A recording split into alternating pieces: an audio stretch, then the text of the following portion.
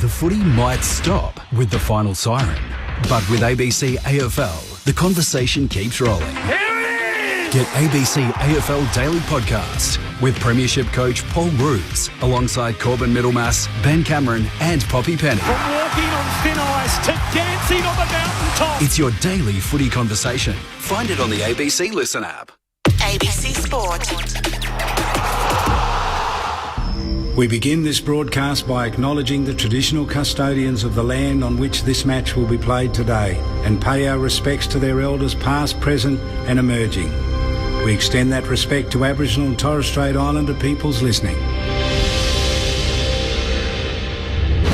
One state. And they will come from everywhere. 4 days. This will be special. 9 matches. The umpire holds the footy up. And all 18 clubs for a once-a-year festival of footy. Just cannot take your ears off this game. Oh, there's a bit to get excited about. I wouldn't want to be anywhere else on earth. On ABC Sport, this is the 2025 AFL Gather Round, live from South Australia. The celebrations as they come from everywhere. Ganners bursts away, kicks the goal, and the party continues. This is Gather Round. Sit back, relax, witness the greatest. It don't get better than this. He's pulled the river and magnificent goal. Comes out, gathers, snaps, goal. An extra bit of class. He smashed that through. What a kick. Cause it don't get better than this. Goes bang with everything he's got. They are leaving nothing out there. Listen to the roar. The drop punt. He's gone. And the building is jumping. Cause it don't get better than this. We know he's a big shot taker. He's a big shot maker. Leans back on the kick. Game on. That camera action, baby. Countdown to contact. From the right forward, off it. Oh, he's a sharpshooter, all right. Step up in the big moment. Points to the man on the mark. Drop punt. He's there. Gathers, snaps. He'll bring the house down. Sit back, relax, witness the greatest. It don't get better than this. We'll put it on the boot. Kick up towards the logo. You take a seat, cause it don't get better than He this. defies the laws of gravity. He runs onto it 50 from goal. He's in Dusty's pocket. He shoots. Oh, he's as bloody good as Dusty. Oh, yeah. Rose snaps goal. The drop punt. It's good. And you can hear that mighty roar. See, cause it don't get better than this. Walks one way and the next and the snap. There's the finish. 60 out. Oh, my goodness. That's a massive hit. Big time spot. Big time goal kicker. That's why we love football. 3-1. From the centre wicket. Whacks it for 6. Scores level. Running pass, throws it on the left. Could that be the sealer? Seconds ticking down. We're not done yet. What a finish.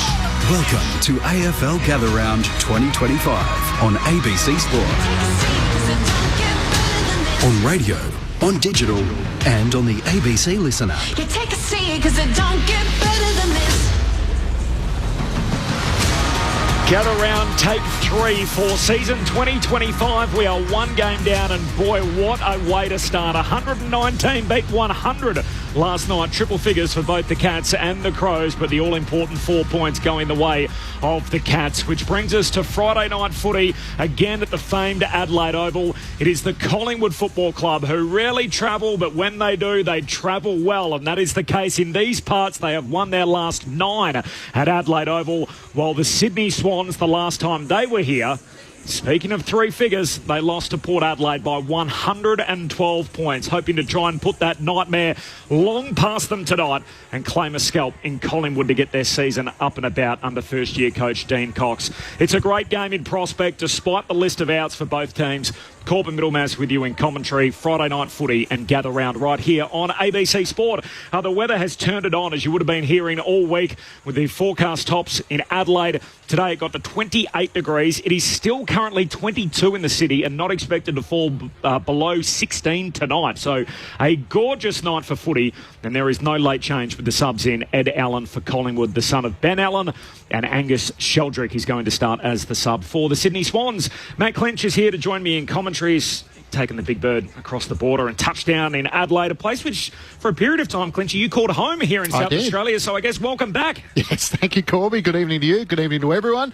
It's nice to be back, and probably the best vibe, or way to describe the vibe here for those that aren't a part of it, is it's somewhere between sort of the carnivals come to town and a lightning premiership with all the different club colours on display. Jumped on the tram, bumped into someone I hadn't seen for multiple years, so just felt like you're back in the old environment here, and yet it feels like we come to the Adelaide Oval where they're hoping to get a crowd of around 40,000. Great attendance, but there's a lot on the line. Collingwood looking to try and move to 4-1. They've had a good record when it comes to here at the Adelaide Oval. They won their last 9. Their last 2 in gather round have been their last 6 have all been decided by single-digit margins under a goal. And yet the Sydney Swans have had the bragging rights over the Pies over the last few years. So Collingwood with just the 1 win so far in recent history. So either way, it feels like we'll get something to talk about tonight. I get to hang out with these guys on Saturday afternoon, and now they're with us again on Friday night. So it feels like the next 24 hours we'll be all together. We've got to be quick because the Swans are waiting for us. But Luke Ball's here, the Premiership Pie. Hello, Bally. Corby, great to be here. Thanks for having me. It's become a great little tradition walking down to the ground, isn't it, from the Quest there in the south of the city. And, the colours. And Matty Clutchy's right. There's jumpers out there with the colours of every team on them. So the AFL have come up with something new, and they're everywhere. They're probably $90 a pop too, so it's a nice little spinner for them. But it's a great feeling out there. It's terrific. Essendon Premiership player Adam Ramanaskas. Hello, Ram. Hello, and it's always great to be here at Gather Round. So this is my third, so very lucky. And at the Adelaide Oval, and we just see the Swans run out for their warm-up, and it looks like they're coming to play cricket tonight. So they're in the full whites tonight. So, but look, it's going to be a great night. It's a sold out Adelaide Oval again tonight. So the place should be absolutely jumping. Speaking of other sports, how were the Lynx? The Lynx were great. Glenelg Golf Course this morning, which was absolutely stunning. See, it's got plenty to offer South Australia, and Adam Ramanaskas, he's been out and about sampling all of it. Let's get down to Aaron Bryans, who is our resident man here in South Australia. He's inside the Swans camp. Thanks, Corby. Glorious conditions down at ground level, as you touched on, and from a couple of premiership players to another, I've got Ben Matthews here, the assistant coach of the Swans. A beautiful night for it, Ben. How have you found the week so far? Oh, it's been beautiful over here, to be honest. I mean, we flew in yesterday afternoon. We had a captain's run at Unley Oval, so that was great. The fans were out there. The guys spoke about the vibe in the city. It's incredible. All the people around last night. They're doing it really well over here in South Australia, this gather round. So we're grateful to be a part of it. We're grateful to be playing Friday night against the Pies. So can't wait. Perfect way to cap off your month. So you've been able to bounce back, knocked off Freo on the road, get the bye, demolish North Melbourne. What's been the key to the turnaround? Oh, look, we started to get our turnover game going a little bit more. Keeping the ball in our front half has been beneficial for us. We didn't score from the source a lot against Freo, but last week we were able to do that a lot better against North Melbourne. So, obviously we want to get the ball in our front half from contest and stoppage and lock it in. And I envisage Collingwood want to do the same. They did it particularly well against Carlton last week. So, that's our opportunity. Hopefully we can bring that again. I think one of the newer roles we've seen as well, Chad Warner floating forward a fair bit. When you talk about scoring from stoppage, someone who's so deadly in the centre bounce, what's triggered the move to go up forward? Oh, look, his prowess as a forward is very, very good. He's a forward of contest player. We all know that. And a lot of those very, very damaging players are that style of play. You think of Martin and Dangerfield when he's a mid. A lot of those really powerful guys are forward of contest players. You just got to make sure you support the defensive side of contest and stoppage well enough with others. So Chad's been able to hit the scoreboard a little bit. His score involvements are really, really high, and we think it helps him throughout the game play high minutes if he can drift forward and maximise his time on ground. Now you've got to head to the warm-up, so just quickly, James Jordan, does he go to Nick Dacos tonight? There's a fairly strong suggestion that he will, I reckon, guys. Look, Dacos is a brilliant young player, both Dacoses, but Nick in particular. So JJ's done a terrific job on whoever he's played on this year. Obviously, he's had some big tasks on Neil Sarong, LBU, etc. He doesn't get too flustered, but this is a really, really big challenge for JJ, but also our team. How's Big Peter Laddams after his shank last week? Did the boys get around him? They got right around him. And admittedly, he even said, that's probably the worst kick I've ever seen. So, let alone myself doing it. He's a bit of a happy-go-lucky fella, Pete. But the boys got around him. He's played an important role, allowing Brodie to have a bit more of a spell in the middle of quarters. And he's doing the job when he's forward. He's kicked a goal a week. So, hopefully he can bring that again. Hopefully a couple of better ones tonight. Thanks for your patience, Ben, and good luck tonight. Thanks, guys. Ben Matthews downstairs with Aaron Bryans inside the Swans camp. Joins us right off the top of the broadcast. So thanks to Sydney for making him available. Corbin Middlemass alongside Matt Clinch for the call. We've got Adam Ramanaskas and Luke Ball, our premiership pair, up here in the box. Just repeating, there's no late change. So the two subs, Ed Allen for Collingwood and Angus Sheldrick for Sydney.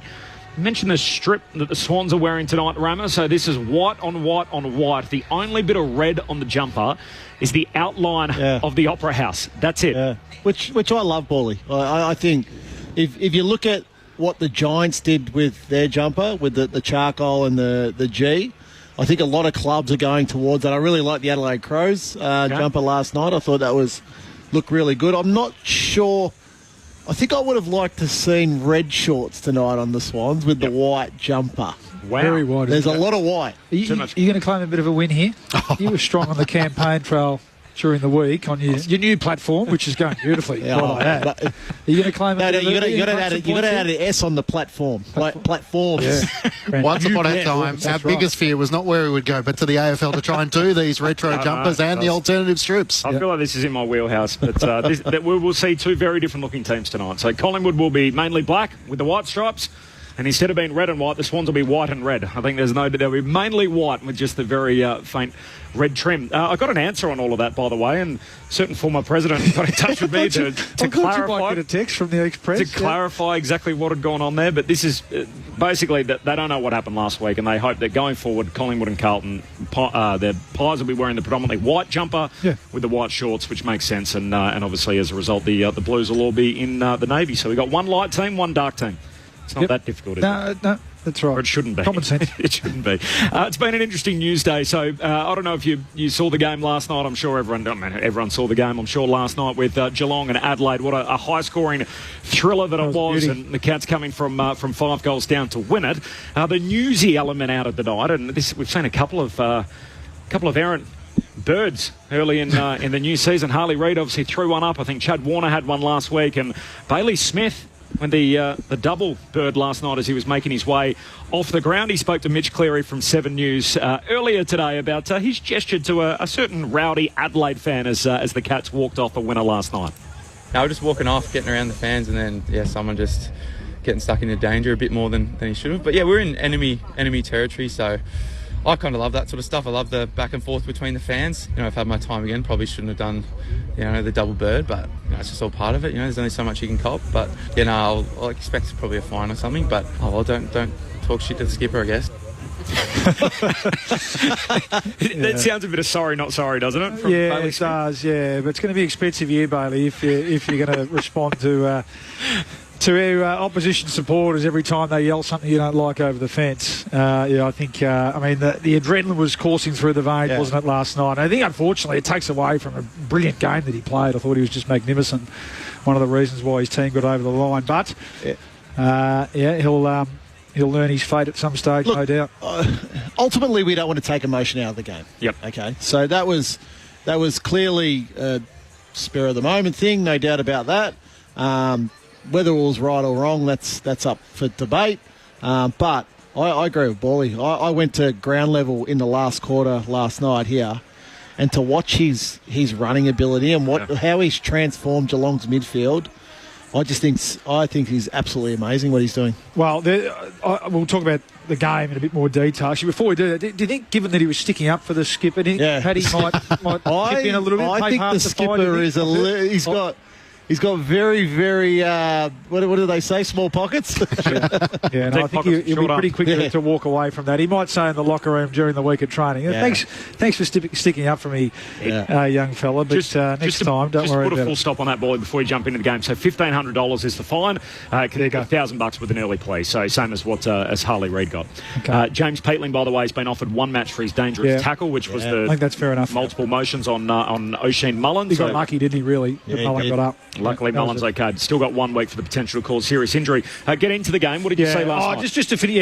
You're right, Rammer, and we'll go to Chris Scott's reaction shortly. But what stood out to me on the TV, or jumped out of the TV screen as the game went on.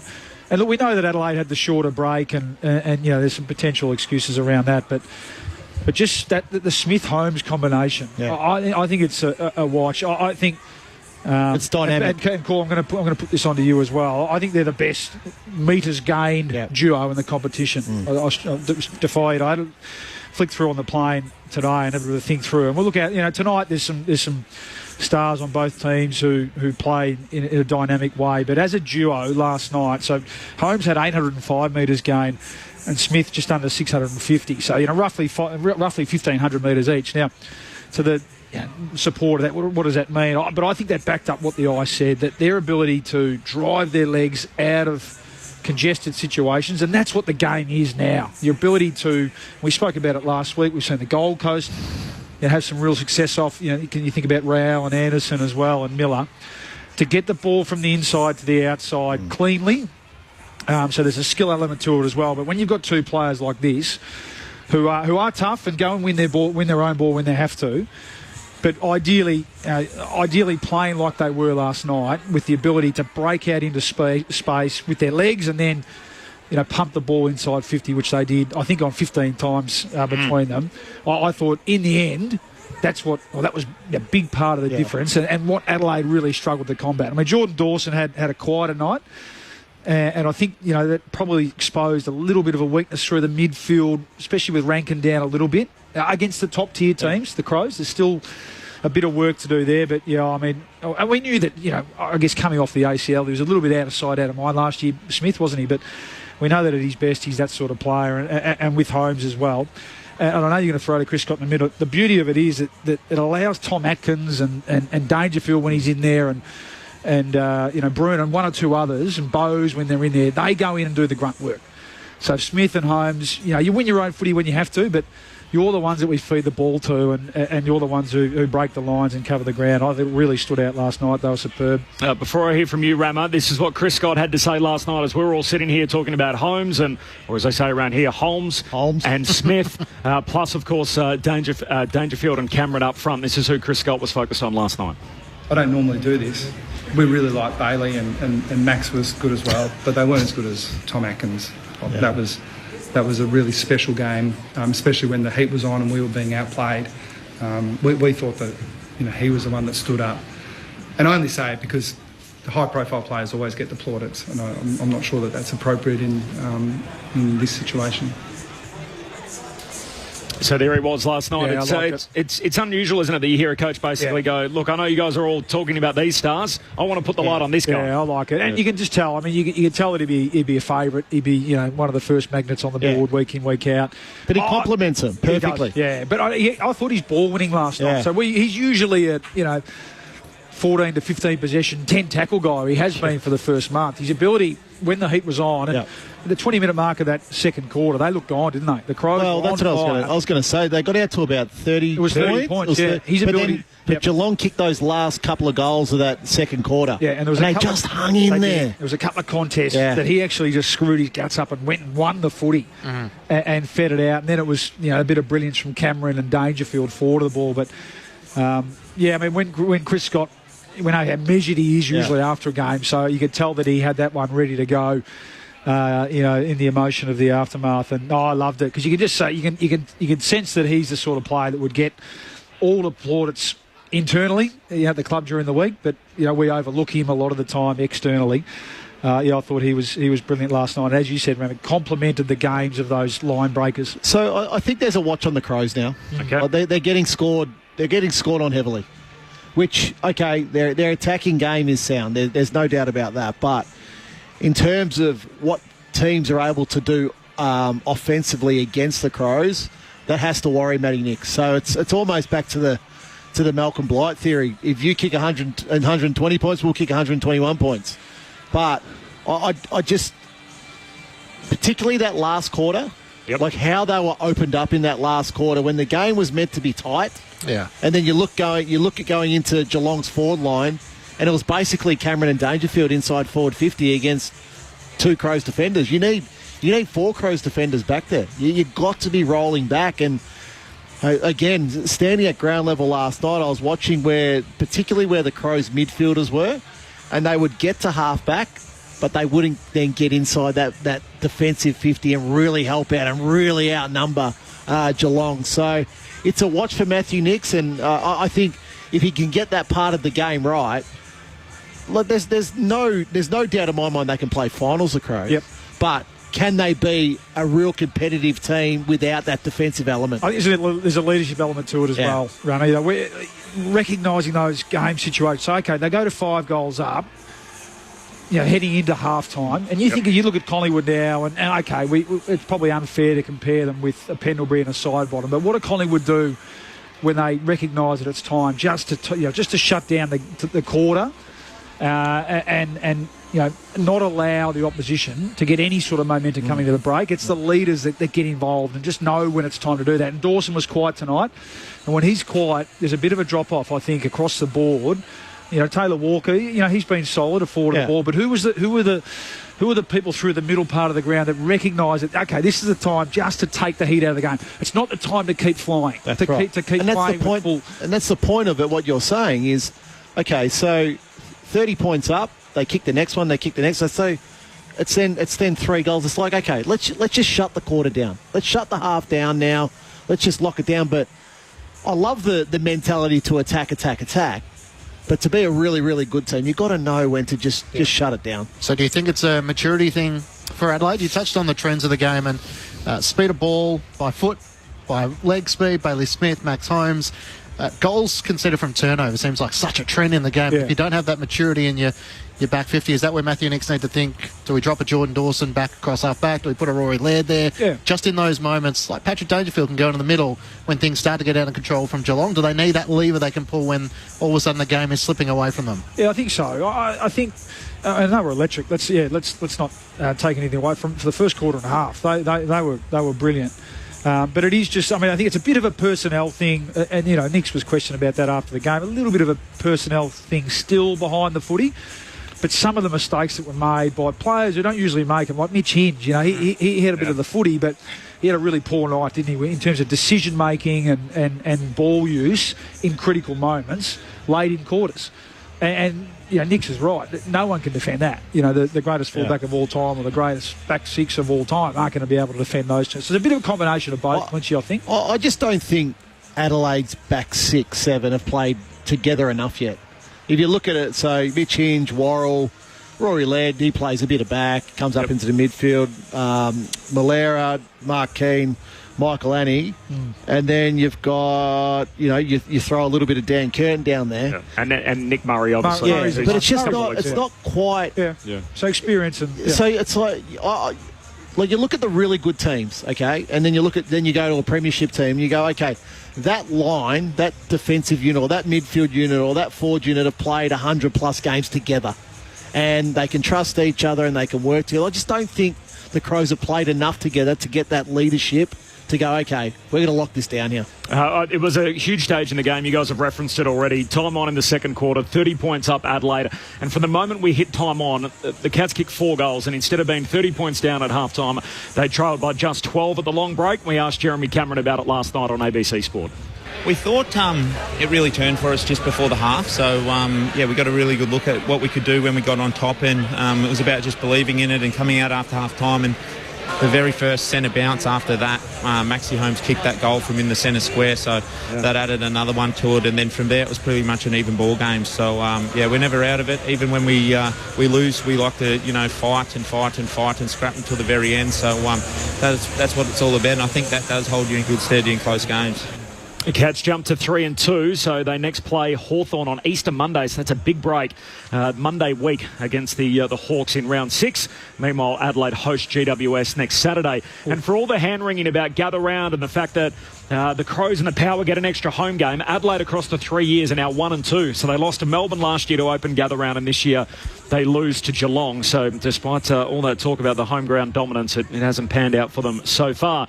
The rest of the footy news today, perhaps none bigger than when an off-contract free agent re-signs, and that's what Luke Davies-Uniacke has done at North Melbourne. So some good news for the Kangas here. A 7-year deal, Rammer, takes him through to 2032. So their number 9 is going nowhere. Luke Davies-Uniacke signs on at Arden Street. Which is great. Yeah, which is fantastic for North Melbourne. So he was obviously, there was a lot of clubs that wanted him because he's got that breakaway speed from contests. So I'm really happy for North Melbourne, to be honest with you, because he could have easily said, look, this is all too hard, and I'm gonna go to greener pastures, and if he had of, but at the same time, if you look at it, like North Melbourne were probably the team that could pay him the most because they've obviously got space in their cap and the like. This is an unbelievable light show that we're getting here. It's taken by torture. I'm going to watch the show. We had this last night, and you're used to seeing it, particularly in indoor sports, so things like at the basketball or at the ice hockey, for example, in the United States, where the whole ground has been blacked out, the floodlights are off, and as a result, there's just a light show that is pounding basically a projection or a display on the playing surface. That is cool. So it is very, very cool with the lights that are beamed off the top of the roof. So which Rammer's not easily impressed. Correct, legit. 3 votes in the ABC football to the Adelaide Oval staff. Just back to David Uniacke, it's interesting. He hasn't had a great start to the year, and I wonder whether it's got to a point, a month here, and the team's performance has been a little bit reflected. We know he can be a bit of a barometer, where it's got to the point where him and his team have thought, it's a distraction now. So time to make a decision. Let's make the call. So it's a real wide. Keen to see how he goes tomorrow. He might just come out with that distraction, taken care of now, and just go out there and play footy, because it's really look for the month like he's probably played with a bit of a weight on his shoulders. You've been together around a couple of times as well, Baller. We walked in together to the ground, and you noticed a couple of times, gee, this wasn't here before, and this has got bigger and better, and it's amazing how they've been able to grow on it year after year, and this light show is spectacular, something that we haven't seen so far in our game. It doesn't probably translate as well for an audio medium that we're on, but if you get the chance to see some vision of it during the week, it is much it's very much worth checking out.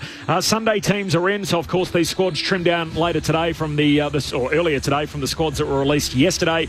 The game at the Barossa to kick us off, Richmond and Fremantle. So Morris Rioli's back, Hugo Ralphsmith, and Jonty Fall is going to make his debut. So he's from the Greater Western Victorian Rebels, kicked 27 goals in 11 games last year. The Fall is a famous family name in Ballarat, so Fall Shoes, which is sort of on Bridge Mall there, which a lot of people know it's an institution basically in the Ballarat area. So he comes from the Fall family, and that's spelled F-A-U-L-L, so he'll get to make his debut for Richmond as one of their top picks from last year. Out goes Lawler, Armstrong, and Smith loses his place. Lawler is hurt, so that's why he's not playing. The Dockers, the big question here was, would they rush back Sean Darcy, given the fact Jackson's injured? They have, so this is ahead of schedule. Darcy, Young and Switkowski all come in, so 3 senior ins for the Dockers. Wagner, O'Driscoll and Jackson miss out. The game at the Parade on Sunday is St Kilda and GWS. Harvey Thomas, who was one of the suspended few at the start of the year from the dress-up party late last year, he takes the place of Brent Daniels. And Jack Steele is back for the Saints, so they get their captain back. Isaac Keeler is the man that misses out. And then the big blockbuster to finish, the main event of Gather Round, Port Adelaide up against the Hawks. I heard Patrick Stack describe it today as the plane game to see if Jack Ginnivan perhaps will pull out the celebration against Ken Hinckley's team.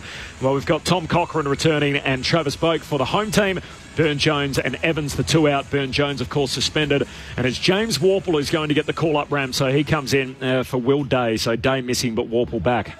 I've got to be honest with you, Corbs. You weren't listening to a word. You were watching very this. Little. Yes. Very little. I am mesmerised at the moment. That is one of the better light shows that I've ever seen. So hopefully they do it again tomorrow night for Essendon and Melbourne. But that was really, really special what they did there. I was lucky enough to see one at Madison Square Garden a few years ago before a Rangers game, and they do the light projections, and it looks like the ice is cracking and melting, and then it's very, very cool how they do it with the lights, and the same thing here, and the forward 50s are lit up with the neon lights, and it's very, very impressive if you get a chance to check it out. I did hear your Sean Darcy coming back, so that's an interesting one.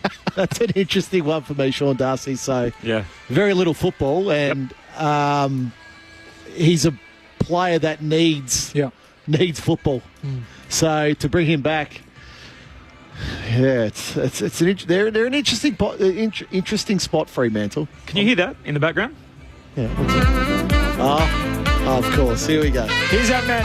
This is Matt Sammett, who is the Adelaide Crows pre-game entertainment. Which he's doing for Collingwood and Sydney. He's the saxophonist, but it's an AFL game, so he wasn't there last night. The Crows weren't happy, so in excess, of course, the Never Tear Us Apart track plays before the Port games.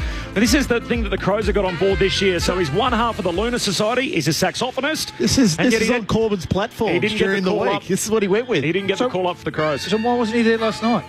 It's a bit of a mix-up. The AFL booked him for the Friday night, and the Crows were basically like, well, he's meant to be our guy. And now all of a sudden he wasn't on the right night, but he's here tonight. So he plays levels by Avicii leading up to the bounce for Adelaide home games. Yeah. So when they play the Giants next Saturday, he'll be there for that. But keep an eye out for him. I actually think, I know they like the NXS thing and everything else. I think the Crows have taken over with the levels before the bounce from our man Matt. So he does a wonderful job. We'll go inside the Pies camp next. Matt Boyd's going to join us. This is Gather Round on ABC Sport, the countdown to the bounce.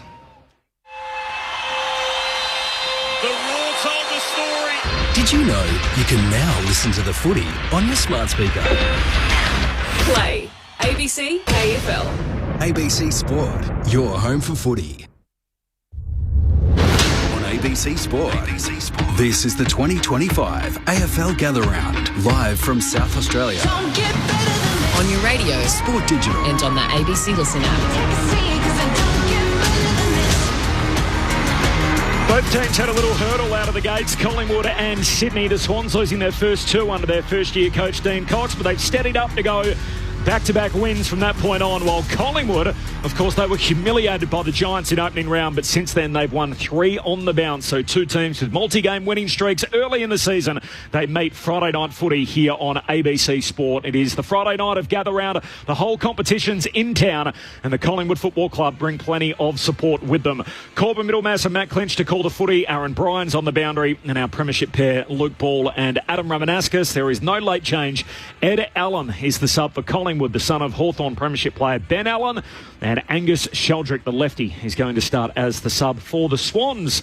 It is a glorious night. If you're just joining us for the first time, 22 degrees and fine conditions outside. Barely a zephyr of breeze out there. Got to 28 today here in Adelaide. We might just head straight into the Pies camp, I think, and catch up with one of their assistant coaches who's downstairs with our own Aaron Bryans. Thanks, Corby. Downstairs with Premiership Bulldog, now assistant coach at Collingwood, Matty Boyd. Matty, a couple of big injury news through the week. No Lockie Schultz, no Dan Houston, Jordan De Goey's not out there. A little bit of carnage, but how do you manage it tonight? Yeah, it's a little bit. Obviously, a couple of those guys have been in pretty good form, particularly Shooter, who's had a really good start to the year for us. But, that's just the unfortunate part of footy, and it's unfortunate for those three, but it's fortunate for 3 others who get their opportunity tonight. And we got some ins who come into the team off really good form in the VFL, so that's exciting for them. One of the boys who's been catching in on a bit of midfield opportunity is Ned Long. It feels like he's really at home now when he's getting full minutes. Yeah, I mean, we've been trying to squeeze him into the starting lineup for a number of weeks now, and it's just been hard with with the personnel we've got in there. So it's great to see him get an opportunity of the full game, and he's been fantastic for us, and his attitude's just been first class with how he's accepted the role. And when you're the sub, you've just got to be ready whenever your time comes, because we saw a couple of weeks ago he was on within 5-6 minutes. So he's done a great job. Love coaching him, love his pressure, and the boys really enjoy playing with him. Star of the midfield, Nick Dacos, always gets a fair bit of attention, and I imagine you're probably used to that by now, Matty, but James Jordan's out there tonight. He loves to run with him. Are you expecting a tag to come? Well, we're probably expecting it, and the form line would suggest that Jordan's been going to the best mid of the opposition, so it's something we're expecting and planning for. But Nick's got great support. He's got great support with his teammates around him. Everyone understands the pressure that sometimes he can be under in the midfield. So everyone just does their bit to chop him out and help him out where he can. But it's also really important for Nick to play his role and make sure he's helping his teammates as well. So that's something we'll certainly keep our eye on. His biggest supporter would be his senior leader as well, in Scott Penderbury. Game 408 tonight, moves to third of all time, and doesn't look like he's slowing down anytime soon. No, and I think he's like one of those Barossa Valley wines, isn't he? He just keeps getting better as he ages. But no, he's remarkable, really. It's unbelievable to think he's played that amount of games at the level he's played them at. I mean, we're talking about 408 games or 407 so far, but at an extremely high level. So it takes a remarkable character to be able to play at that consistency. And when you're up close and personal with these guys, and with Scott in particular, you you understand why he's such a consistent performer, because of the work that he puts in, the thought he actually puts into his game. So there's no surprises there, but he's like an on-field coach for us. He's a great support to the coaches. I learn as much from him as probably he's learning from me, in fact probably more, so it's great to have him out there. Downstairs with Collingwood assistant coach Matthew Boyd in the build-up to Collingwood in Sydney tonight at the Adelaide Oval. I know when you're so laser-focused on the upcoming performance, you don't look at the past, but Adelaide Oval's been a pretty good hunting ground for Collingwood. I think you've won your last 9 here. Is there anything about this ground that ticks the boxes in how you play your footy? I didn't know that, actually, so thank you. Thanks for... But, yeah, I understand it. I know we do play well here, and we've had some good results in the past here. I think the ground sets up reasonably well for how we want to play in terms of our contest and our pressure. So I think that sets the game up reasonably well for us, but we know that Sydney are an absolute quality unit. They got back to really good form last week, so it's going to be a great challenge for us. Just before I let you go, you played till you were 34, Matty, and backtracking a little bit to the Scott Penderbury discussion, but Patrick Dangerfield kicks 4 goals last night. It feels like players are able to extend their careers and just get better and better. What is it about the new age football that allows the veterans to continue to shine? I played till I was 34. I'm not sure I played to the level of Scott or Danger, but look, I think these guys they're super professionals now, and they understand what they need to do week to week and day to day to put their best foot forward on the weekend. They're really well looked after. I mean, we got state-of-the-art physios, medical team, facilities that are able to cater to the new age athlete and the ageing athlete as well. But I just think these guys are super professionals and understand what they need to do every single day. And being a professional athlete, there's no off days, there's no off moments. These guys invest heavily in 24/7 in their whole life. So there's no surprise that these guys continue to play really good footy, and it's great to see, because you want to see your experienced and your best players playing for as long as they can. So I'm loving watching some of those older players you mentioned. So Pendles gets to the game's record then, considering what's available to him to get there? Well, what's he need? I think it's about 20-ish away. Yeah, it's about 4:32, isn't it? Boomer won't be happy if he gets here, I'll say it right now. So he'll probably come and try and take Pendles out at some stage. But no, it's look, who knows? The sky's the limit for him, really. I mean, you don't put a cap on champions, and we'll see where that lands. See how he goes tonight. Best of luck against the Swans. Thanks very much. See ya. Matthew Boyd, the assistant coach of the Collingwood Football Club, with Aaron Bryans on the boundary. The Pies and the Swans on deck. There's no late change here, so Ed Allen is the sub for Collingwood and Angus Sheldrick for the Swans. He wouldn't be happy, would he, Ram? You know Brent Harvey extremely well. He'd be keen to try and hang on to that record. He might even make a return to the playing days to try and add to his tally. We love Boomer here. He's getting inside the squared circle, I see. He is. He's so fit. He's super fit, Boomer. Look, it's an interesting one because, look, Paulie knows Penderbury as well as anybody, but there's nothing to suggest he's slowing down. Yep. Like he's just, his ability still to be a conductor out there on the field is still as strong as ever. So I don't see any reason why he needs to be thinking about it. Not on this form, and Matty Boyd spoke about it there, didn't he? Just the way he looks after himself. The modern player does, and it starts really in the off-season and from his point of view. And I think the other thing is he's in a really good place with family and kids, and the club working with him really closely with that and allow him to dictate the program a little bit. So he'll have one eye on it. There's no doubt about it. That basketball element to him too. The records are always sort of in their sights, but he also won't play on if it's not the right thing. He's got such pride in his performance and has played to such a high level that, yes, it's early in the year and there's no need to make a decision now, is there? But, yeah, you're right. He's still one of their most important players. Well, the other part, too, is Collingwood are never a rebuilding team. They're a performance team. So whilst he's performing, keep it going. So I wanted to ask you about that. What's your sort of take on Collingwood? Like, Steele Sidebottom was almost like a player who's been challenged to say, well, the spot is yours, but if you don't keep to that level, then we'll have to give younger guys an opportunity. And hasn't he started the season on fire? Jordan De Goey and Lachie Schultz, so they're multiple goal kickers last week against the Blues. And yet if you take out that big win over Port Adelaide, they've sort of averaged 8 goals, 16. So they haven't been very accurate in front of goal. And the stat doing the rounds last week, where they're the oldest side in AFL history to take to the field. Yeah. So eventually time has to catch up with them at some stage, doesn't it? But I think that's a conversation with any older player in the competition. Now, the competitor within an older player goes, well, he's not taking my position. That's just as simple as that. Now, we all get to the end at some stage, unfortunately. But if you still got that burning desire, that fire in your belly, and, a couple of weeks ago when, Sidebottom missed that ball in the middle of the ground, but then a couple of minutes later he goes and makes up for it, wins the game for him, you go, okay, it's still there. It's still there. I just think the maturity's there, the relationship's there with the coach, that they can have those discussions. So if they're not playing their role and playing well, then they will find themselves out of the team. Now, how the messaging around it might be a little bit different, and there'll be times throughout the year where they'll probably have a legitimate rest. But at the moment, they're first choice midfielders. We saw Pendle start as a sub, didn't we, a couple of weeks ago? So there'll be a bit of that throughout the season as well. But at the moment, they're absolutely earning their spot, in the starting 18. And until that's not the case, then good luck to them. But I mean, just with an eye to tonight, it's going to be such a crucial battle for me. And we'll probably say it every week, but the midfield battle tonight, Rapper, determines the game from my point of view. 0437 774 774, the SMS number. The Malcolm Blight theory had Gary Ablett at full forward, talking about, of course, the high-scoring shootouts, the way Malcolm Blight loved to play. That's a fair comment. And from Brett in Canberra off the SMS, hi Corby, are the Crows playing baseball?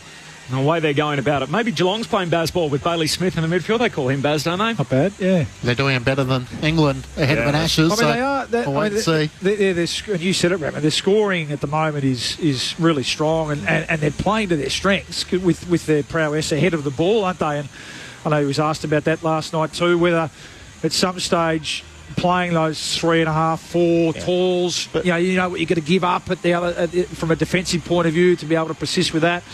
I think it's probably still a bit too early to jump at shadows around that, because all those guys have been in pretty good form. But it is a watch. Your overall profile as a team, and you look at any premiership team of the past, they're top 2 or 3 in scoring and they're top 5 in defence. That's the profile. The September regulars, the Sydney Swans, have made their way out onto the ground. They've got the same 23 that beat North Melbourne last Saturday. Angus Sheldrick is the sub today for the Sydney Swans. They're all in white, though. The only red on the jumper is an outline only of the Opera House on the front, so not the red chest that you're used to seeing. It is a special event jumper for Gather Round. They got the white shorts and the all-white socks, so there's no red to be seen there. The only other red on the jumper is located on the back with the lettering or the numbering for the Sydney Swans tonight. They had 15 that played in last year's grand final. So the question you might ask, who's not there? There's no Parker, there's no Goulden, there's no McInerney, Papley, Melican, Fox, McDonald or Cunningham. So eight missing from last year's grand final team. Fair names in that group. Yeah. Think about they played in last year's grand final. Collingwood played in the one the year before. The Pies have 17 playing tonight from their premiership team. So Sydney have less, despite the fact it was only 4 games ago. Both teams have found a few, haven't they? Just looking down now, Riley Bryce, what a find he's been. Mature age, we know that. Came across with the pick that they got for Luke Parker. And they obviously thought pretty highly of him, because they put him straight in Luke Parker's old number, didn't they? And hasn't he lived up to that over the last couple of weeks? So, every time, even the premiership side, we know that. They have to turn the list over a little more, just find a few players that are pushing those senior players in terms of selection integrity. And just interesting, Ben Matthews off the top, talking about the way they've wanted to play. And what's changed over the last couple of weeks, that turnover game that you're speaking about, Clinchy, that ability to win the ball out of the middle, yes, but then lock the ball in their front half and cause turnovers through pressure. And they've had to do that without Tom Papley, of course, forward of the ball. That's going to be, I guess, another key part of tonight as well. Both teams trying to win the ball out of the middle, as we said, through the midfield battle. Control field position. We know on this ground, it's a pretty sort of tight, narrow ground. It can be hard to transition the ball out of defence if you're able to set up your defence behind your territory. So it's going to be a big part of it tonight. But I'm just fascinated by this midfield battle. We know that Jordan will go to Dacos, and that's going to play a huge part, Rama, isn't it? Yeah, I'm a little worried, Colby. Rama is very sharp tonight. He's even looking at the Collingwood banner. I am not a banner man usually, but that is very, very smart by Collingwood Football Club. We are Inform our listeners. We are the Pies of South Australia. So just a little substitute on the pride for the Pies, and that's well done. And they got a pretty good case too, given the fact they've won 9 on the bounce in these parts. They lost their first 4 games at Adelaide Oval. Their overall record is 9-4. So zip and 4 start, 9 in a row since. The last 6, by the way, that they've won here, all by a goal or less. So they have won 6 thrillers on the bounce here at Adelaide Oval. Their gather round ones as well. They beat Hawthorn by 5 points, St Kilda by 6. So we should be in store for a thriller if history repeats. But can't wait. Darcy Cameron, his 100th game as well tonight. Big match against Brodie Grundy. So what gets the side in the middle of the ground often plays such a pivotal role as to who gets the ball inside 50. So many narratives to focus on tonight. I think they've closed the show, Collingwood, for the previous 2 gather rounds. They get the chance to play under the Friday night lights here. The full preview next. The footy might stop with the final siren, but with ABC AFL, the conversation keeps rolling. Get ABC AFL Daily Podcast with Premiership coach Paul Roos alongside Corbin Middlemass, Ben Cameron and Poppy Penny. From walking on thin ice to dancing on the mountaintop. It's your daily footy conversation. Find it on the ABC Listen app. ABC Sport. On ABC Sport. You're listening to the 2025 AFL Gather Round. Don't get better than this. Footy's biggest weekly stage, Friday night footy. Pulls the trigger on goal and goes back. Lightning stuff. Unbelievable. Oh, he makes the impossible look easy. Snaps across the body and the party continues. It's on Elliott! Jamie Elliott! He launched into the night sky! Sit back, relax, witness the greatest. Don't get better than You're listening to AFL Gather Round, live from South Australia on ABC Sport, on radio, on digital, and on the ABC Listen app. You take a seat, cause it don't get better than this. It is Gather Round where all 18 teams in the competition meet in one place. It means for all bar 2 sides, they often find themselves on neutral turf this weekend, and yet for Collingwood, really there's no such thing as a proper away game for the Magpies. The Magpie Army travel everywhere and make a heap of noise, and so they will again tonight in front of a sold-out crowd. That's right, a sellout for Friday night footy at Adelaide Oval, despite the fact it is the Swans of Sydney up against the Magpies of Collingwood in the heart of South Australia, right here at the gorgeous Adelaide Oval. The weather has turned it on, 22 degrees currently. It won't drop below 16 tonight. There is no late change. The Magpies on a 3-game winning sequence. They have Ed Allen as their sub, while for the Sydney Swans, they won their first game under their new coach, Dean Cox. They backed it up with victory against North last week. And Angus Sheldrick is going to start as the sub for the Swans. The whole gang's here. Aaron Bryant's on the boundary, Corbin Middlemass and Matt Clinch to call the footy for you. And our premiership pair with their preview, Luke Ball, the premiership Magpie, and the premiership bomber, Adam Ramanauskas on ABC Sport. Well, we spoke about this a little bit earlier, and Bally mentioned the midfield tonight, and it's critical now to the flow of the game, and particularly the flow of the game tonight, because I look at both teams tonight and I wonder where the goals are coming from. So you look at Collingwood last week, they kick 8 goals against Carlton. 4 of those goals come from De Goey and Schultz. So half their goals are coming out of 2 players. So you look down the page tonight and you go, okay, is Mycheck going to be able to get on the scoreboard tonight? Is Mick Stay going to be able to get on the scoreboard tonight? Is Memory going to be able to get onto the scoreboard tonight? They haven't been this free-flowing, high-scoring team yet, Collingwood, to start the season. So I know Craig McRae likes to play that up-tempo style of football, score, move the ball freely, but it's just not happening at the moment for the Pies. So I think to Ballie's point around the midfield, well, what do we got to get out of the midfield tonight? You take De Goey out of that midfield, so that dynamic player comes back out of that midfield. Where do they go to? Is it, does Perryman play more time in there? Does Chris play more time in there this week? There's still a lot of questions on Collingwood.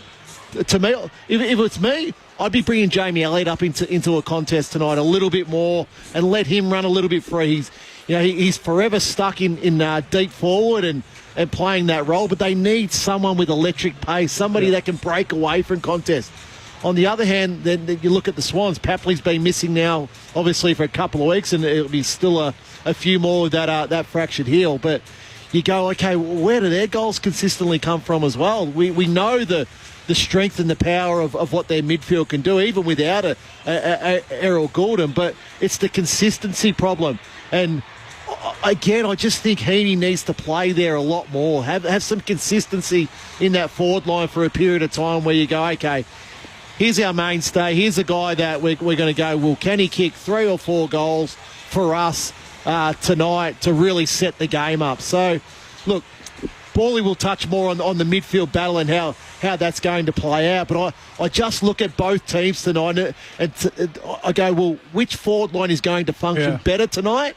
And to me, that will be the winner. Yeah, I mean, most recent form, you go back to last week, I actually thought the Swans got their offensive game going a bit. And okay, it was against North Melbourne, but after quarter time, they kicked 13 goals to 6 and really put the Swans to the sword, put a gap in them, whereas conversely, I thought Collingwood really dominated that game. And okay, the conditions were a little bit different, weren't they? And there was a bit of rain at the MCG, but they had Carlton on toast in that third quarter. But to your point, Rammer, they just weren't able to capitalise on their dominance on that field. I think they had 73% of territory in their front half in that third quarter and just weren't able to be efficient with that last kick inside 50 or, to be honest, with that conversion. And that's been a real concern. And it's been some of their more reliable shots at goal. You think of Myercheck, Jamie Elliott himself, missing some easy shots at goal. So, Elliott's, I think it's a good point you raise here. With Schultz out tonight, Elliott, a fair bit more responsibility goes on to him, goes on to Bobby Hill to play that hard-working, high half-forward role. You think about, what Schultz has brought to that team over the last couple of weeks with both his pressure but then his ability to then release forward and hit the scoreboard as well. So, importance. McCreary's another one. Had a pretty slow start to the year, I think. He needs to lift tonight as well. So, for that reason, with those outs, and Houston, is another one that we haven't mentioned with his ball use behind the ball. I just feel like the Swans, even with their outs, might have a little bit of an edge tonight unless we get, a serious lift from some of those Collingwood mid-forward players. So, ruck's a key battle. You mentioned Grundy. Darcy Cameron really laying early claims to be that number one ruck. I thought he was terrific last week against De Koning, who we know has been a brilliant player this year. Just wore him down as that game went on. We heard Ben Matthews talk about Peter Laddams. So I think a critical part for Laddams to be able to chop out Brodie Grundy tonight. It'll be a bit of a tag team effort on Darcy Cameron, who likes to play a high percentage of the game in the ruck and really set up his midfielders from that point of view. And then the Jordan Dacos battle. I mean, really, that is a key battle. Could this decide the game? Oh, I think it can. I mean, there'll be other factors, but I really think it can. Yep. I think, if Dacos gets off the chain and allows and has those, high score involvements, we spoke about last night, the Smith, Holmes, that ability, and that's Dacos' game as well, to get the ball from inside to out. If he has over 500, 600 metres gained, it'll go a long way to Collingwood controlling the field position and, then hitting the scoreboard. So I think it's critical. And let's be honest, when Dacos has had that hard attention, he has struggled a little bit because all great players have. There's no secret to that. And Jordan's becoming really one of the best, if not the best, most effective run-with players in the competition at the moment. So, all eyes on that battle tonight. Amongst others. I know you want the James Jordan hit list. I was chatting with Gemma Bastiardi last week, AFL journalist who's done some work with us at the ABC. So LDU had 25 disposals last week, but it wasn't a hard tag. He really went to him early at the stoppages. Shut him down early, yep. Caleb Sarong, 19 disposals and a goal. James Jordan had 24 disposals and a game-high 10 clearances. Lachie Neale was restricted to just the 10 disposals when Sydney played the Brisbane Lions. That was the one when Neale admitted that he didn't work hard enough. And then you go back to the second half where he played alongside Will Day, who after dominating the first half, kicking 3 goals, had just 7 disposals after half-time. But what I love about it's a traditional tag.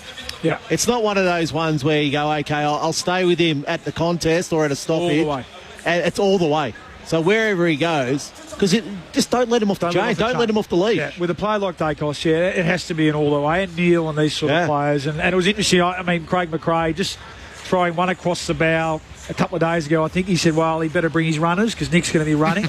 We know that Jordan's got a big tank, so it's going to be a fascinating battle tonight. There's only 6 teams that are undefeated in Gather Round if we're keeping such stats. So Geelong are now 3-0. These are 2 of them. Both the Swans and the Magpies have won their 2 encounters so far. James Rowbottom attending the coin toss in the absence of Callum Mills with Darcy Moore. Aaron Bryans is with us on the boundary tonight. Good evening, Az. Evening, Corby. I cannot overstate how glorious it is tonight in Adelaide. 22 degrees, clear skies, nearly a full moon as well. Just beautiful conditions, barely a breeze in the house. You touched on it before. James Rowbottom out in the middle has won the coin toss against Darcy Moore. So Sydney will be kicking to the right-hand side of your radio dial, the Riverbank Southern Stand end. It's been a magnificent turnout as well, Corby. So we had 50,000 last night. It is a Collingwood home game, and there's a lot of them here tonight. They've had 43,000 across their last 2 gather-round games, but I reckon we're pushing closer to 50 tonight, largely because there's a really good contingent of Swans fans here. They're absolutely everywhere, spread out across the ground. The subs, Angus Sheldrick for the Sydney. That's his 3rd time this season he dons the vest. Ed Allen playing his 4th game, the first-round pick from 2022 for the Pies, will start as sub for Collingwood, and we'll keep our eyes on James Jordan across the night to see what he does with Nick Dacos. Thanks, Az. Tip, Ram, who do you like? I like the Pies. Okay. I think I just think without Papley, it really worries me for Sydney against a better opposition. Give me a team, Bally. Well, I'll have a little bit of an emotional hedge. I'll go the Swans. I'll pick the Swans by under 2 goals. All right, it's a Friday night main event. As Gather Round rolls on, the 3rd edition, Matt Clinch on ABC Sport with Collingwood and Sydney to go at it.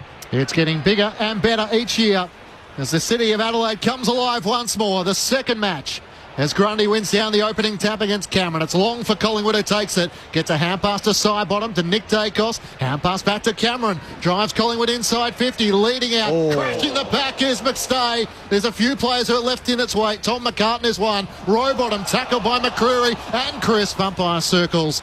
And we'll ball it up. Just 55 metres out. What an outstanding contest. McStay, Tom McCartan there, just bang. Hamling. First contest, you make a statement there. Hamling was in there as well. Cameron wins down the tap, top of the 50 for the Pies. And he lays the tackle on Long, heading to the scoreboard end in this opening term, the Magpies. The Jordan padlock straight to Nick Dacos as expected from the ball up. Pies win it. Nice hand pass through all of that. Sullivan got it on. Lipinski, hand pass to Bobby Thrill. He's kicked the opener. In front of the scoreboard. Bobby Hill lights it up again for the Magpies. 1 straight 6. Sydney yet to score. We're just 60 seconds into the ball game. Gather Round on ABC Sport. Adam Ramadaskas and Luke Ball. It was just brilliant in tight work. We spoke before the game about getting the ball from the inside to the outside, and it's Ned Long who gets his opportunity. The perennial sub, he gets his opportunity to start in the centre bounce, and already he's gone to work. Already 3 hard ball gets, really genuinely hard ball gets, and some lovely hands out. I think it was to Sullivan.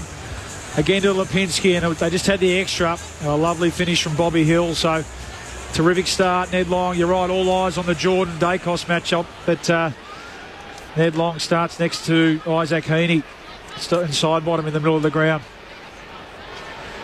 It's got a feel about it, doesn't it, Clinchy? And Adam Ramanaskas, your experts.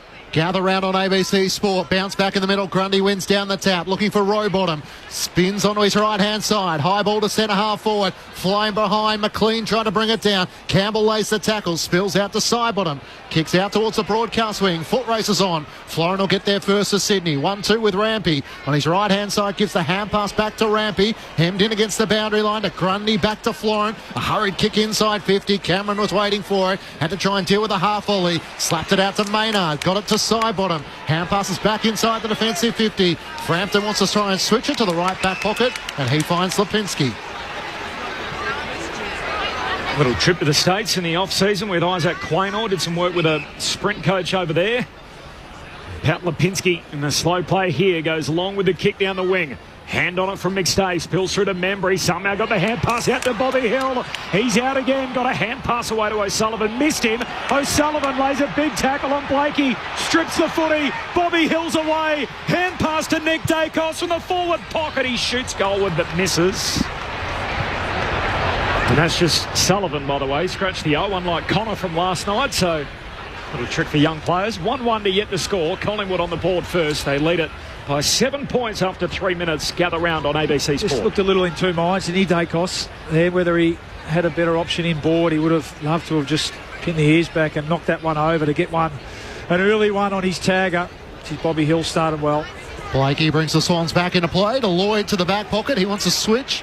Works it out to Bice. He plays on, gets around McCreary, kicks through the middle of the ground. Hayward takes the mark. Back to the running Lizard as Blakey looks to drive it inside 50. What a kick trying to get to McLean. Cameron got back, desperately defending for the Pies. Gets it to Frampton. Under pressure. Howe loses it. Sydney trying to knock it forward. Clever little kick by Rowbottom. Got it to Heaney. Spins on his left. What a classy finish. Give him a chance, Isaac Heaney, and he takes it with both hands. And Sydney answers straight back. The Swans with their opening goal. They're 1 straight 6 to the Magpies 1-1-7. Collingwood by a point. Gather round on ABC Sport. Well, Bully, I was watching that forward 50 entry and the ball to McLean was a really good kick. Cameron had to work extraordinarily hard to get back, but Cameron just gave McLean so much space. Cameron was 20 metres ahead. So McLean then makes the contest and it's a scrap. And it's what I wanted to see. I called for it early. Heaney inside that forward 50. He's their most dangerous, no doubt. He's their most dangerous midfielder and he's their most dangerous forward. So if he plays that forward role tonight, look out, Pies. Make sure you got someone ready for him. Isaac Heaney, one of their 3 All-Australians from last year out there tonight. There's no Errol Goulden, of course, who's still absent with that ankle injury, as Cameron in his 100th game wins the hit out, but Jordan on his knees extracts it for Sydney. Hand pass to Grundy, handball away to the running Warner, has a bounce, kicks deep inside the forward 50, not a good kick, more spoils. Down into the path of Perryman in that famous number 12, kicks out of defence. The target is Cameron, there's a free and an illegal block against Grundy. Another one playing against his old team, and Cameron... That's the free kick at half-back, so the former Pie Grundy against the former Swan Cameron. As he goes short and long marks, defensive side of the wing. 100th game for Darcy Cameron, his 99th for Collingwood. Played his one and only game, his debut fixture for the Sydney Swans back in 2018. Long kick down the line. Grundy's there to punch it away for Sydney. Hayward passing through. Got it to Jordan. He's locked up by Nick Dacos as Dacos plays the role of the defender here and leans into him on the ground. Ball up on the wing. Collingwood by a point. 5.5 in. Looks like Quayner's got the match up on Will Hayward, coming off a best on ground performance last week. Gather round on ABC Sport. Brody Grundy wins down the tap, but long roped it superbly for Collingwood. Gains territory with a kick up towards half forward. McStay caught behind Hamling and sees him across the boundary line. They're throwing it left half forward. The ground just looking spectacular tonight with the old scoreboard lit up. Rammer would be there on the hill if he wasn't working tonight. No doubt. And it is absolutely shoulder to shoulder, aren't they? Yeah. Thrown back here. Magpies leading by a point. Grundy works his way to the front, trying to knock it down to Jordan. Gets the hand pass to Campbell across half back. Links up with Rampy. Switches out onto the western side. It's a good kick, and Cleary takes the mark. He has to wait for players to lead into space, in which McLean does that. He ignores him, though. Wants to try and come back inboard. Heaney, the target. He takes the mark in front of Perryman, and he's away. Isaac Heaney with a lace-out pass. What a delivery. And finds Tom Hanley. Well, just... Collingwood's defensive transition running at the moment is leaving a lot to the imagination, because I mentioned McLean in that first goal with Heaney. He had so much space. And now again, just so much space here. Tom Hanley, the mid-season pickup last year from Gippsland. Kicked a couple of goals last week against the Kangaroos. From 50, Hanley comes in. What a kick. Straight through the middle it goes. Sydney with the last 2 goals of the match to take the lead. And they're in front by 5 points early here at the Adelaide Oval. 2 straight 12 to Collingwood 1-1-7. Gather round on ABC Sport. The thoughts of Adam Ramanauskas and Luke Ball. Oh, it was a powerful finish, wasn't it? He's a Papley 2.0, isn't he? You can tell that he's been groomed, and he gets a good run at it now, doesn't he, with Papley spending a lot of time on the sidelines. But yeah, you're right, Rammer. It's that ability just to shift the ball off the line. Correct. We saw it last night early with Adelaide, picking their way easily through the Geelong defence. And then again, if you can find that little ball, it doesn't have to be a long kick, that short 20, 25 metre kick. Just shift the ball off the line and then get it some overlap and run and go. Forward of the ball tends to really open up, and that was the case there. Just a little bit too easy, as you said, finding Hanley, any forward in that much space in the front 50, and he was good enough to go back and finish. Small forward out of Gippsland now with the Swans. As you said, the absolute prototype next-gen guy for Tom Papley in this team. Grundy wins the hit out in the middle. Long knocks it away to Nick Dacos. He's clipped high and he'll get the free. And a two-man tackle, but Jordan gives away the free there. And Nick Dacos, who got Brownlow votes the last time these teams met, went short with the kick to Long. Can't take the mark, but does well to win it. Gee, started well, Ned Long. Turns and kicks inside the forward 50. Meyer checked the target in from the side. Went one-handed. Hoskin Elliott, no mark. Spills down to Hamling. Hand pass away to Blakey for the Swans. Clearing kick only as far as Moore. Got himself in the front position. Couldn't take the chest mark. Amati breaks it up. Perryman's hand pass back into dispute. It's Moore who cleans it up again. Handball to Sullivan. Hand pass back inboard to turnover. Cleary to Amati. Swans away. Through the hands of Florent, gets a hand pass over the top. They work this well, and now Laddams needs support. Hand pass to Jordan, almost run down. Just got boot to ball despite the lunging effort. Picked up by Corey Warner. Gets the hand pass back to Florent through the middle of the Adelaide Oval. That's a nice pass. And leading up, the mark is taken by Campbell in the right forward pocket for the Sydney Swans. Well, great running by Braden Campbell there.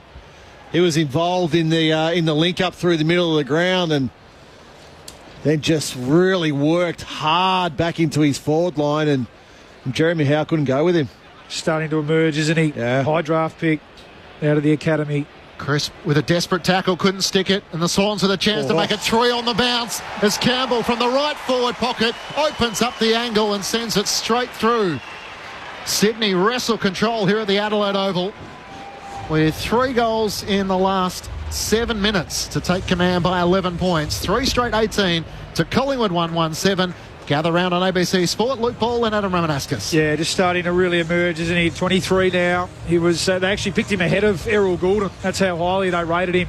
That draft, both the boys came through the academy, and you saw there that weapon that he's got. And he kicked a magnificent goal last week on the run, and that time just went back. But the concerning thing there is just the space behind the ball, or ahead of the ball for the Swans. But not used to seeing Collingwood leave that much space. Usually you have a Howe or a Moore as that backstop there, but that time it was really 60 metres of space that was allowed for the Swans forwards to stream into. And again, just that turnover goal, the ability to trap the ball in your front half that Ben Matthews spoke about before the game, leading to an early score for the Swans. Campbell with the goal, one of 8 lefties out there tonight for the Swans as Aaron Handpass from the Swans picked up by Cameron, gives it to side bottom. Collingwood with the centre break. Away to Nick Dacos. Great service. Hits up Myercheck, who marks it right half forward, and he'll have a look from 40 metres out. And Magpies a chance just to try and steady up here after 3 goals in 7 minutes for the Swans. Well, it was a forward handball by side bottom. It just allowed and put Dacos into that space that he needed, and it's just a nice little sidestep just to get away from his opponent in James Jordan. To the Cathedral end, the drop punter, Brodie Myercheck, is good. And the Magpies settle it down. After 3 quick Sydney goals, Collingwood trimmed the margin back to 5 points. Sydney 3 straight, Collingwood 2-1. And at the 12-minute mark of the opening term, it is the Swans by 5 points. Maybe it's the rules of gather round. Fast footy, high scoring. Yeah. We've had 5 goals in a dozen minutes. Beautiful conditions. Yep, that's right. The big guns have come out to play, and what I like about Nick Dacos is, and even Craig McRae, that, okay, they know the attention's coming, but put him in the centre bounce, don't get cute, and put him out on the wing and play games. So, righto, I know you're coming to me. I'm gonna, mano, go and beat you. And that time, I mean, one spot where he can get an advantage is through the clearances. We know that Jordan's going to be in his back pocket in general play, but just his ability to use his body there, and as you said, Rammer, a lovely handball from side bottom just to set him into space. Good finish from Myercheck. Had his issues with that last week. Important to hit the scoreboard early. Yeah, 3 behinds last week against the Blues for Brodie Myercheck. Back in the middle of the ground. Rowbottom tries to throw a boot at it. Got it back to Laddams. He turns it over, though. Lipinski for Collingwood. Hand pass to Pendlebury. Out towards Nick Dacos. Bumped off it by Cleary. Tries to tap it to his own advantage. Quainer in chase. And in the end, they go over the boundary line for a boundary throw-in. Centre wing under the Bashir stand. Sydney leading by 5 points. 3 straight 18 to Collingwood 2-1-13. Gather round on ABC Sport. Umpire In readiness to throw it back in as Laddams and McStay tangle for position. McStay palms it down. Rowbottom almost burst clear, but it spills back to Sidebottom. Collingwood up towards the 50. McCreary the target. Good punch away from him as it ricochets into the middle of the ground. Maynard tries to knock it on to Sullivan. His hand pass out to Howe. Had to ride the bump to Crisp. Collingwood get it forward one way or another. Beautiful kick by McCreary. Just a centering vision as he finds Sullivan right on the 50 out to the left. Oh, that was a beautiful kick. Can't train that. No, you can't. That's just pure skill, pure talent there. You saw one of those last night. Was it Sean Manor at the outside of the foot? Yeah, I mean, that's these conditions. Ground in beautiful nick. Players going for their kicks. It's great. Danger, skill. Yeah, Danger had one too, didn't he? To Shannon Neal running right half forward. Lachie Sullivan, he's only kicked 3 goals across his career. Game number 12 for him tonight. Comes in, it's out to the right. It won't quite have the journey. McStay in the pack, almost juggles the mark. Umpire waves play on. Hand pass out to McCreary over his shoulder. Collingwood get the goal regardless. And maybe fittingly, the man who played such a big role in setting it up, Bo McCreary, finishes the work at the Cathedral end. Collingwood back in front by a point. Second lead change of the match. They're 3-1-19 to the Swans 3 straight 18. Adam Ramanauskas and Luke Ball with you. Gather round on ABC Sport. It's always interesting, Ball, isn't it, where you got to know your distances as a player when you're kicking for goal. Sullivan, it never looked like getting the distance, and the kick actually went to an awkward spot. It was only, it was 5 metres out for goal. It's just luckily that McStay was able to make the contest. Should have been paid the mark, but then McCreary there, front and centre, and he deserves that goal because it was really his kick that set it up initially for Sullivan. Aaron Bryant's on the boundary. Corbin, Darcy Cameron's just made his way down into the rooms with the doctor. Looked fine coming off the ground. Was happy to jog down the race as well. So unimpeded, but something's wrong. Okay, thanks, Hans. Keep us up to date. And the 2 backup rucks in the middle. McStay beats Laddams down to Pendlebury. Quick kick forward to McCreary, who's had it on a string the last couple of minutes. A perfect setup to Sullivan and then kicks the goal. Too slow. Yeah. Got to roll and get it in. Takes his time, goes long now to the top of the goal square. Membry, that famous 2-footed jump as he leaps up, can't take the mark. It's knocked out of bounds in the forward pocket for the Pies. Quick kick out of the centre bounce. You got one-on-ones ahead of the ball, Rammer. Yeah, got to roll. go. That's the launch zone. Roll and get it in deep. Allowed too many Swans numbers to get back. Forward 50 stoppage for Collingwood. On top by a point, Laddams wins it down. Florence spun around, hangs onto the footy importantly. We'll have another ball up deep inside the forward 50 for the Magpies. Right in front of the hill. It's Collingwood by a point, 15 minutes in. McStay wrestles the body position with Laddams, knocks it down. A chance for Roberts. It spills out the way of Rowbottom. Hand pass away to Florent. Kicks out into the path of Jake Lloyd. Has to deal with Lipinski. Tries to tap it on to Cleary in the end. Lipinski got there first but overran the footy. Lloyd's hand pass. Too slick for Blakey. Here's a chance for Long of Collingwood. Hand pass to Sullivan. To Pendlebury. He's normally cool and calm. Kicks out in front of Jamie Elliott. On the bounce. It trickles away from him. And rolls out of play in the left forward pocket with Roberts in tow. Can be that sort of game for Jamie Elliott, just millimetres away as he finally had a couple of metres on his opponent. Well, it's an interesting matchup with Roberts. Elliott certainly got him for pace and agility. Here's one of Sydney's best last week with 20 disposals and a goal against North Melbourne. Got down for the Pies, the tap, but it's Rowbottom. He kicks a clearing ball up to the wing. Racing back after it is Howe. He's under pressure and shoved over the boundary line in the end. Hanley with a little shove on him to see him out of play, and the umpire says spin it back in. Collingwood by a point. Gather round on ABC Sport. No late change coming in tonight. The 2 subs, Ed Allen and Angus Sheldrick. It looks like Perryman has gone back to fill that position vacated by Dan Houston. Grundy and McStay. McStay to telling touch, but down to Crisp on the wing. Hand pass away towards Pendlebury. Gives it to Sidebottom. The Vets link up. Ugly kick down to half forward. Slides past a couple. Deft touch from Membry. Got it to Sullivan. Kicks inside the forward 50. Out in front of Elliott and Hoskin Elliott. They both hunt after it. Hoskin Elliott collects. Shoots a hand pass back to Lipinski. Sells a dummy beautifully. Short kick across the 50. Couldn't get to his intended target. Still alive for the Pies. Long. Goes back to Sullivan. Kicks to full forward, but out to meet it McCartan. Is that a mark? Says no. Chris says goal. No, behind. Just across the goal face. And a behind to the far side, so a minus score for the Magpies. 2 points is their lead. 3-2 to 3 straight. She had a fair bit of it, McCartan, but didn't stick. 18 gone opening term. Gather round on ABC Sport. Sydney bring it back into play. Blakey across half back to Lloyd. Mark and Adelaide asked on the SMS, how close is Jack Crisp to Jim Steins' record? Closing in within 2 now. 242 consecutive games, which, Rammer, is an enormous effort, isn't it? Amazing. Play that many games consecutively. Up to Laddams, who marks centre wing on the outer side. Particularly in modern football with how fast it is now.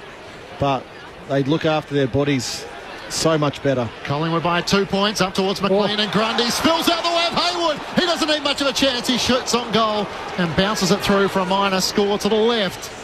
Hayward had kicked 4 goals last week alongside Joel Lamarty. Collingwood lead by a point. 18 minutes gone. Opening term. Gather round on ABC Sport.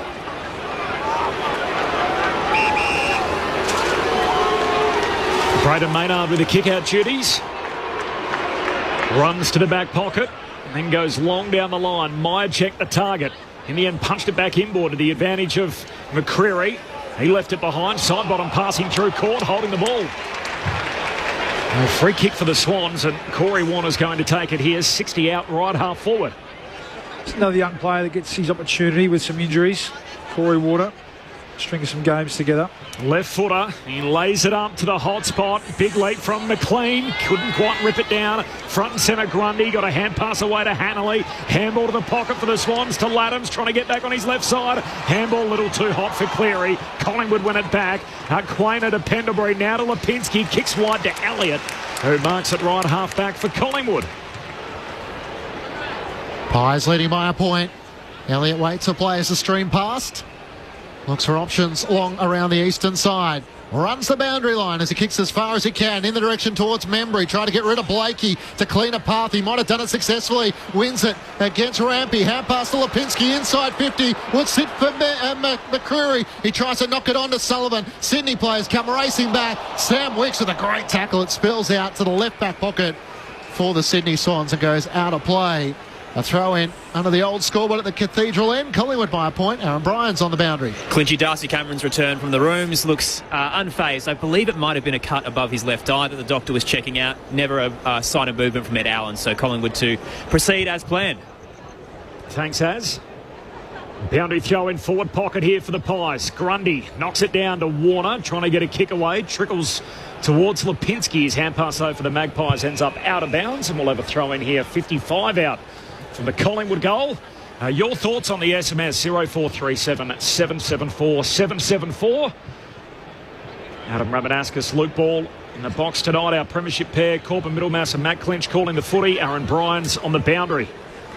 Boundary throw in. Grundy wins it down. Still half forward for the Pies. Pendlebury's got it. He's tackled. Holding the ball. Says he took on the tackler. Yeah. I think they've Happy seen with that? Yeah, well, I think they've seen Scott feed the ball out with far less time and space than that over 400 games, so no benefit of the doubt there. I mean, they get the ball back there, but Collingwood in this first 15 or so minutes. Oh gosh. Gee, kicking around the back 50. Wicks missed his intended target, invited Collingwood back in. Sydney with the numbers, work it out. Grundy, handball along the ground to Warner.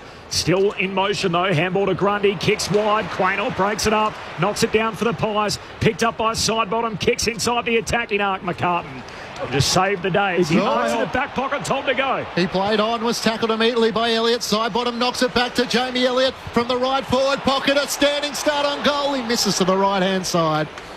We know how deadly he can be from the pockets, and the Collingwood fans are getting out of their chairs. Collingwood by 2 points, 21 minutes gone. Opening term. Gather round on ABC Sport. No, I was just going to say, Rammer, it's been a bit of a domination around clearance and contested ball early here from the Pies. Plus 14 already contested footy and plus 5 in the clearances. Wicks to make up for his earlier error. Marks the kick out, goes long down the wing. Hayward no mark, spills to Crisp. He's met front on. Says all okay, and a ball up in front of the benches. And we'll have a ball up here. Collingwood by a couple of points. 22 gone opening term. No late change coming in with Allen and Sheldrick, the two subs from the restart. First clean touch going Rampy's way. Hand pass to Corey Warner. Kicks inboard. Good one. And Cleary marks outer edge of the centre square. Moves it up over halfway. Jordan, a target, missed him. Maynard invited in, and in the end runs it out of play. So we'll have a throw in between wing and half forward for the Swans. That was a bad miss that. He was out, James Jordan. It's one thing that he does have the ability to do too. It's not just a complete shutdown tag to work off and find some of his own footy. Missed opportunity there. Loop ball with you on ABC Sport. The throw-in clears both rucks, McStay and Grundy. It's a chance at Collingwood. Lipinski's hand pass, chopped off by Roberts, kicks inside 50. Perryman getting back for the Magpies, takes the mark. He chips it out to Quainer. He marks it right half back and he's away. Takes a bounce as well as Cleary offers chase. He drives a long kick up the wing looking for Membry. He lost his opponent well in the end and takes the mark in front of Bryce. Tim Membry has Hill shorter across half forward. And McStay is trying to make position now deep inside the 50. Membry heads it in that direction as far as he can. McStay flies to the back and comes down with an impressive mark. In the end, he was the tallest timber in the pack and showed every reason why. That's a strong mark. It is. He's looked on, I think, yeah. McStay. Even that one that he wasn't paid in the end that led to the McCreary goal. He's launching at the footy. Interesting really there. Stuff. McCartan's his opponent. No body contact. No body contact. And he's going for the intercept mark himself. So he was behind in that contest, McCartan. Just got it spoiled. Marked over McCartan and his own opponent, Darcy Cameron, as he comes in from the right forward pocket. A clinical finish from Dan McStay. And after Sydney booted 3 goals on the bounce, all of a sudden Collingwood have answered back and kicked 3 goals on the trot. An 8-point lead the Magpies' way. 4-3-27 to Sydney 3-1-19. 24 minutes gone opening term. Gather round on ABC Sport. Goal for Dan McStay here in the opening term. Yeah, I like the look of him earlier. I mean, he's only had the 2 possessions on the stat sheet, but it feels like he's having more of an impact. And I think having a run in the ruck, even early in the game, for a confidence player like Dan McStay is a good thing. Now, it was through necessity with Cameron having to go down to the rooms, but just that 5-10 minutes in the ruck for Dan McStay gets him into the game, makes him feel like he's part of the game. Sometimes when he can go missing a little bit, he's stuck down there, deep in the forward pocket. As I said, hasn't had a heap of the footy, but like the way he's launching at the ball and could have had a couple of more opportunities already. 8-point lead for the Pies after trailing earlier in the quarter by 11. So whacked forward here by Collingwood, or picked up by Rowbottom. Was that a high fend-off? Yes. Free kick for Sullivan. Lockie Sullivan, one of the 3 inclusions for the unavailable 3 for the Magpies, gets the free, takes it by hand to Nick Dacos, kicks to full forward. McStay climbs, no mark, falls down towards Roberts, kicks out of the defensive 50, comes wide with a kick, wanted McLean. Moore knocks it away for the Magpies, scoops it up, sweeping Polly Farmer, hand pass back inboard, got it to Cameron, he's tackled, lost it, Sydney away. Jordan to Rowbottom by hand to Warner, that's Chad, hand pass to Campbell, high up and under inside 50, chase on, kind bounce for Quaynor, scoops up in the back pocket, kicks the Magpies out of defence and finds Hoskin Elliott, who marks it right half back. It is an 8-point lead for the Pies, 26 gone opening term on ABC Sport. Gee, that was good for Yeah, Quaynor. it was really good. A good one-on-one player. Just composure. One of 3 inclusions of Collingwood and Nick Dacos, who threads the needle through the middle of the ground. Found Maynard, and now they're out. Pendlebury takes the mark, shorter centre half forward. He plays onto his left-hand side, always a good user. Finds Bobby Hill, he can't hang on to the mark. Had a couple of metres in the end in front of Wicks. Couldn't complete the mark. It spills out to Roberts. Long gathers to Collingwood. Shovels a hand pass inside 50. Grundy was waiting for that. Gathers to the Magpies. Works it back to Bice. He kicks out of defence and Cleary hugs it to his chest. Taking the mark in front of Quaynor across half back. Cleary heads laterally with the kick. Finds Florent back flank. Short pass further afield to Bice. He's a great user, and that's another dart back inboard to Chad Warner, and he's off to the races. Josh Dacos in pursuit, kicks to full forward. McLean unmarked, can roll in and bang it up into the second deck. The Swans punish the Pies on the turnover. 27 gone in the opening term. Collingwood's lead cut to 2. 1 back for the Swans. Collingwood 4-3-27. Sydney 4-1-25. Gather round on ABC Sport with Adam Ramanauskas and Luke Ball. Well, it's just a kick coming into the corridor. It just breaks the game completely open there.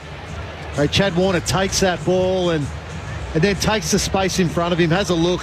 Josh Dacos trying to get to him, but then McLean's just out the back there. But it's the kick out of Sydney's back line, out of their defence. Rather than going long down the line to contest, they find Chad Warner right on the edge of the centre square, and it's open game from there. That was a D50 the goal, wasn't it? So they're just a bit all at sea at the moment, this Collingwood team defence. Their transition running has been ordinary in this first quarter. Had the 10 disposals and 2 goals last week, Chad Warner, which is his lowest in a couple of years, but he's playing such a vital role across half forward. Sydney gets some breathing space as it's back within 2 points Collingwood's way.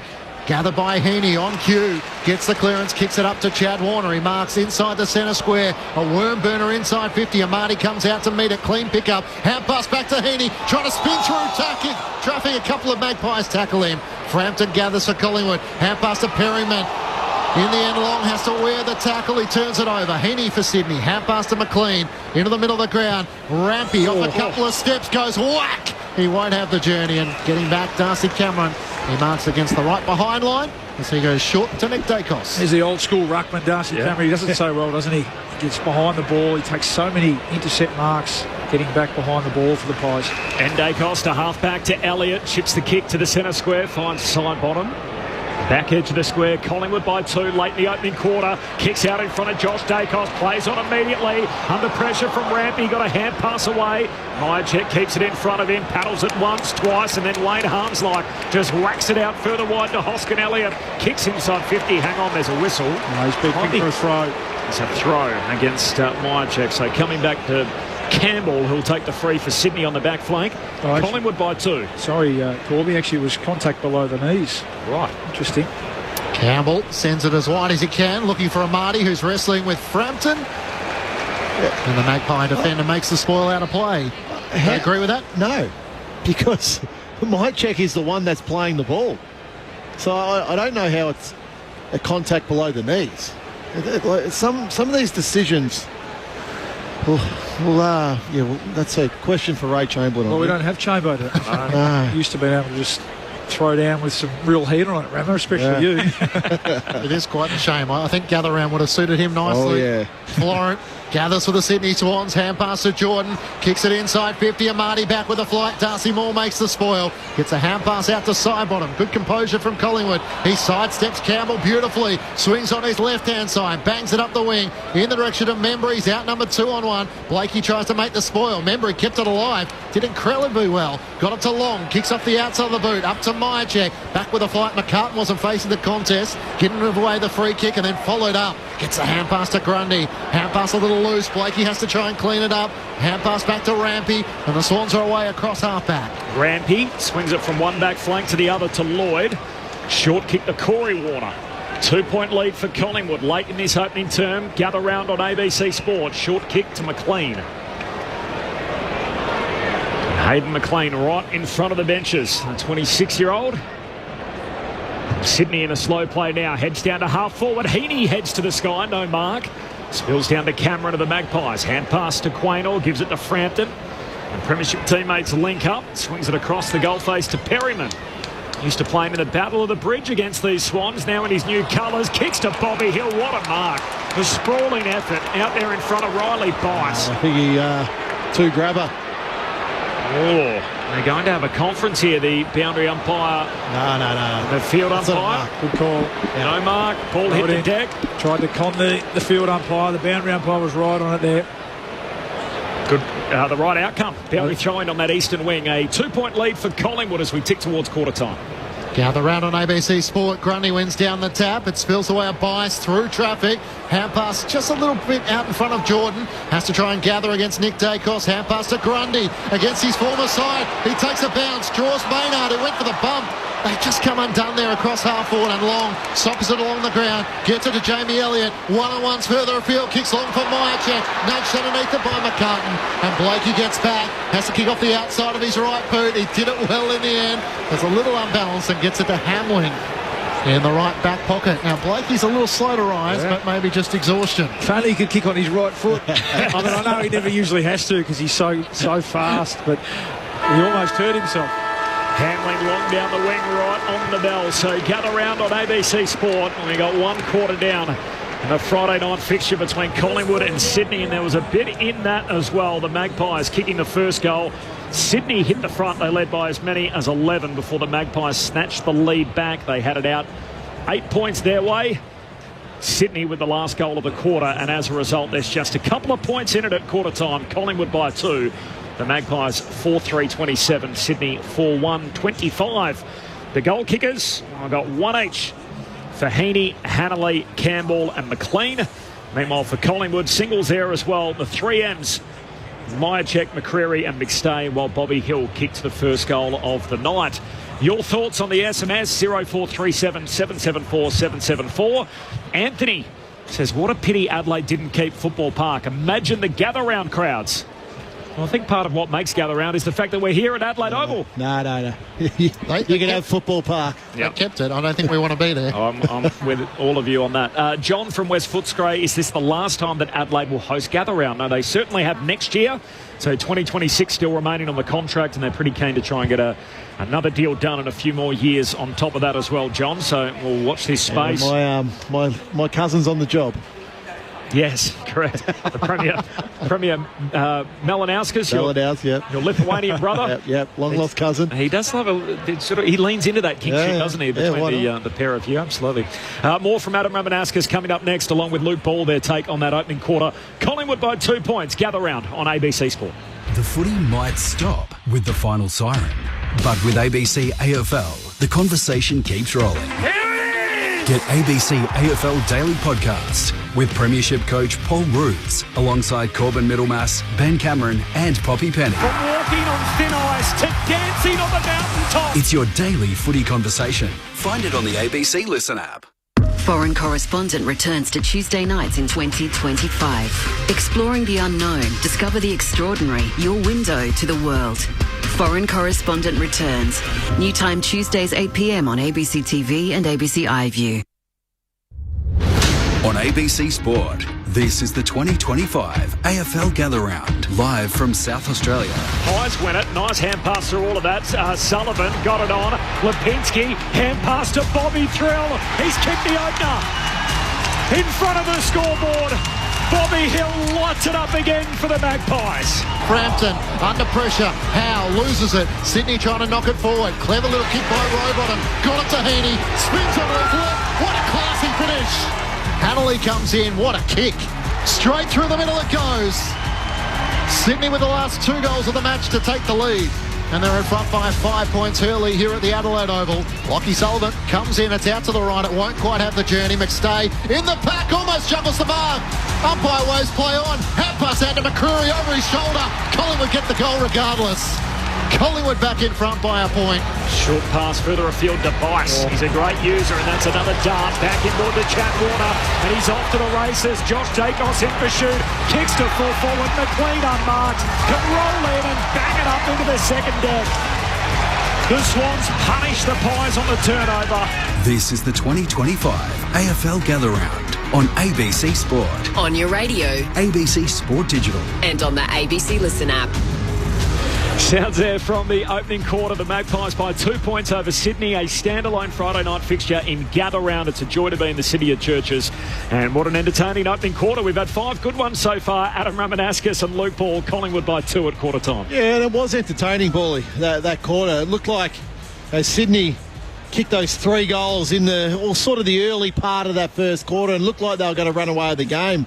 I had a real question mark on Collingwood's defensive transition running in that quarter, and it really didn't improve as the quarter wore on. So that's something that I think Craig McRae and his coaches will need to address at this quarter time break. It's simply the midfield is just not working hard enough back to add to the numbers in defence. Now, it's been a little bit of individual brilliance by a Quaynor, even a Darcy Cameron rolling all the way back deep in defence there, just to clog up and make some numbers. But I thought Collingwood, where they really wrestled that game back through the middle of that quarter, ground ball gets their plus 11, and then contested possession, they're plus 14 for the quarter. So that will be a real worry for Sydney and their coaching staff around. Well, that's really just territory and tempo then of the game that Collingwood were really able to control through the middle and were able to capitalise on the scoreboard. So Collingwood improvements. Let's get some numbers back. Let's help out our defence. Sydney, hey, let's get our hands dirty here. Let's get the fingers on the ground. Let's get our head in the hole there, and let's start winning some contested footy. Yeah, it was Ned Long, wasn't it? I mean, he's been sitting there with the green vest on for the first 4 weeks of the season, and given an opportunity, he was like a dog off a chain, wasn't he? He was magnificent early, 10 possessions, 7 of those contested. He's a big, strong boy. We know that. And for the majority of those stoppages, he was standing Isaac Keaney too. So He was terrific early. 3 clearances himself. Still side bottom. He just continues to turn the clock back. He's had 10 possessions himself. 4 contested. And he's had 5 score involvements.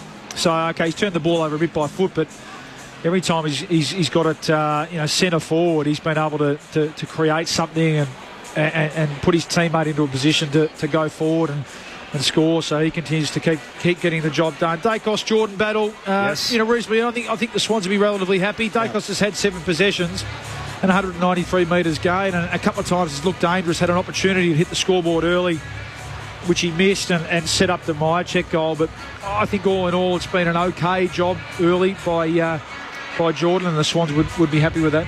Aaron Bryan's on the boundary as Corby, a couple of quick updates. Nick Blakey was a little worse for wear at the end of that quarter. Shin-on-shin contact, but he'll be okay to go. Dane Rampy had a big cut between his eyes that took the large majority of the attention of the doctors during that break, but he's also set to go out there as well. And a shout-out to the Sydney fans. They mentioned it off the top, but there are a sea of them here tonight. We had 45,000 interstaters last year. I think we're going to beat it this season for the 3rd edition of Gather Round.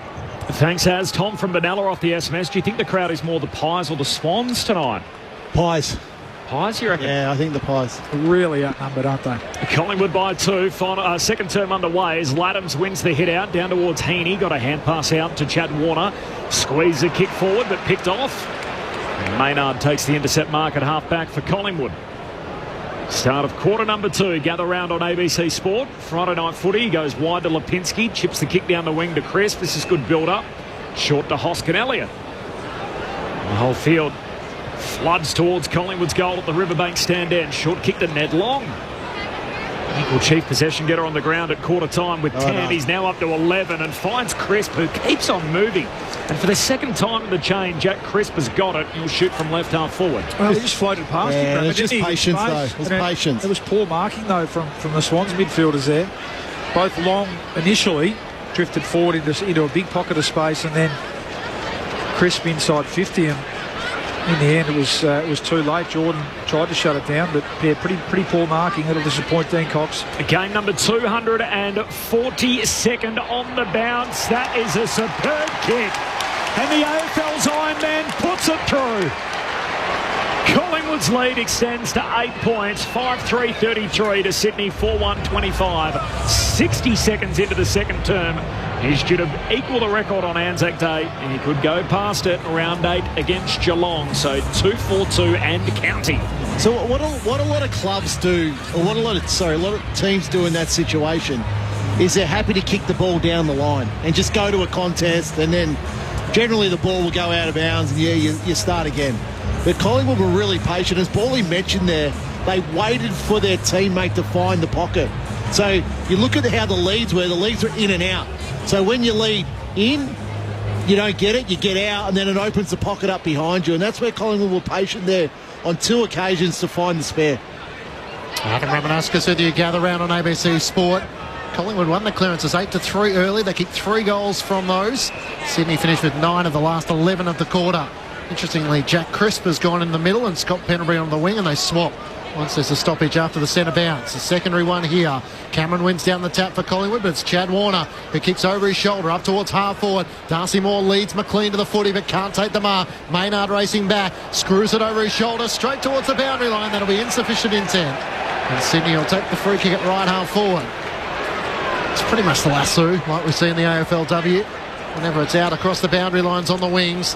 Kick inside 50. McLean got up early. Getting back was Cameron for Collingwood. Pendlebury under pressure. Hand pass to Josh Dacos. Long through traffic. Risky but adventurous. He finds an avenue out. Kicks out in front of Bobby Hill. Slaps it away from Wicks. Too sharp for Elliott. Can't gather. Rampy for the Swans. Hand pass away to Wicks. Gets it away to Lloyd. He's going to chip it backwards, and Roberts takes the mark centre wing. Stepped off his line, so he's told to go. Matt Roberts swings his kick from one side of the centre square to the other. Finds McCartan. Short kick to Florent.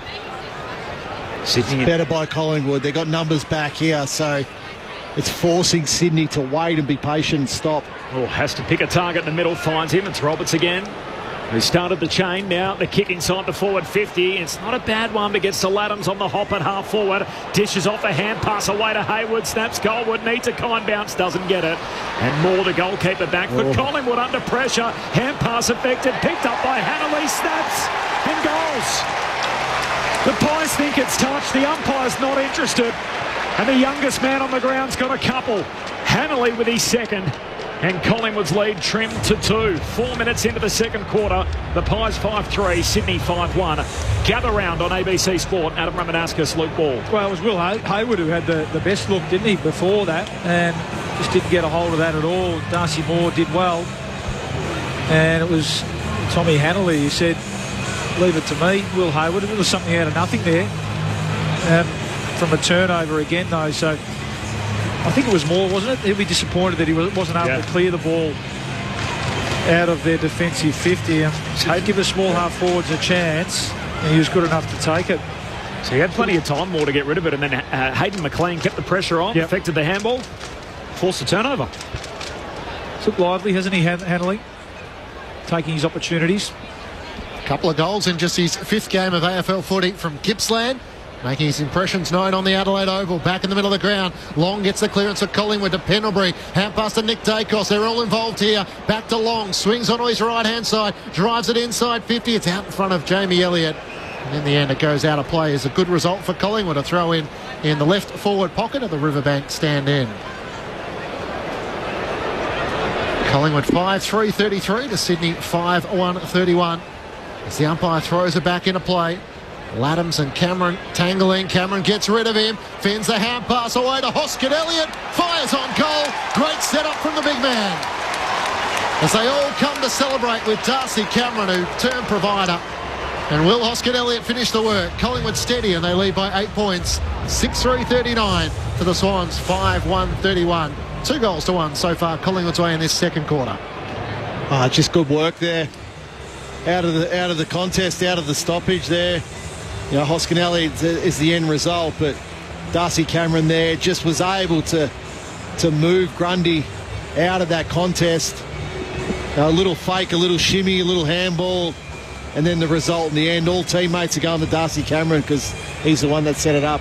Good goal, aren't they? The forward 50 stoppage goals. Sorry, that was against Laddams, sorry. Yeah. He was out of the team, wasn't he, Will Hoskin Elliott? So yeah, he's come in. Played opening round, kicked 3 behinds, had to wait to get the recall. Premiership Magpies back today, got a goal. Back to 8 points. Back in the middle of the ground. Collingwood lead it. Out in front of Nick Dacos. He collects. Shucks the would-be tackle from Chad Warner. And then turns Jordan inside out. Hand pass for Collingwood out the side bottom. Warner trying to pick his pocket. Had it, lost it. Side bottom goes and gets it again. Handball out in front of Pendlebury. Over his shoulder, Lipinski. Hand pass back to Nick Dacos. Shoots goalward but misses. Near side or behind the young champ. He's always involved. Behind for Collingwood, a 9-point lead for the Magpies. I make that their biggest advantage of the night at the 7-minute mark of the second term. Gather round on ABC Sport. Collingwood on top, 7 gone second quarter. Couple of behinds for Nick Dacos as Bice brings Sydney back into play. Tom McCartan takes the mark. Hemmed into the left back pocket of the Adelaide Oval. Looks up towards the wing. Grundy's the target. He and Cameron tangled. Cameron spoils it down. Quain is tackled by Hanley and the umpire will ball it up. So Tom Papley's still, 6 weeks away maybe, so he's doing his part, Tom Hanley, and trying to keep his spot in the side. Chad Warner's clearing kick, smothered. Pendlebury, hand pass to Perryman, to McCreary from 50. Kicks long, looking for McStay. 1-on-1 with McCartan. McStay just couldn't hang on. They tangle at the top of the goal square. Desperation from the Collingwood forward, trying to tap it out. Rampy got back, stripped in the tackle. Umpire says holding the ball. Collingwood will get the shot on goal in the right forward pocket. And some desperate pressure in the forward 50.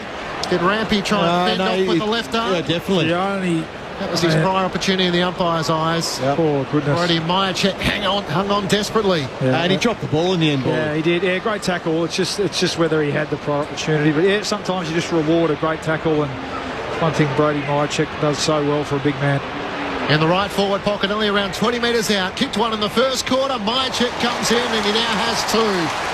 Firing at the left goal post. And Collingwood put on a couple in quick succession.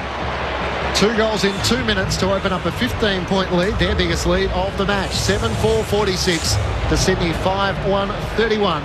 3-1 in this second quarter. Gather round on ABC Sport. Yeah, it's the pressure and the tackle that causes the goal, but you come back to half forward here. Just brilliant chain of hands out of the clearance. It was actually Chad Warner who had first possession, just didn't get enough on the kick forward, and it went straight to Pendlebury, who was playing that sweeper role. handball inside, and then a couple of quick handballs. McCreary involved again. He's having a good night. Put it on him before the game as a player who needed to lift without the likes of Schultz, and he's having a real impact on this game in terms of score involvements. Tom McCartan did well out of position to at least make a contest. It looked like Dan McStay was going to take the mark, but well done by Brody Myercheck. Crooked bounce back in the middle from umpire Roger. That'll be recalled. Brett from Canberra off the SMS. Swan speed on the ball when they bring it back into the corridor. Have the Pies worried? Simon from Adelaide said twice Sydney Rucks think they are skilled. Twice they turn it over. Ruckman in the gun. It's just like Mix here on a Friday night as Grundy palms it down towards Heaney. Kicks inside the forward 50. Hands on it from Hayward. No mark though. Collingwood rebound. Moore to Perryman. Handball missed the target. Corey Warner's onto it. Handball away towards Hayward. He's got it on the 50. Kicks it wide. Finds Chad Warner, who's all alone. Right foot against the boundary line. He misses near side. And behind for Chad Warner. Long gone are the days of the peroxide blonde locks, so he's fair to say he's just a brown-haired footballer nowadays, Chad Warner. Well, he's replaced him with a fluoro green coat, though, isn't he? 14 points, Collingwood's lead, 10 gone in the second. And his footy is eye-catching at most occasions. Howe with the clearing kick for Collingwood, out of defence. Cameron spoiled it down. Lloyd's hand pass chopped off by Collingwood, and McCreary is off and running. Takes a bounce as he runs the western wing up towards Jamie Elliott. Has to try and spoil it in the end as he can't hang on to the mark. It may work. Spills out to Bobby Hill. Hand pass to Sullivan from 45. Fires on goal and puts through another one for Collingwood. 3 goals on the bounce for the black and white. All of a sudden they've kicked 4 of the last 5 of the match to open up a 20-point advantage here at the Adelaide Oval. 8-4-52 to Sydney 5-2-32. It's proving a handy inclusion. Sullivan as he puts through his first of the night. Well, that's just simply transition there from Collingwood. You know, the contest by Elliott, then inside forward 50. Bobby Hill with a little handball to Sullivan and then a goal, but you know, the ball basically goes from one end of the ground to the other without Sydney touching the ball. So really good transition running, really good transition movement by Collingwood with their ball. Such a dangerous team, aren't they, with the chaos ball inside 50. Collingwood. Creary involved again. Elliott having involvement. Bobby Hill. It was a look-away handball, wasn't it? Yeah. Goal assist. Sullivan's taking his chance. Sorry, Paul. 7 of the last 9 goals in the game as Ned Long gets a centre clearance here as he was being tackled. Kicks it onto the chest of Sidebottom, who marks at centre half forward, 70 out. Slow play again as Collingwood wait for the right option inside 50. Pendlebury wants it short. Sidebottom goes a little longer. Elliott leaps up. No mark. Front and centre. Bobby Hill where he should be. Where he always is. Bobby Thrill's got a couple. Hot pies at Adelaide Oval. Collingwood by a game high 26 points. 12 minutes into this second term. Collingwood 9-4-58. Sydney 5-2-32. This is Gather Round on ABC Sport. Well, it's been a centre bounce demolition this quarter. It's a good call. Hot pies. Just looking around at the Swans players now. Where are the leaders? I mean, they're right under the pump here. A lot of hands on hips. Not many, looking like they've got any answers at the moment. But again, just out of the centre, Ned Long.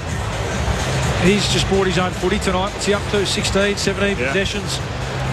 Just a scrubby quick forward and Sidebottom in front. 4 goals in 6 minutes, Paulie. Yeah, it's red alert time here for the Swans. So looking at the centre bounce now. It's Heaney, Rowbottom, Grundy. Someone's got to stand up here and be counted. Grundy wins down the tap, back in the middle of the ground, trying to link up with Heaney. Can't get a disposal away. Grundy tries to knock it out to Rowbottom. It's desperation for Sydney as he's on all fours trying to knock it clear. The umpire will board up on the outer of the centre circles. Gather Round on ABC Sport. Collingwood by 26 points. Jordan trying to knock it clear from the tap down. Long lays the tackle, and on the very bottom of the pack is Matt Roberts. What's interesting, Sydney aren't dropping one behind the ball yet. Usually, teams kick the last 4 goals. It's, as Bally mentioned, it's red alert. It's got to be, let's shut this game down for the next 10 minutes now. Grundy and Cameron dragged each other down. Cameron got the free kick. Hand pass to Josh Dacos inside 50. Blakey gets the spoil away from Membry, and it rushes through for a minor score. 27 points is Collingwood's lead. 9-5-59 for the Swans. 5-2-32.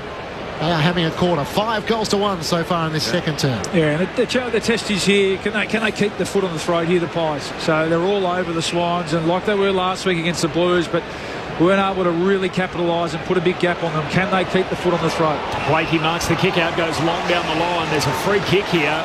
Infringement of the marking contest. It's going Collingwood's way, and Cameron to take it. Been a good battle. Cameron, largely Grundy, of course, with a bit of support cast. Grundy's had plenty of the footy. He's had 10 possessions. Cameron working his way into the game. He's had 7. Feels like the game's in the balance right now, even though it's halfway through the second quarter as Cameron kicks to centre half forward. Grundy knocks it down, all scooping it up. Lloyd, pack forms on top of him.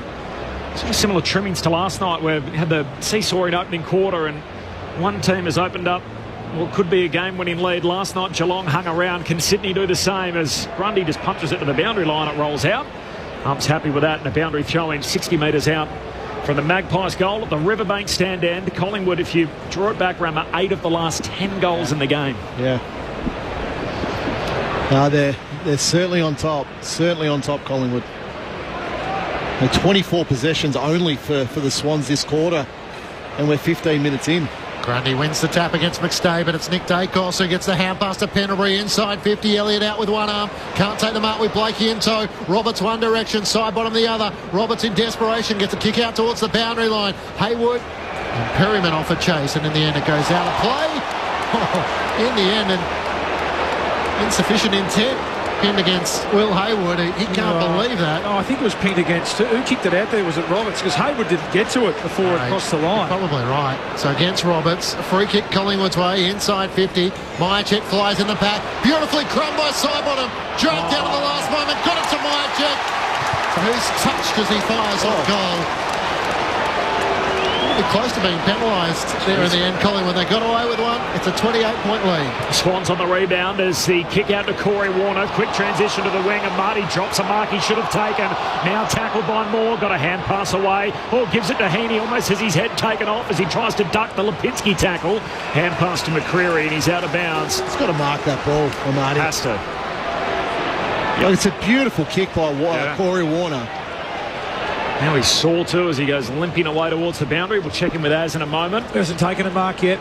Joel Amartey, that's what can happen. Maybe it's worth giving him a run in the ruck just to see if they can get him into the game.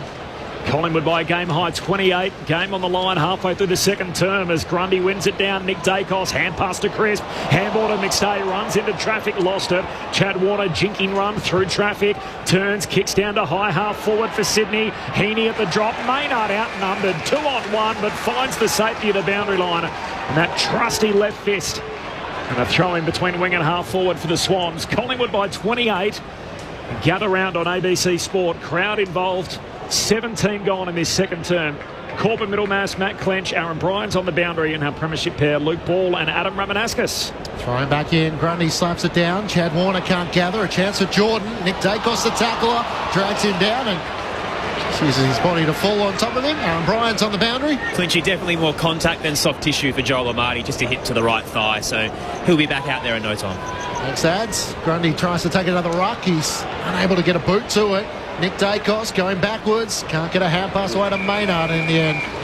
Corey Warner sees it out of play for a boundary throw-in. So the Swans have got an inside 50, but just the one goal for them so far in this second quarter. The Pies have put on 5, including 4 in 6 minutes. A damaging burst to take control of this contest. Sydney did it last week against North Melbourne. They kicked 7-1 in the third term. They need a spark here. Grundy losing his footing, wins down the tap to Heaney, can't get a disposal away, spills out. Grundy on all fours, shovels a hand pass inside 50. Perryman over around the footy, Hanley bumped him off it. Corey Warner fires towards goal, it bounces through by any means necessary. Sydney will take it, and Corey Warner with a touch of class as he bounces it through. And in the end, Sydney get the response they desperately needed. Their second goal of the quarter. As Collingwood's lead has cut back to 22 points, 9-6-60 to Sydney, 6-2-38. Well, Paulie, we're 18 minutes into this quarter, and Sydney have only had 33 possessions for the quarter. So, yep, okay, Collingwood have kicked the 5 goals, but they just can't get their hands on it. So, as Clinchy said there, any means necessary to get on the scoreboard, really against the flow of the game. There where the Swans are able to pinch one back. So, you sort of... It's a bit similar to last night, really, isn't it? where Adelaide had all the momentum and, foot on the throat and could have killed the game. But you just don't now want Sydney with Collingwood. You just don't want them now getting the next goal. Back to 22 points. It ends the Collingwood run for the time being. Grundy down to Haney. The All-Australian takes it out of the middle. Kicks to half forward. McLean the target. Trying to take the juggled mark. Josh Dacos breaks that up. Hand pass for Collingwood out to half back. Trying to link up with Howe. And he runs it over the boundary line. We'll have a throw in half forward for the Swans. We've spoken about it on Saturdays during the year, but they're saying that the Hawks have at the moment where, we don't have to score now. We just have to score next. We need the next goal in the game. And proves to be the case there for Sydney after a 7-minute drought without a goal. It's Corey Warner. Was able to fashion one moments ago for Sydney as Grundy knocks it forward for the Swans, but straight to side bottom. His old teammate kicks down the wing. Hamlin got separation on Membry, can't mark, but knocks it to the Lizard Blakey. Puts on the Jets, turns, kicks down to half forward. Grundy and Cameron both in the pack. Grundy knocks it down, picked up by Nick Dacos. Got his arms free for Collingwood. Hand pass to Hill, clever. Knocks it into the path of Jack Crisp. Hand pass inboard to Long. Runs into trouble, runs into a wall. He's caught. Holding the ball in the two-man tackle, and Rowbottom will be rewarded for Sydney. Just dialed up the pressure a bit here, the Swans. Sends it out towards Heaney, who takes the mark and a bounce. Now a second as he gets to right half forward, tries to pull his kick in the direction of Hayward, who claims it on the second bite in front of Maynard. It was a good kick in the end from Heaney, and Hayward had to make it stick. Yeah. Needed to rush him more there, Nick Dacos. He sort of was trying to corral Heaney towards the boundary line, but it allowed him more time really than for the Sydney leads up ahead to get into space. So Dacos needed to rush him to make Heaney make the decision quicker. Will Hayward, the local South Australian from St Peters, Walkerville, North Adelaide, now in the Sydney Swans colours. They need a forward to stand up. Hayward comes in from the right forward pocket and meets the moment. Sydney trying to claw their way back as they put on 2 consecutive goals to get back within 16 points. Collingwood 9-6-60, the Swans 7-2-44. Ahead of Adam Ramanauskas and Luke Ball. Aaron Bryant's on the boundary. Clinchy, Joel Amati had a bit of work done on the physios on that corky to the right thigh and just wasn't happy with it. Ran down to the rooms, and in a couple of moments' time, Angus Sheldrick has started to warm up, done a bit of kick-to-kick. Amati's emerged and gone to the back of the bench, so I think the sub's about to be activated. Wow. Thanks, Az. Okay. But a good response, isn't it, Ramna? You made the call and has had a bit of shades of last night about it. Felt like the Pies were absolutely dominating, but just a bit of a lift. You look at the names. Isaac Heaney over the last couple of minutes has recognised, gone in, got a big centre clearance. He's up to 5 possessions for the quarter. Warner 5 possessions. Lloyd a few moments from Rowbottom. So as you'd expect and hope from the Swan supporters' point of view, senior players and the star players have recognised that they've needed to lift. Grundy and Cameron share it in the middle. Grundy gets the first clean disposal. Hand pass out to the wing, trying to find Pendlebury. He's tackled, lost it. Long hand pass out in space in front of Maynard. Sockers it forward, close to the boundary line. Hoskin Elliott picks it up, runs it out. Flings it to the boundary umpire for a throw-in. 16-point lead for the Pies. Sydney, the last 2 goals after Collingwood kicked 4 on the bounce before that to open up a game-high 28-point lead at one stage in this second quarter. Heaney, who's getting more involved, grabs it, tackled immediately. Pack forms behind him. The ump gives them a few moments to sort it out. Comes to Pendlebury, hand pass to his mate side bottom. How often have we called that? To Cameron, now to Maynard. His kick smothered. Heaney wins it back for Sydney. Hand pass inboard to Grundy. Looking at Josh Dacos, who tackles him. Ball comes out. Sydney going forward again as Wicks kicks to space at half forward. It's close to the boundary line. It'll stay in and Collingwood will collect through side bottom. Frampton did enough just to keep the ball alive as he gets it to side bottom. Swings on his right. No one's there for Collingwood. Bice takes the mark for Sydney. Riley Bice looks at options in the middle of the ground. There really isn't a lot of movement. So trailing by 16 points, he decides to go backwards as he chips it back. And Rampy has it across half back. So maybe Sydney deciding to try and control the tempo of the game. Rampy looks long. Around the eastern side of the ground, Laddams in the pack, sets himself, got a big knee in there as well. It spills out the way of Heaney and Sidebottom. And the umpire can't separate them and will ball it up. you think the Swans are a bit more damaging in their forward 50, Rama, with maybe a smaller forward line? I don't think they can afford to lose any forwards. Sydney at the moment, so... Warner playing more across, that's Chad Warner across half-back as Crisp as hand pass is pinched by Grundy. Hand pass out in front of Cleary, can't gather for Sydney. Maynard for Collingwood, hand pass to Long around the boundary line. Got past Grundy, his hand pass skids off the turf. Hoskin Elliott can't pick it up. Rampy can, clean when the moment mattered. Hand pass to Florida inboard, cuts around Josh Dacos. Their hand pass to Wicks and now away as the driving kick by Hanley. Inside 50, caught behind Laddams. Spoiled it down against Frampton and kept it alive with a hand pass forward. Maynard eventually sees it out of play. Under the old scoreboard at the Cathedral end, Sydney trying to make inroads. It's Collingwood by 16 points. Well, they do have the dual ruck, don't they, with Laddams down there, who we know can go forward and hit the scoreboard, and he's reasonably agile as well, so perhaps Noah Marty won't hurt as much tonight, but they need a lift from players like free kick, is it? Yeah, Laddams just free kick. Cameron out of the way. No, I was going to say they need Haywood and sort of those mid to small type of players to really lift. Darcy Cameron deep in defence for Collingwood. That's a bailout from the forward 50 stoppage. Goes wide to side bottom. 16-point lead for Collingwood. That was 28 earlier in the term. Side bottom, long down the wing. They all miss it. Hits the deck, rolls through towards Grundy, collects on halfway.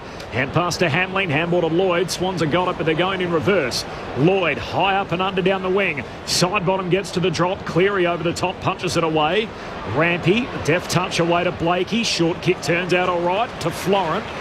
As you can hear in the call, the key players for the Swans lifting here, getting their hands on the footy as they start this fight back. The game threatened to be busted open in this second term. The Swans kicking the last two. Florent long down the line and Frampton playing in front of Laddams takes the intercept mark at half back. Aaron Bryant's on the boundary. Corbin, Angus Seldrick is about to be activated for the Sydney Swans. Joel Amati is out of the game. The club are saying it is a hamstring injury. Thanks, Ads. Sheldrick the sub last week into the action tonight. Frampton kicks long up the wing. Grundy's in the pack against Cameron. Spills down to the front. Membry tries to get a hand pass out. He does so successfully to Cameron and out to Long. Hand pass to Chris. Got round one tackle, not the second. Bice got him. Holding the ball. Sydney win it back. Riley Bice takes the free kick for the Swans, and all of a sudden they're starting to win a few more of these 50-50 battles. It just feels like the momentum has shifted this last sort of 7 or 8 minutes. After Collingwood kicked 4 goals in 6 minutes, he pulls his kick and chips it over the top to Florent. As Collingwood have all their numbers back. So a bit of patience required for the Swans here. Florent looks to try and head in the direction of Grundy or McLean. It bounces in the end off the head of Jeremy Howe. Back with the flight. Josh Dacos against the boundary line. Hanley lays the tackle, tries to tuck the footy in underneath him and then puts his hand up looking for a free kick. The umpire will ball it up. It's hemmed in the right forward pocket for Sydney. Collingwood by 16 points. 27 minutes gone. Second term. Gather round on ABC Sport. Right in front of the hill, and the Sydney goal is... Oh, the ruck won it down there. It went out of bounds on the full. That's going to be a free kick. And they're going to claim it's going to be Sydney's way. So it looked as if Cameron was involved with McLean. Cameron's pointing at McLean. McLean's saying, no, that came off Cameron. And Cameron's won the hit out over the boundary line on the full. At least that's the way that these umpires have determined that, and as a result... No, I think it's the right call. Okay. Yeah. It's a free kick for the Swans against the fence, and McLean to take it. I mean, the rucks were locked up, but... So why does McLean have to take it when Heaney was the closest? Closest to it. Yes. Opposing ruckman. McLean right foot against the fence, 45 metres out, right half forward. That is a superb drop punt. Why would you want anyone else to take it? Hayden McLean kicks his second of the night, and the Swans have got 3 on the bounce. This game is right back on. Collingwood's lead cut to 10. 28 gone in the second term. Collingwood 9-6-60. Sydney 8-2-50. Gather round on ABC Sport. Oh, what do I know? What do I know? That's a sensational finish there by Hayden McLean. Didn't even come back into the field of play where he's kicked that ball. He's still outside the boundary line.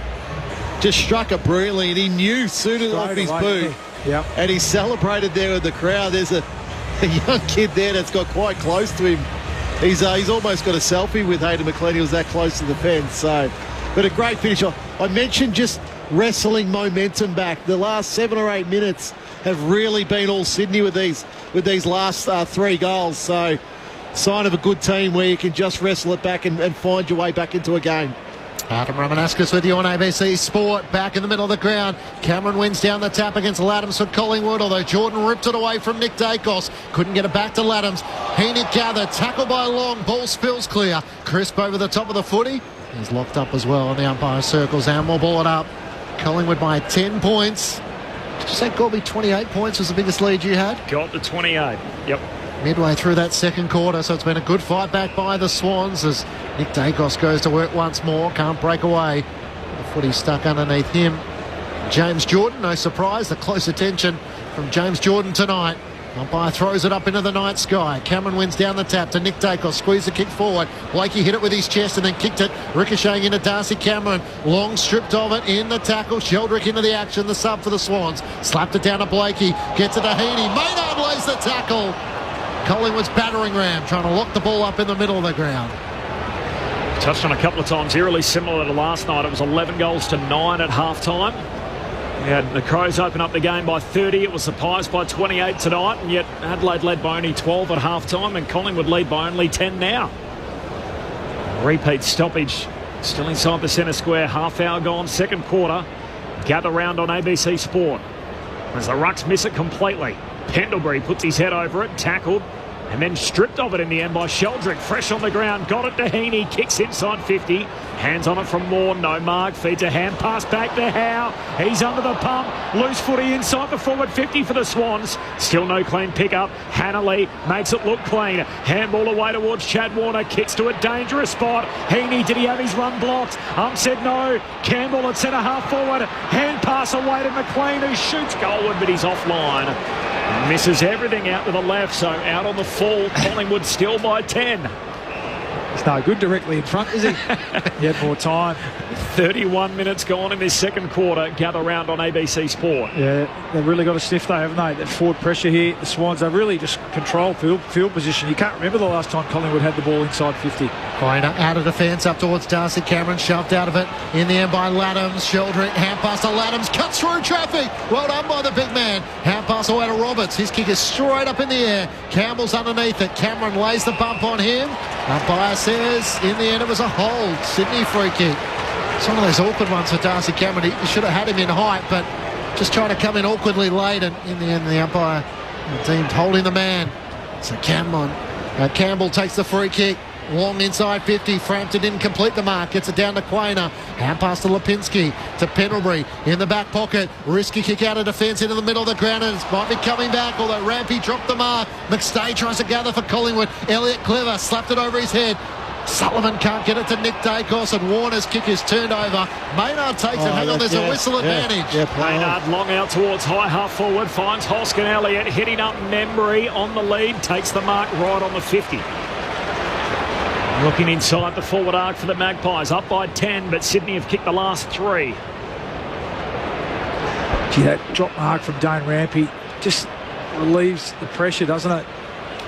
Had them trapped inside their front half, the Swans. The ump doesn't buy he's having a shot, so tells him to go. Membry from 55, kicks to full forward. Laddams leaping over the top, no mark. Down to Elliott. Elliott goals. And Collingwood calm it down. A critical answer back for the Magpies after leaking the last 3, and Collingwood restore a 16-point break. 33 gone second term. Collingwood 10-6. Sydney are 8-2. Gather round on ABC Sport with Adam Ramanauskas and Luke Ball. Off that front square there, Bally. It's a good contest there. McStay in there. Laddams got to kill that ball. He would kill it or mark it. Yeah. There was a 3-on-1 in the air, and you just had to do better. At least you're right. Clear the area. And it was a soft drop in there, and Jamie Elliott in the right spot. He's a good small forward. But I come back here to half back. Dane Rampy. Again, the Swans just had him trapped inside their front half, and Rampy, who's been pretty good, just dropped the mark. And from that, the resulted turnover. The Pies were able to release the pressure and get the ball forward and stream forward into space. Just a critical moment late in this half. The fatigue's kicked in. 6-6-6 warning against the Sydney Swans. Jamie Elliott becomes the 8th individual goal kicker for the Magpies. A 16-point lead here. closing in on half-time at the Adelaide Oval. Grundy and Cameron resume their battle. Grundy wins down the tap. Nick Dacos, hand pass over his shoulder. Got it back to Cameron. Going the wrong direction. He awkwardly takes a bounce. Gets it away to Perryman as Chad Warner came racing at him. Perryman kicks inside 50. Looking for Elliott once more. Spoiled away from him. Blakey was clean for Sydney. Gets the hand pass out of defence. From half back, it's Corey Warner's kick, which is a turnover. And Perryman takes the mark. Centre wing. On the western side here of the Adelaide Oval, turns and goes short. Lipinski has it. He's still 2 kicks out from goal though. A 10-goal second quarter in which Collingwood kicked 6 goals to 4, and that's a nice pass. Well weighted in the end for Darcy Cameron. He led into space, and I feel the Sydney big men are looking around trying to work out who was meant to be on Darcy Cameron. Oh, he's had a big quarter, Cameron. I thought Grundy probably shaded him in the first quarter, but like he does so often, Cameron, as the game goes on, he just works himself in the game. That's what I love. He goes back behind the ball and takes marks, and then goes forward as well and takes marks and hits the scoreboard. This will be his 8th possession. Had to ask the security guard to move the chair, so hemmed in the right forward pocket, starts it right, tries to curl it back left. Can't move the footy enough. That's a more traditional ruckman kick. Probably. Than Hayden, all similar spots. It's got nothing on Peter Latham. 17-point lead. Oh, Hayden McLean was Collingwood's way. Rampy marks the kick out in the back pocket. Must be said, a lot of our security guards around the country, not great game awareness when there's a set shot about to be taken, as he had to try and move a few of them out of the way again then, as Clinchy noted. So Collingwood win it back on the wing. Frampton the Pendlebury short kick to Sullivan. 17-point lead for the Pies. Gee, dangerous kick, went very short. Warner wins it back for Sydney. That's Chad. Hand pass to Cleary. His handball broken up. Maynard threw his whole body at it. Roberts likewise the other way. Wins it for Sydney. Hand pass away to Cleary. His handball back in dispute. Roberts knocks it down towards Heaney. Kicks inside 50, but a turnover. And Frampton takes the intercept mark at centre half back for Collingwood. Right on the bell. And what a start to gather round this has been. We are 6 quarters into the weekend, and it has been goals, goals, goals, scoring galore. An 18-goal first half here after we had 20 goals in the first half last night. Similar trimmings. Sydney make sure they're in the game at half-time after falling behind by a game-high 28 points. Last night it was the Crows, of course, who led by 30 in the second term before that margin was trimmed to just 12 at half-time, and we know the rest thereafter. So game on, half-time in the Friday night fixture of Gather Round version 3.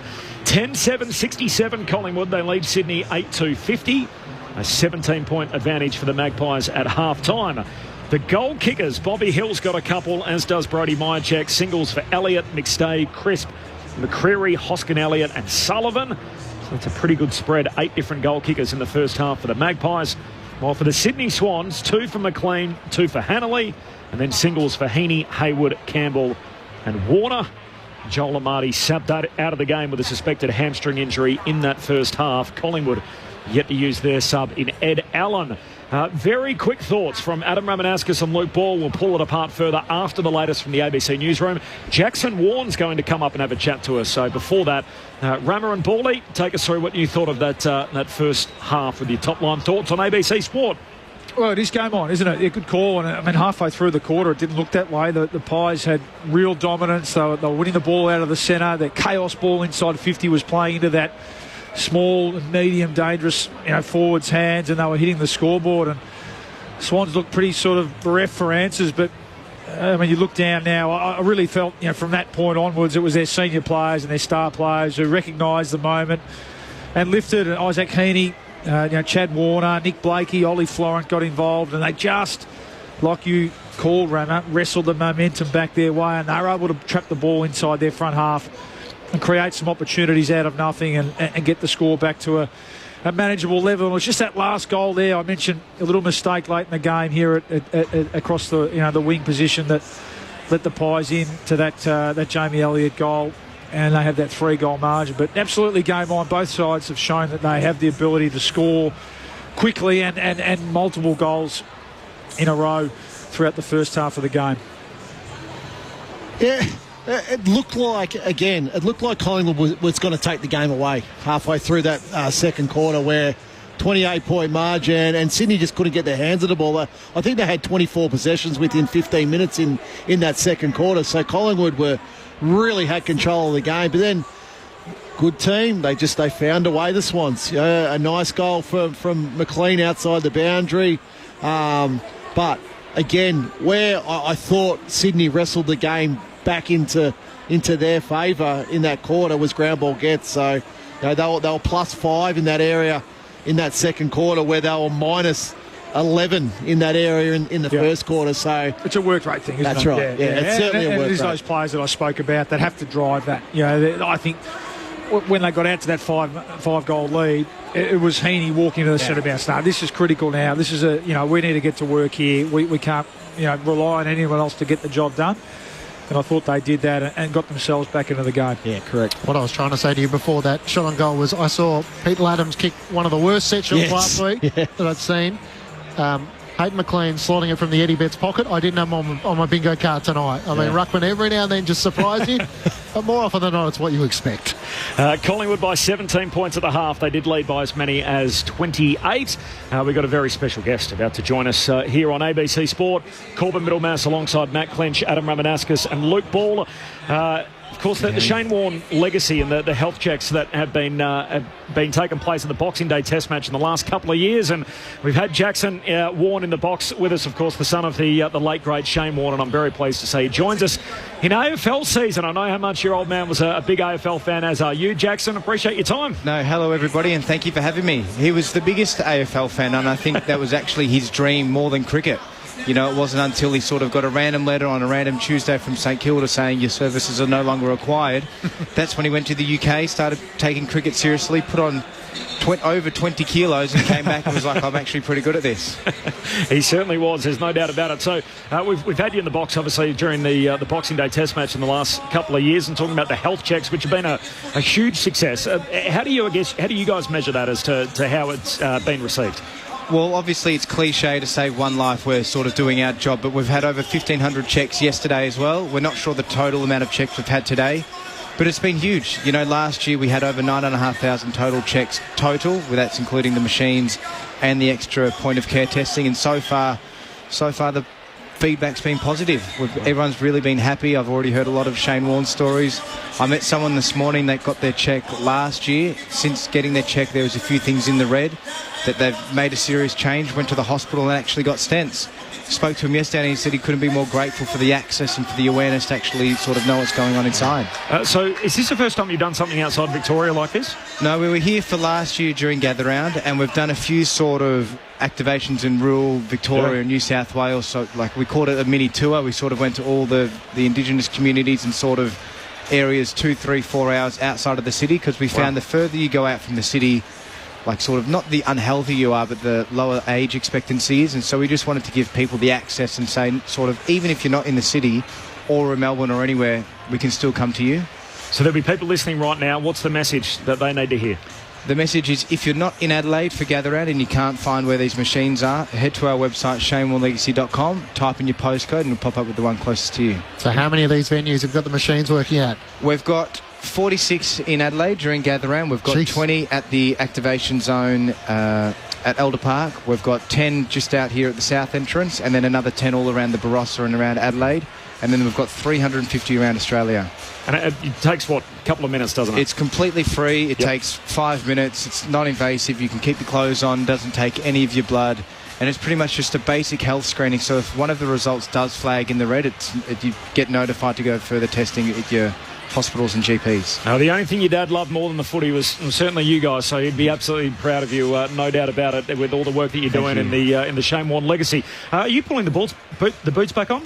Am I putting the boots back on? Not that I know of yet. I was helping my friend Sam play a few footy games this year because he's sort of making we're calling it the last dance. He's been the coach for 7 years. He's come top 2 the last 3-4 years, and he's gone, all right, we've gotten so close to a flag. We just need to bring in some older players. I'm not that old and I'm not that very good. I'm just a small forward pocket, but he's like, no, we need you back in there.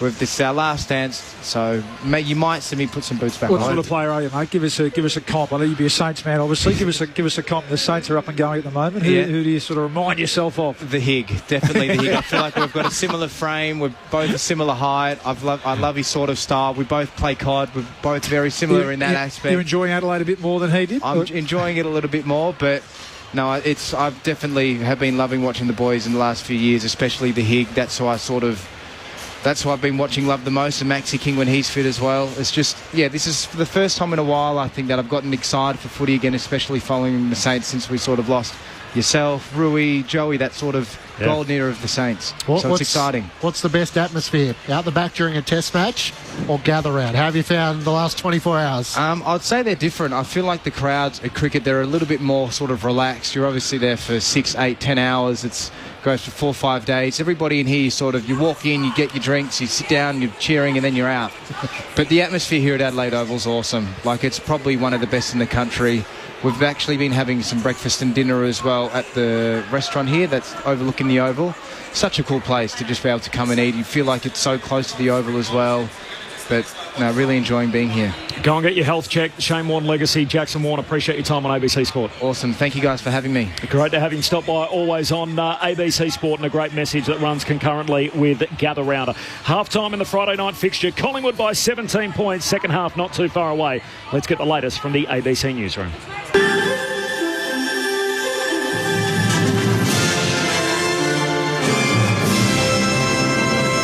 ABC News, I'm Thanmaya Navada. Chinese state media is reporting tariffs on US imports into China will be increased to 125% from 84%.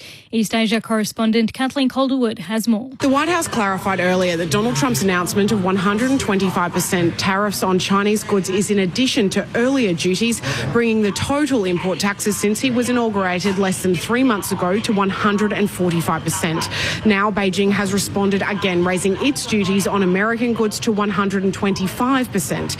State media is also reporting that China has filed a lawsuit against the US with the World Trade Organization in relation to the latest round of tariffs. In his first public comments about the trade war, President Xi Jinping called on China and the European Union to jointly oppose unilateral bullying, a reference to Mr. Trump's tariff regime. Federal opposition leader Peter Dutton says an alleged terrorism plot against him won't impact his campaigning in the lead-up to the election. A report in the Australian newspaper suggests Mr. Dutton was the target of a 16-year-old boy who allegedly bought bomb-making ingredients in preparation for an attack. He is currently before the courts. Peter Dutton says he's had the same security arrangements as the Prime Minister and the Governor-General for some time. Obviously, since I cancelled the visas of a lot of bikies and rapists and organised crime figures, and I wouldn't change that. I mean, there's been an impact on my family. They've been stoic and never complained about the security that's been around me and my family, and Federal Police at home and the AFP have been absolutely amazing. A former One Nation senator has been referred to federal police for a third time for allegedly failing to disclose his bankruptcy status when nominating as a federal election candidate. The Australian Electoral Commission says Rodney Cullerton is listed as bankrupt on the National Personal Insolvency Index. Mr. Cullerton says he acknowledges a notice of bankruptcy has been filed but denies its validity. Bankruptcy is a very, very serious order to have against you, and I'm not going to consent to something when I know in my own mind at the time I was not a person who could be deemed insolvent, and I'm going to stick by that.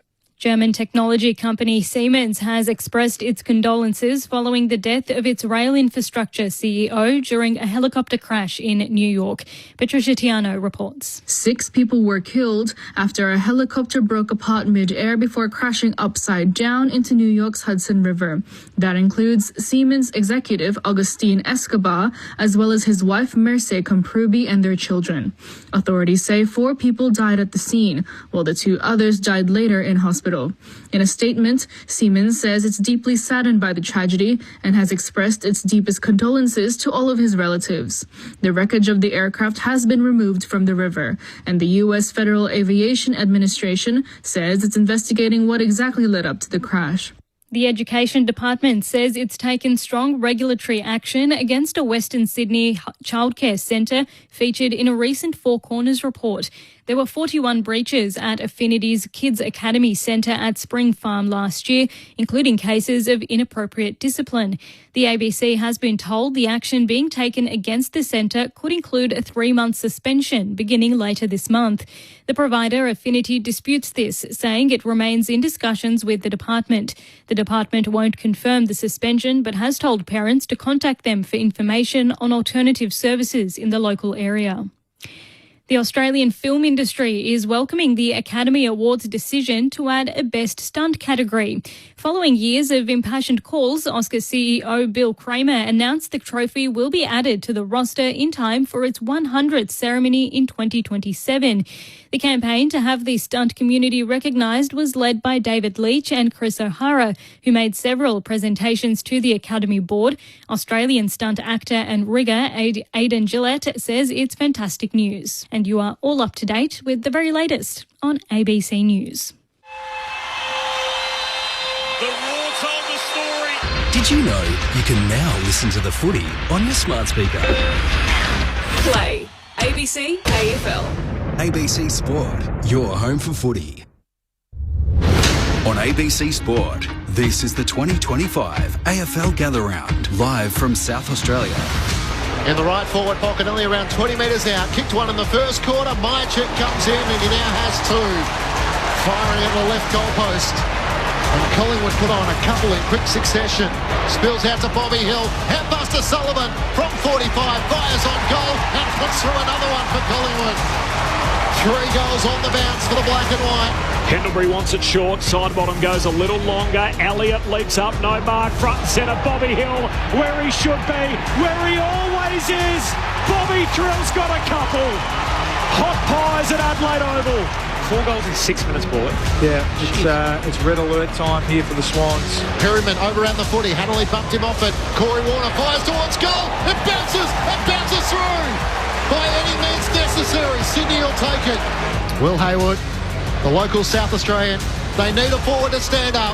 Hayward comes in from the right forward pocket and meets the moment. Sydney trying to claw their way back. McLean right foot against the fence, 45 metres out, right half forward. That is a superb drop punt. Why would you want anyone else to take it? Hayden McLean kicks his second of the night. Membry from 55 kicks to full forward. Laddam's leaping over the top, no mark. Down to Elliott. Elliott goals. And Collingwood calm it down. This is the 2025 AFL Gather Round on ABC Sport. On your radio. ABC Sport Digital. And on the ABC Listen app. Sounds there from the second quarter. Another highly entertaining night of gather round. So last night we had 33 goals and a big comeback from 30 points down. The Cats to pull it off and win by 19 on the back of their champions in that final term. Well, the Sydney Swans trying to do the same sort of thing tonight. They were 28 down. They kicked 3 of the last 4 in that second quarter to hang about in the game. It is Collingwood by 17 at the half. Corbin Middlemass and Matt Clinch calling the footy. A premiership pair. The premiership high Luke Ball, the premiership bomber in Adam Ramanaskas and Aaron Bryans on the boundary tonight. The sort of MRO injury front, the little footnotes out of the night. So just Joel Amati with a hamstring complaint, the only thing to note so far. Subbed out. Angus Sheldrick into the game for the Swans, and Ed Allen unused so far, the son of Ben Allen in his 4th game for Collingwood. Now the NRL tonight, it is week 6 in the NRL. The Dragons winners earlier tonight of the Gold Coast Titans 38-16, and in the late game it is currently the mighty Sydney City Roosters who lead the Brisbane Broncos 20-12 at half time. So early stages, second half there, and an 8-point advantage for the mighty Chooks. Call available, of course, through the ABC Listen app if you do want to follow along with what's happening there in the NRL. Now in the golf, Adam Ramanaskas and Luke Ball and Clinchy, I know all you guys have been following along, of course, the Masters. Not all of us have been playing golf, but some have. Yes. Justin Rose is the leader, so 7 under. You gave me a little stat earlier, Bally. Was it something along the lines of he's now led? Well, I don't know the number, but he's equalled the all-time record for leading. Wow. After the first round of a major, not the Masters, of a major. I think it's with Arnold Palmer, and I think it might be 5 or 6.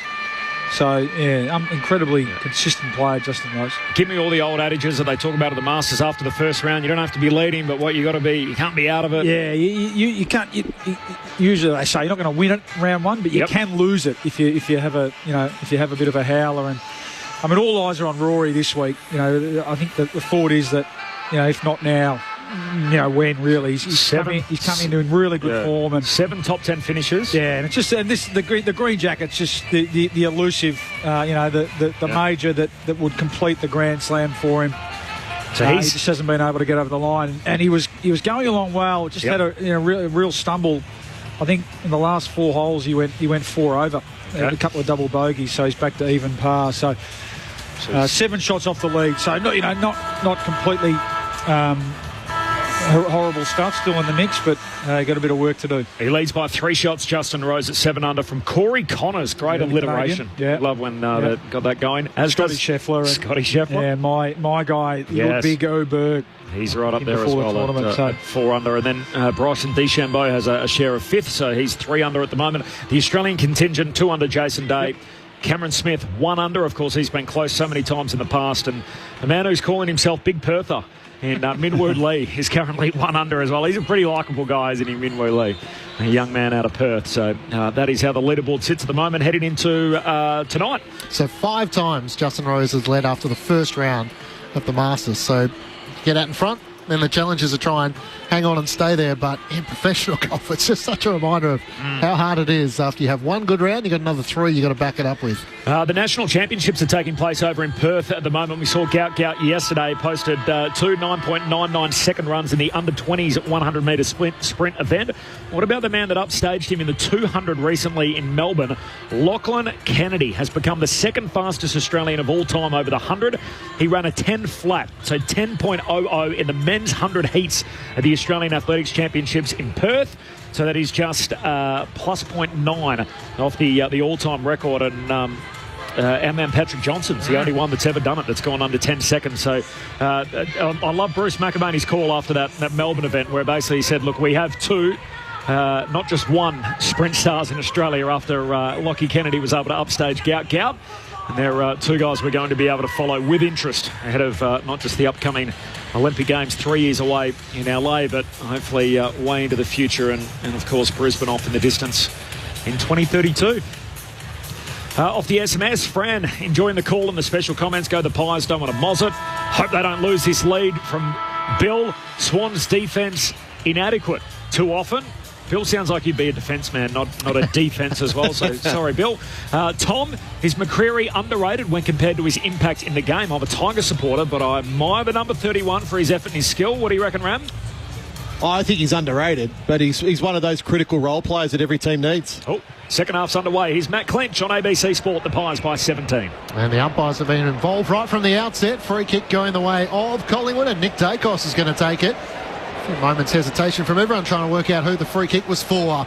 So Dacos then looks out towards McCreery on cue. He takes the mark at left half forward. It's the type of player coaches would love, wouldn't they, Bully? As he veers to the right, can he go all the way from 55? He sets flight. It's offline to the right. It stays in play as Membry tries to fend off the tackler. Needs support. Hand pass to Hoskin Elliott. Lipinski hemmed in the right forward pocket. Up towards Elliott. On the right angle as he rides on the shoulders of Bice. Didn't get that much height and through for a minor score. Collingwood lead by 17 points, opening minute of the third set. Yeah, he's a low possession, high impact player, isn't he, McCreery? And we know the pressure's the big thing that he brings to the team as well. I just think that's been a little bit down for his standards in this first month of footy, but he's been good tonight. 6 possessions, 5 inside 50s, a goal, 4 score involvements. Blakey to Rampy in the back pocket, goes long down the wing, and there's McLean, who takes the mark in front of Moore. He's a winner on grand final day the last 2 years by McCreery. He won the flag and then he won the sprint. And in 2024, which gives him 1 of each. A long kick down towards half forward, into a pack. Grundy, the intended, he's the man there for the Swans. He knocks it away into the path of Cleary. Hand pass over the top to Sheldrick. Got it to Florent. Handball to Hayward. He shoots goalward. Gee, he had more time than he thought. Way more time. And a behind for Hayward. He's got to be kicking those, doesn't he? Will Hayward a little hill wayward. And it's where you want your teammate, Braden Campbell, to tell him to steady, tell him to straighten the shoulders up. You've got more time. 17-point lead for the Pies early stages, third term. Gather round on ABC Sport. 1 goal, 2 for Will Hayward. He and Amati both kicked 4 goals last week. The kick out of defence from Jeremy Howe finds Jack Crisp. Just continues to stand in that hole and take some good marks. Game number 242 consecutive for him. As he kicks up towards Cameron. Wicks in from the side late. Gave away the free kick. Chopping the arms. Sidebottom wants the advantage. Takes it. Kicks to Elliott. Takes it running back with a fly. That's brilliant play. Still sidebottom. Forward pocket. Just the vision there. Takes the advantage. Looks inside forward 50. To put that ball in front of Jamie Elliott. Just the vision and the execution of that kick by Sidebottom was exceptional. I mean, he's 19 possessions, most on the ground, 9 score involvements. Good sides. The good sides do it so well, don't they? They seize the opportunity. Jamie Elliott with 5 disposals, 1-1 tonight from the left forward pocket. Comes in, bends it a little right to left, and in the end just grazes a post on the way through. So a couple behinds for the Magpies, 1 for Sydney. Collingwood by 18 points, 3 minutes gone. Third quarter, gather round on ABC Sport. Went scoreless last week, Jamie Elliott, in a win. First time since 2023 that the Magpies have done that. As Blakey marks the kick out and then goes long down the line trying to link up with Florin. He spills the mark over the boundary line. And we can head in that direction. Aaron Bryant. Corby, you mentioned Angus Sheldrick before. The sub for the Swans has been activated late in the second quarter. Joel Amati came off after a knock to the back of his hamstring. Tried to get it rubbed through, went down to the rooms, came back and ultimately was subbed out with that issue. The club confirming it is the right hamstring of Joel Amati. Ed Allen's the sub for the Pies. He's yet to be activated. Thanks, Az. A 3-goal lead for Collingwood from the boundary throw-in. Half-back for the Swans. They win it. Grundy to Blakey. Hand pass to Roberts. He's caught. Tackled, holding the ball. And Darcy Moore with the big win on the young Swan. In fact, it was Campbell, my apologies. So free kick going the way of Moore alongside the centre circles. They've come for you early on the SMS here, Rammer, as well, as Moore goes long towards full forward. They come from all directions, but Grundy, strong at fullback, takes the intercept mark. Still a 3-goal lead for Collingwood early in this third quarter. Grundy around the back to Witts, who kicks up towards half-back, and Bice takes the mark. Across left half-back, Collingwood by 18 points. His kick misses the target, but Lloyd has enough time to gather. Corralled by Lipinski. Turns it, comes inboard to Florent. A game of chess with Collingwood well set down the line, so Florent needs to be patient here. He can go back inside defensive 50 if he wants, and he will do. As he switches it to McCartan, and now all the way out to Brodie Grundy. So the ruckman trying to be a link up in the thread. His kick is out to Hamling. He marks it right half back, but they're no closer to goal. Collingwood move from one side of the ground to the other. So without any speed on the ball, they are hemmed in across half back. Hamling kicks long down the line. Hayward caught behind. Frampton in front, Sidebottom read it superbly once more. Clean hands, hand pass to Crisp. He kicks up towards half forward. Blakey's waiting for it. Membry shoves him underneath it, clears them. Gets to the very back where McCartan gathers for Sydney. Another outlet out of defence, kicks for Heaney. Can't take the mark. Nick Dacos couldn't take it cleanly. Scrapping for it, Jordan, his direct opponent. Becomes the tackler on Josh Dacos. Wicks' hand pass to Chad Warner. And now Rowbottom. Rowbottom along the boundary line and punched out a play by Frampton. So a boundary throw-in. He's not happy with Hayward either. Off the SMS, Rammer, no name, no pack drill. Yep. Did Ben Cameron make Rammer's golf cut? He did. The one pulled out this morning, and I rang Ben Cameron, and Ben Cameron refused to answer my call at 6:45 a.m. this morning. So until 6:45 he wasn't in, but he had the late opportunity and didn't answer the bell. Didn't answer. He was sleeping. From the boundary throw-in, Heaney wins it for Sydney. Hand pass to Warner. Turns, kicks inside the forward 50 with the climb. Corey Warner, no mark. Spills down towards Lipinski of the Magpies. Short kick. All to Sullivan, not 15. Handball away to Josh Dacos to Perryman. Slick hands. Sullivan back to Lipinski. Pies away. Just checks his kick. Goes laterally and Quaynor marks. So I think that's a little bit of both. He sort of didn't make the cut, but then he got the really late reprieve. Long kick into the front half, finds Lipinski, keeps the shift down to half forward. Great kick. Hoskin Elliott leaps up and marks just inside the 50. He was a Geelong first emergency. Hoskin Elliott to full forward. Oh, great mark, Membry. Stands in front of Hamlin, wins the one-on-one. And the man who jumps off 2 feet takes it at full forward. And I was going to mention that. I think he's the best 2-foot jumper in the competition, Membry. I've never seen anything like it. So people probably wondering, thinking, oh, everyone jumps off 2 feet. Not like this. So everyone usually have a plant foot when you leap to take a mark. Membry jumps off both feet at the same time all the time. Yeah, Joel Hamlin will want to do better there. The premiership defender had to sit on Membry and just not strong enough with the spoil. Good hands from Membry, but poor spoiling attempt from Joel Hamlin. Bang in front at full forward, and the Pies set the time to start the third. Tim Membry. He joins the growing list of goal kickers, and all of a sudden Collingwood back out by 24 points. 11-9-75, the Sydney Swans 8-3-51. 7.5 gone into third term. This is Gather Round on ABC Sport with our premiership pair, Luke Ball and Adam Ramanauskas. Just transition footy there from half back there. Collingwood defending really strongly and then spreading with that transition ball. Lipinski with his, we know his running capacity, getting involved a couple of times there, and pumping the ball forward. And as I said, Joel Hamlin won't want to see that again. He should have done a bit better. Had to get the ball to ground. Got to take the body there, don't you remember? I think not physical enough. Well done by Tim Membry, who's had a reasonably solid night. Not a heap of the footy, but 7th goal in the black and white. Have you seen him, Bully? Do you think great pickup? Yeah, I think it's forwards is going to work. Yeah, it just suits the way that this Collingwood team play. We've spoken about the way that they attack and bring the ball forward. At the moment, he's been favoured over Mason Cox, isn't he? Yeah. And we saw his worth early in the year when Brody Myercheck wasn't in the team. So, yep, good pickup considering they got him for nothing. Bounce skewed left, had to be balled up. Grundy wins down the tap, but Collingwood emerge with it. Bobby Hill, clean, slick, one-handed pickup. Kicks looking for Elliott, can't take the mark. Rampy gets a boot in there. Membry got down low, wore the contact. Hand pass to Sullivan. He's tackled. Gets a hand pass forward towards Myercheck. They're bursting here, Collingwood. Big tackle late in the end. Sheldrick brought it to an end just as they were about to fire towards goal.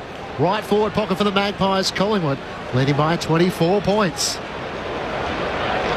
Fell behind by 28, the Swans. They did get it back to 10 points. And now back out by 24, as Clinchy mentioned. Grundy out of the ruck, kicks out of the defensive 50, but it's coming back. Quaynor takes the intercept mark. Isaac Quaynor. He's gone back with confidence. He'd be 70 metres out. Waiting for the right kick inside the forward 50, and Collingwood have so often found it tonight. Quaynor told to move it here. High bomb into the forward pocket. Myercheck the target, knocked away by McCartan. Down towards Jordan of the Swans. Hand pass to Rampy, kicks out of defence. Or Moore trying to take the juggled mark, running back with the flight. Sydney win it. Sheldrick got it from Hayward. Hand pass now out to Campbell, who's off and running. 2 bounces. Kicks from high half forward inside 50, just turns it straight over. And the intercept mark for Jeremy Howe in defence for Collingwood. I sung his praises earlier, Braden Campbell. It was just really poor. He had young Hanley, who's entitled to field, pretty disappointed there. He had the goal side. He had the slip on his opponent. Campbell, with that beautiful leg, certainly had the ability to get it over the top into space for Hanley to run onto. So missed opportunity for the Swans. Chris from half back kicks up towards McStay. Can't take them up, but does keep it alive. He blazes away inside 50, and in the end, Rampy takes the mark. It's the type of ones that normally the monitor would circle on John Longmire and be giving it to Dean Cox. I wonder who Dean Cox is now giving it to now that he has the man with all the responsibility on his shoulders. Short pass to Roberts, who takes the mark. Cross half back. Looking to try and switch it out to the eastern side of the Adelaide Oval.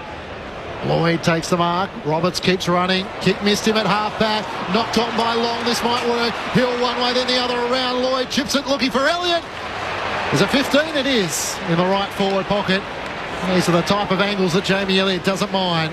He's about 5 or 6 metres in from the boundary. He'll have to kick from about 45 metres out. Well, there's spots to turn over the ball and there's spots not to turn over the ball. And that's certainly where Sydney turned that ball over, virtually dead centre half forward for Collingwood. Well, just off the back of the Pies, getting more organised behind the ball too. I mean, that first quarter, where they looked all at sea with their team defence, the Swans were able to pick their way through, and then the space over the back, whereas you called it, Clinchy, this quarter, they've worked, they've got themselves sorted, their team defence, and the Swans having trouble moving the ball. Deep in the right forward pocket, this is what Jamie Elliott does. Threads the needle for his second. And Collingwood fans know this feeling all too well. The Magpies are out by 30 points. They boot the opening 2 goals of the third quarter. After Sydney kicked 3 goals on the bounce late in the second quarter to close the margin once more. The Pies take command, 12-9, 81 to Sydney, 8-3, 51. 12 minutes gone, third term. Adam Romanascus and Luke Paul with you. Gather round on ABC Sport. It hasn't been pretty this quarter for Collingwood, but they got the only 2 goals of the quarter thus far. So to extend that lead, it feels like a little bit of now or never for Sydney. If Collingwood get the next one, it could really break the back of this game, break the back of Sydney, and then potentially blow them out. So I'm interested to see what Sydney do in this next 5 minutes. They put one behind the ball. Do they bring one extra up to the stoppage here just to try to slow some momentum down for Collingwood? 30 points, new game high, Collingwood's way, as Grundy wins the hit out back in the middle. Gather round on ABC Sport, but it's Pendlebury's old mate who gets the clearance, kicks to half forward and finds McCreery. Oh, get it in, Bo. He takes his time again. McCreery in a slow play as it's now a field up forward 50, kicks to a contest at full forward. Grundy trying to mark, can't. At his feet, Bobby Hill shakes 2 tackles, kicks goalward, his kick smothered. Nice work, Sheldrick wins the footy, now tackled by Elliott. And the ump says, I'll have it, a ball up right on the behind line, deep forward for the Magpies. They lead it by a game high 30 points. Gather round on ABC Sport. Imagine if Bobby Hill had less Sydney players to get around there and have a shot at goal. 10 inside 50s, a 3 Collingwood's way in this third quarter. Cameron somehow squeezed a kick out. Roberts has to wear the contact as Sullivan comes lurking, and the tackle also from Bobby Hill. The umpire will ball it up. Only about 25 metres out from the Magpies' goal. Cameron tried to take the ruck. Grundy laid the tackle. Blakey locks up Myercheck. Edging closer and closer towards goal. The Cathedral end. Packed on the hill in front of the old scoreboard. Thrown aloft once more. Cameron tries to flick it over the back. Long gathers. Hand pass back. Perryman set. Standing start. Fires on goal and misses to the left. They are looking in trouble, Sydney, here, because Collingwood are about to bang down the door. It's a 31-point lead. 2 goals, 3 to 1 behind so far in this third term. I was able to walk to the game today with a Collingwood premiership player in the famous number 12 in Luke Ball. As Blakey goes out wide with a kick trying to find McCartan, it's knocked out of bounds. I said to Ball as we got to the traffic lights, I said, does anyone still come up to you when you walk into a Collingwood game and say, hey, Paulie, thanks for winning us that flag and getting us through in the prelim and everything else? He said, nah, no one remembers anymore. Sure enough, almost right on cue. Some bloke comes over and says, you're my daughter's favourite player. And there she is over there all embarrassed and looking bashful as Luke Ball was happy to wave and shake some hands out amongst the good people of Adelaide up on North Terrace. 31-point lead here for Collingwood, threatening to break the game open. Sydney win a critical contest in midfield. Campbell hand pass away towards Florent, kicks out wide to half forward, and here's Lloyd. He's got it 70 from goal. Look at Collingwood scramble back now. This wasn't the case in the first quarter. This is more the Collingwood that we know when they're at their best. As you said, Rammer, work rate, but just structure, just that team defence. Roberts, long kick to full forward. They come from all directions, and Cameron's going to claim that mark. The ump says fair enough too. Takes the intercept mark for Collingwood at fullback. Hand pass to Nick Dacos, and here they go again. Collingwood off and running. Handball to Hoskin Elliott. Hand pass to Quaynor against the boundary line eastern side. Kicks up over halfway. McStay to target. Bites in the contest, and in the end, it's inadvertently socked out of play by Jamie Elliott. So a boundary throw in between wing and half forward for the Pies.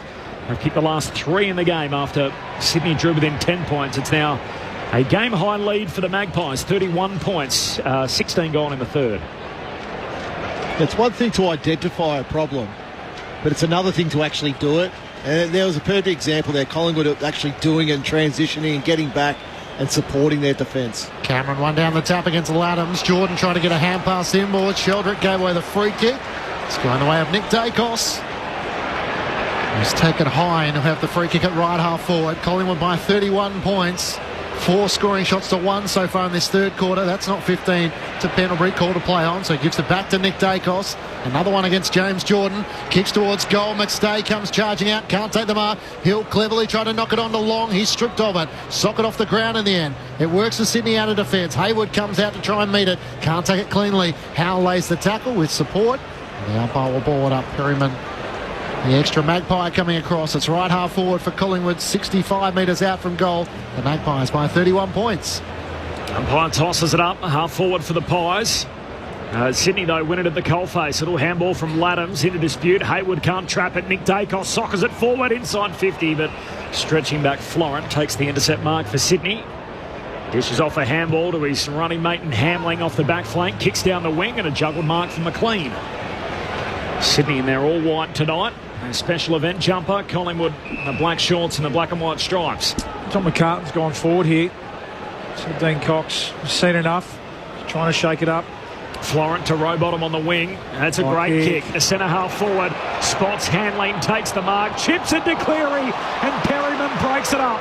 Got a spoil in there for Collingwood. Tackled by Moore. The player inside the forward 50 and the bottom of all of that. And it was the intended target in Cleary. And so we'll have a ball up 40 metres out from the Swans' goal. Desperate defence for the Magpies. Completely missed Jake Lloyd. Yep. McLean doing the ruck against Cameron. It comes down to Perryman of Collingwood. Hand pass out towards half back. Bobby Hill can't keep it alive as Sam Wicks sees him out of play. Interesting change of role for Sam Ricks, playing predominantly in the back line. Jacob Costanti last week. Former teammates. He's keen to get into Luke Parker as well when the opportunity presented. So in that role of a nuggety back pocket, trying to bring some spirit and energy for Sydney. Thrown back in. Cameron got rid of Laddams but couldn't get a clean disposal away. Heaney tries to trickle it out towards Chad Warner. Gets the hand pass away to Sheldrick. Now to Laddams. Sidesteps an opponent. Hand pass back to Sheldrick at left half forward. Drives Sydney inside 50. Crisp has to wait underneath the high ball. Didn't complete the mark. Corey Warner puts the pressure. Hanley gets it down. Heaney sells the dummy. Swings onto his left. Clears Frampton and kicks a much needed goal for Sydney. Isaac Heaney with his second. Trying to rise to the occasions as the Swans need a superstar to try and wrestle them back into the contest. Collingwood's lead is 25 points, 12-10-82 to Sydney 9-3-57. The Swans' first goal this third quarter through 19 minutes. Well, it hasn't been pretty, Rammer. Again, they're really struggling to find a mark. The Swans inside 50. We know Amadi hasn't been out there, but he was struggling, in that first quarter and a half as well. They've swung Tom McCartan forward. As we look down now, he's going down to the goal square. Really struggling, since probably halfway through the second quarter to find a mark and a decent shot inside 50. So that time was a little bit of brilliance from Isaac Heaney, who's having to do it in the middle of the ground and forward at the moment. And they're missing opportunities. It doesn't help, does it, Rammer, when they're missing opportunities like they had before. Correct. Jake Lloyd streaming forward. Just hanging in there, though. Can they get two in a row? Pies by 25, gather round on ABC Sport. Ruckshire at the middle, comes down to Long. He spins onto his preferred right boot, driving kick inside the forward 50. Membry leaps up, no mark, spills through to Myercheck. He fumbles it back to Membry. Got it away to Sullivan. He's tackled, lost it. Bias, hand pass into dispute. Comes out to Hill. Hill's handball finds Membry, shoots goalward but misses. Cheers. Whenever Bobby Hill goes near it inside that forward 50, it feels like something's about to happen. Collingwood by 26 points as we tick into time on in the third. Bice ready to bring Sydney back into play as he looks at options. Call to play on, so we'll head out in the middle of the ground in the end. That's a risky kick looking for Hayward. He's outnumbered. Darcy Moore brought it down to Long. Hand pass away to Josh Dacos. McCreary through traffic. Swings onto his right. Winds up and goes long from 50. Straight back over the Sydney defenders' heads as he puts through his second. And the Collingwood midfield like that. Now there's a bit of pushing and shoving going on the afters as well. Isaac Heaney may be being told about it. Brody Myercheck's involved. And now the players do head to their respective positions for the ball up. Collingwood by 32 points. They immediately answer the Isaac Heaney goal at the other end. 13-11-89 to the Swans. 9-3-57. Gather round on ABC Sport. Adam Ramanauskas and Luke Ball. That was a poor decision by Riley Bice there on the kick out. Goes to a 2-on-1. Will Hayward v Darcy Moore and Josh Dacos. And Darcy Moore was always going to bring that ball to ground. So ball comes to ground and McCreary's onto it for a really long goal, really nice goal. But They needed to settle there, Sydney, rather than trying to go for it in that moment. New game high, 32 points, Collingwood's lead. Cameron wins it down, row bottom for the Swans. Hand pass to Sheldrick, who fumbles, and he's tackled by a side bottom. How far was the Macquarie kick? Not as far as his wind-up, was it? 53, I reckon. Up it goes. Cameron palms it down again for Collingwood, but his opposing ruckman Laddams wins it. Turns, kicks to centre half forward. Hayward the target. In the end, he's forced to spoil it away. Cleary hunting out after it. Paddles it close to the boundary line. He's got Perryman for company. Cleary wins it. Handball away towards Grundy to Lloyd. Back by hand to Riley Bice. He's a good user. In the end, he gives this some air. Kicks in a Moore direction, and that's dangerous. Darcy Moore takes the intercept mark. Halfback for Collingwood lays it off by hand to Josh Dacos. He's able to come to a complete stop as he chips it out to Maynard. He marks in the left back pocket. Waits for options to present. Works it wider still, and Jeremy Howell takes the mark. Mentioned Rammer because he started winding up about 65 out, but he gained another 10 metres and in the end got closer to goal than probably what he imagined he would. Howell at left half back kicks Collingwood around the wing. Mychek works his way to the front and takes the mark against Hamling. Collingwood by 32 points. Sydney need another one of those spirited fight backs as we saw in the second quarter, as it's just starting to slip out of reach. Mychek onto his right-hand side, sends it in the direction of McStay, works his way to the front against Rampy, and this time takes the mark. Good set of jukes, he turns inboard, kick is over the head of Perryman, it might not work, and Sydney take it back through Hayward. Hayward, handball away towards Heaney, he's off and running, Swans are out downhill, turns, kicks in the direction of McLean, who backpedals and marks. And Hayden McLean's got it, right half forward for the Swans. Wrong decision, poor execution by Dan McStay. 3 goals in the 2 games he's played so far, Hayden McLean. He's got a chance to give himself 3 for the night. Just caught on the turnover on that occasion. The Magpies. Your thoughts on the SMS, 0437 774 774. It's Hayden McLean trying to keep this interesting. He moves in on the drop punt, looks pretty good. He's got it there. He's got 3, and the Swans hang about. 10-3, 63 Sydney. They trail Collingwood 13-11, 89. 24 minutes gone in the third term. Collingwood by 26. Aaron Bryans on the boundary. Corby, we've seen some funky old signs through the years in the AFL from the benches. I think fried noodles is one of my favourites. Collingwood have one that's exactly their Guernsey, 22, still side bottom's number, and a football on it. They decided to throw that up in the middle of that play, and still side bottom got totally lost, and that's why Isaac Heaney was able to break away through the middle. The distraction certainly caused him some frustration. Not entirely sure what it will mean in the long term, but the runners have got out to him, and since that play to relay the message, and it looks like he's headed to half back. Yeah, that might be it, I think. Yeah, just trying to think. Remember, as Aaron was talking through then what it could mean. Yeah, slow it down maybe. As a reference to maybe speed or lack thereof. I imagine it's getting behind the ball, I imagine. Back in the middle of the ground, Pendlebury gets the clearance for Collingwood, but Grundy picks it up first. Hand pass too slick in the end for Lloyd. Roberts tries to clean it up, gets it to Cleary. Sydney around the outer wing, out in front of McLean, sliding in on his knees. Didn't hang on to it.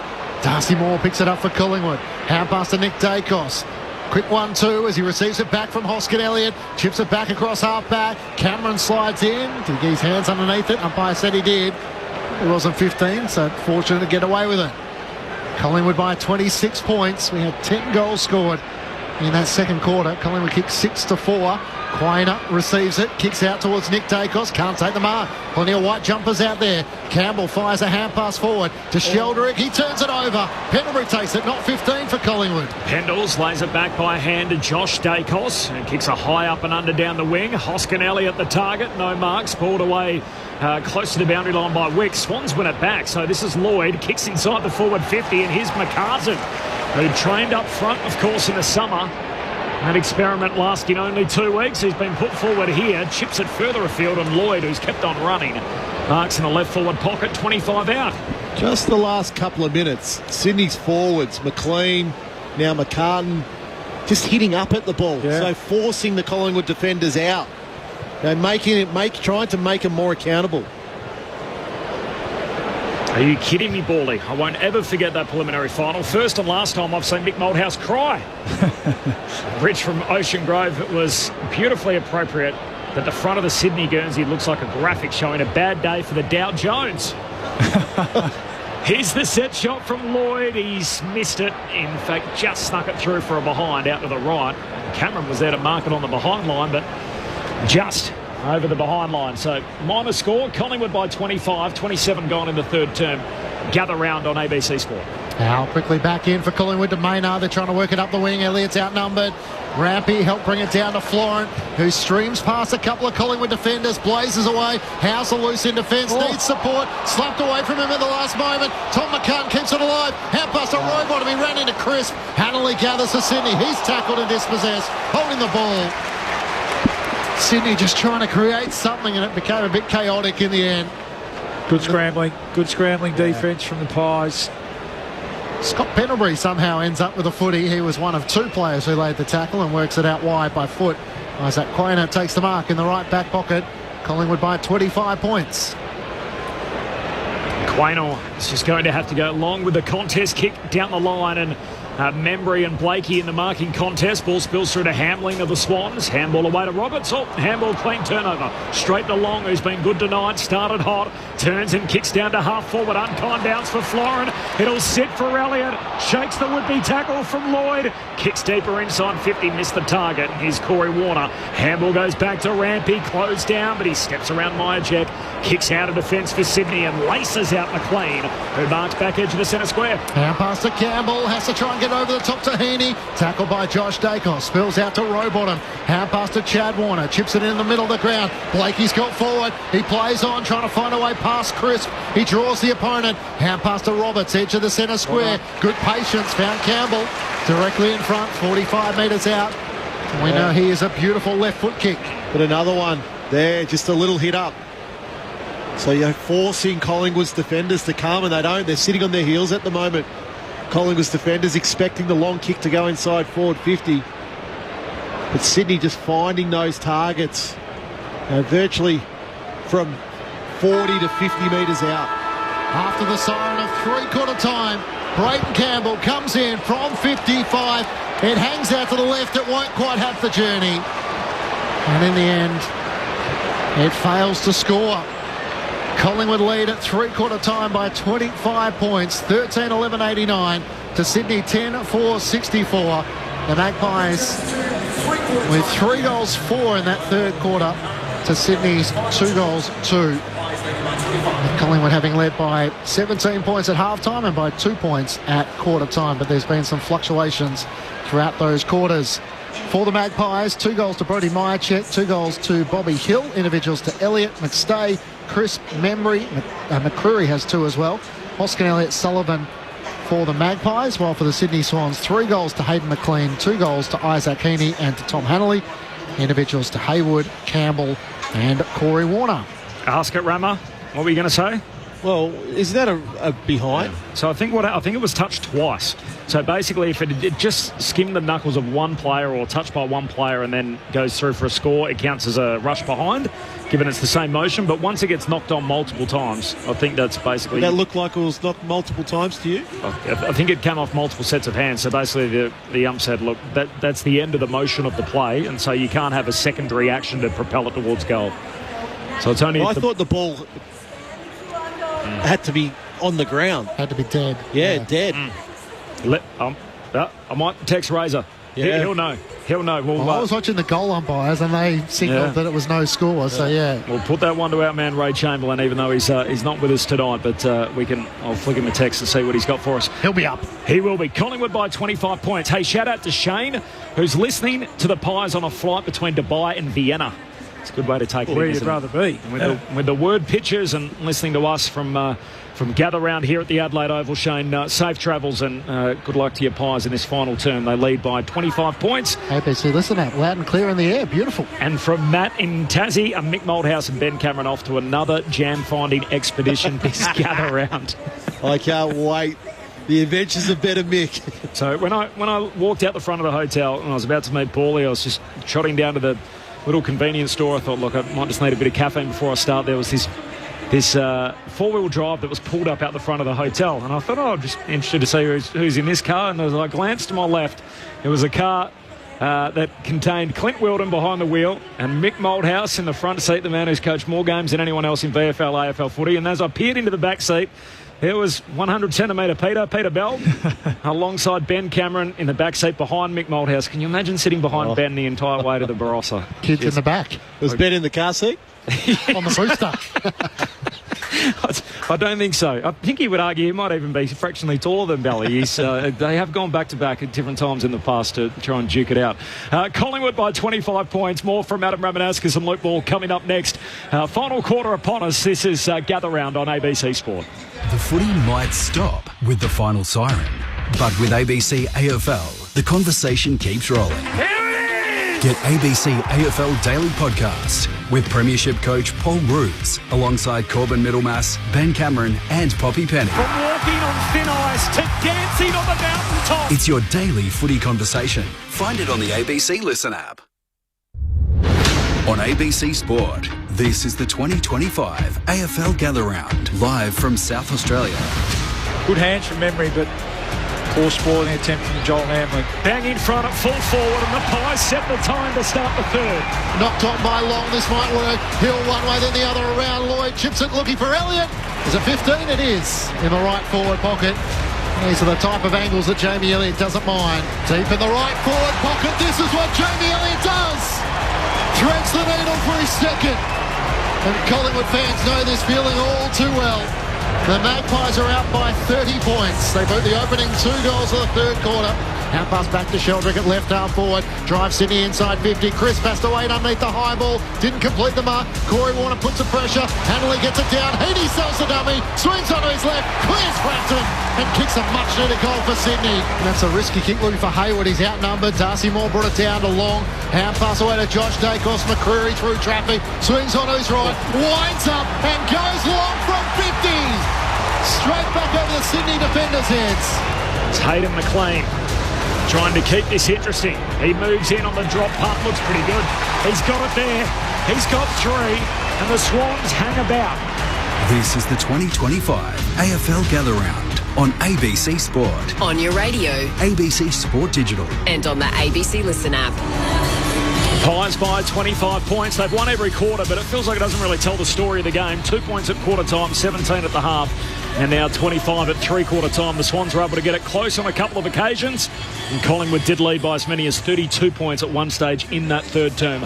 Pies by 25. The thoughts of our premiership pair, Adam Ramanaskas and Luke Ball. Well, it was really a quarter of transition football from both teams, and the reality of that is whoever transitioned the ball better would score. So it's not by any stretch of the imagination a really contested game of football out there tonight. It's about turnover and then it's about moving. So what Sydney did later in that quarter, they started to draw Collingwood's defenders out. So Collingwood's defenders were sitting on their heels, sitting back. Sydney bombed the ball in. Jeremy Howe, Maynard, Darcy Moore marked the ball, and then away they go. But just late in that quarter, McCartan, McLean, Braden Campbell there at the end, just getting those short hit-ups, really forcing us. So they've got to continue that to start this quarter. Now, what do we got? 25-point margin. So it's definitely doable, but it's just how quickly they can do it. Yeah, it's been momentum, hasn't it? It's been a game of movement, and then who can capitalise when they have it. And really, since quarter time, Collingwood, when they've had the upper hand, have looked a little bit more dangerous going forward. It's been hard work both ways, but Collingwood were able to capitalise more that quarter. Swans just finding ways to miss opportunities going forward, other than when, say, Heaney gets on the end of it. So he needs a bit of help this quarter. Heaney can't do it all by himself. Swans certainly need the first goal of this final term, a 25-point deficit as Heaney picks it up out of the middle and goes bursting away from the ageing Pendlebury as he kicks inside the forward 50 for the Swans. Hayward competes in the air, no mark, spills down to McLean, handball to Cleary, slick hands, got it away to Jordan, he dropped it. Picked up by side bottom for the Pies, he kicks out to half-back, Hill with the fancy footwork, got it to Elliott, hand pass to Nick Dacos, handball to Hill, he's met solidly, and Wicks locks him up. We'll have a ball up on that eastern wing here at Adelaide Oval. Of course, the ground running north-south. It is Collingwood by 25 points, a little different to what we're used to at the G. This is Gather Round on ABC Sport. Cameron wins down the tap. Side bottom can't wrestle it away. Aaron Bryans is on the boundary for us tonight as... Clinchy, still no movement on Collingwood sub Ed Allen in his fourth game tonight. But the curious case of Joel Amartey, those who are with us throughout the night, I mentioned it was a contact injury when he came off. He wanted to come back on, grabbing at his right thigh or hamstring area. The club pulled the trigger very quickly and subbed him out for Angus Sheldrick. He's got a compression bandage on, no ice. So it does look like it is a knock and a corky rather than a hamstring, which means he could be available when the Swans host Port Adelaide next week. All right, thanks, Aaron. Myercheck got a free kick, choppy in the arms, kicks into the pocket, looking for McStay. He can't complete the mark and it goes out of play. Corky in the hamstring. Yeah, he's all over it. I mean, the treatment, you would really have a compression bandage on, wouldn't you, if it was a tear? Or you wouldn't, or you would? You wouldn't, would you? Yeah, you would. Yeah. You wouldn't have ice on there? You'd have both. Yeah, the old ricer. Thrown in, Grundy wins it down. Nick Dacos' hand pass to Lipinski to Myercheck. Lipinski kept running the boundary, opens up the angle, fires across the face of goal, and in the end kicks it out on the full from the left forward pocket all the way to the right forward pocket. And a free kick going the way of the Sydney Swans. Also saw on that monitor a shot of Errol Goulden, who had the headset on tonight, sitting on the bench. Did you ever find that beneficial, Rammer, when you weren't playing? Different experiences? No. I didn't think so. I just want to play. Yeah, Pice out of defence. Kicks Sydney to half back. Hayward has an arm pinned. He's under pressure. Umpire almost went to blow his whistle. It comes out in the end. Sheldrick gets a hand pass. Running the boundary is Tom McCartan. A good set of heels as he kicks inside 50. McLean's out the back. He dropped the mark. He did all the work to get it to him and he couldn't hang on. Darcy Moore drops it out for Collingwood. In the path of Sidebottom, has to wear the tackle. And the moment is lost for the Sydney Swans. Tom McCartan did so much right. Did everything right. He's dropped a few marks tonight. Yeah. McLean, hasn't he? I did sit in the box a couple of times with Sheeds and I came out of there more confused about football. Cameron grabs it out of the ruck, tries to kick it away. Pack forms behind him and Hayward in the end extracts the footy. Kicking hope inside the forward 50 and it's taken by Corey Warner but touched off the boot. Gee, that was a tough call. Looked like a genius move from Hayward. In the end, we got a stoppage deeper forward for Sydney. Inside their attacking zone, kicking to the Cathedral end final term. Lipinski tries to clear, kick smothered. Moore wins it. Hand pass away to Howe. Dishes it off by hand to Crisp. Off the back flank, kicks down the wing, turnover. And Riley Bice, the boy from the Albury Tigers, takes the intercept mark. He's a good user. He stabs his left-footed drop punt. Turns it over right on cue as Perryman does well to intercept. Has it at half-back for the Magpies. They lead it by 25 points. 3 minutes gone in the final term. Gather round on ABC Sport. Perryman goes short to Scott Pendlebury running into space. Position number 22 come out for him. Nick Dacos leads the way with 24 for the match. Long with 23. 21 for Heaney and 20 for Grundy. Speaking of Jack Crisp, here he is on cue as he takes the mark. Gestures with his fist as to where he's going to send it up towards McStay at half forward. He just got a couple of metres on Rampy and takes the mark out in front of him. A perfectly weighted kick. He swings back onto his right. Elliott's leading in the pocket. The kick is too wide for him. It lands just on the paint of the boundary line. So boundary throw-in rather than out on the full. But Elliott has his hands on his hips just a few metres too wide. Well, he was out too. I mean, McStay rolled around onto his left foot. I don't know what he was waiting for. Elliott was out the back in 20 metres of space. 25-point lead for the Pies. Early doors final term. Gather round on ABC Sport for the boundary throw-in. Bice ends up with it. He's tackled. Just have to find a way to get the first goal. The Swans don't they? You get the feeling if the Pies get one here, it's going to make it very hard. Half forward for the Pies. Cameron grabs it out of the ruck. Kicks Collingwood inside 50, but Lloyd set up, takes the mark in the back pocket. 25-point deficit. Did trail by as many as 32 in that third quarter. As Lloyd swings it from one pocket to the other and finds Wicks. Still inside the defensive arc. Wicks for Sydney. Goes long down the wing. Cleary with the climb. Up in front, Maynard wanted a free. Not forthcoming. Socket inside by Sullivan. Hand pass missed the target for the Swans. Chad Warner cleans it up. Took on a couple. He was taken high. The tackle from Maynard and Chad Warner's going to get it defensive side of the wing. So Collingwood by 25. 5 gone final term. Warner elects to give the hand pass to Campbell. Sydney gain territory to Jordan on the wing. Chips it over the top to Heaney. Between wing and half forward on the far side. He looks into the pocket, tries to pinpoint a pass to McLean. Darcy Moore somehow got a fist in there. A great spoil from the Collingwood captain. And the umpire says throw it in. He's got to take that out in front. Made him clean. Well, he's been dropping chest marks, so you might as well get your hands out the front and give yourself a chance to mark it, Hayden. Goodness me, he couldn't have hit that any better. That kick from Isaac Heaney. Just a little insight into the mentality of it all and maybe the confidence of Hayden McLean as Jordan's kick along the ground. Well, he's kicked it well, hasn't he? I mean, some of his set shot.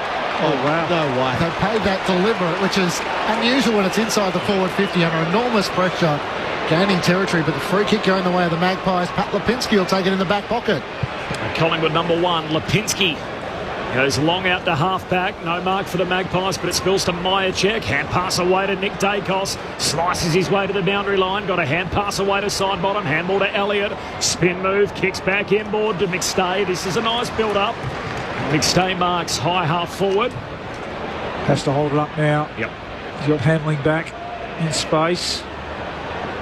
The oldest team in history last week. They made some changes. A few of the old boys came out through injury, so a little younger this week. Gives it to Lipinski. Kicks inside the forward arc. Crisp collects and tackled straight away. So for those of you thinking that naturally, if they were a week older, they'd be now the new oldest team in history. Not quite the case. Young Allen is the sub tonight. Gives them a few more years to work with. And on the younger side at just 20 years of age, that's Ed Allen, son of the Hawthorn Premiership player and former Fremantle captain Ben Allen. Another stoppage inside the forward 50 for the Pies. Ruck share it down. Cameron tackled, dispossessed. Bobby Hill handball out to Pendlebury in traffic. Got it out to Nick Dacos. Close to the boundary line, trying to turn Jordan inside out. Got it away to side bottom. Great hand pass Lipinski to Bobby Hill. Dancing in the pocket. He snaps over his shoulder but misses. Behind for Bobby Thrill, so Collingwood by 27 points, 7.5 gone in the final term. This is Gather Round on ABC Sport. As the Swans try and quickly move it from fullback. Mice out to Campbell, marks at left half back. Collingwood. Scoreboard too quick for me, Quenchy. 26 points, Collingwood's lead. Out towards half forward, and that's too wide for Tom McCartan. Out on the full, free kick going the way of the Magpies, and Jeremy Howard taking it right half back.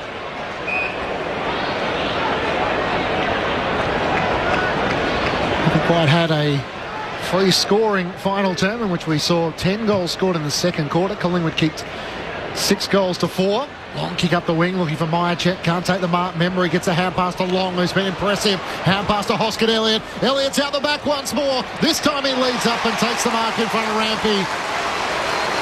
Got the defender second guessing. Thought he was heading back towards goal, and then he led up at the kick taker. In the end takes a good mark in the right forward pocket.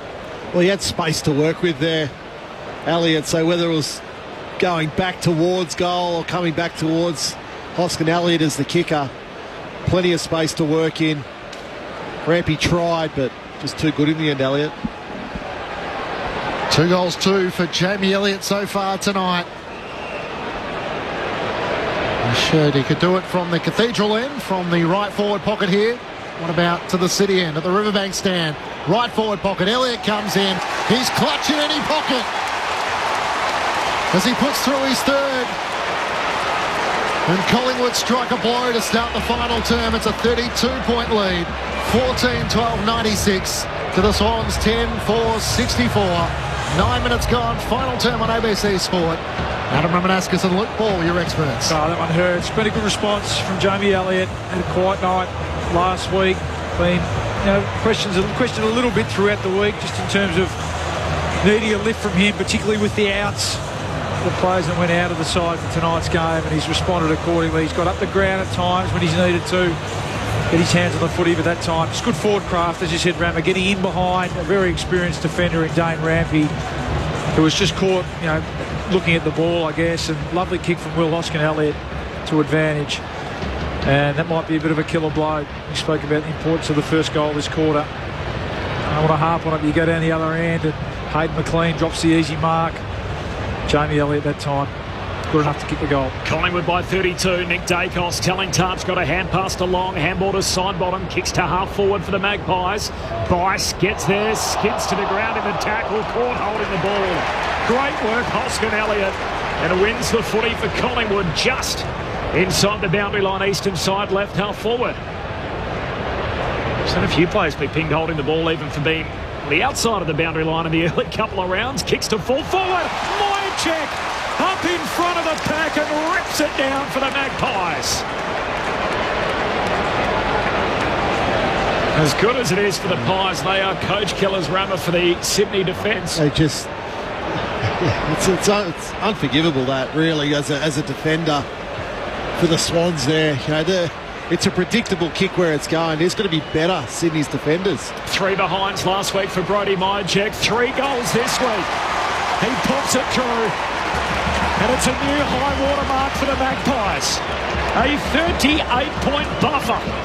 And we're only a dozen minutes into the final term. Collingwood 15-12-102. Sydney 10-4-64. 38 points the Magpies way as the Collingwood chant starts up around Adelaide Oval. Well, he made the call, Dean Cox, didn't he, to switch Tom McCartan forward just before three-quarter time.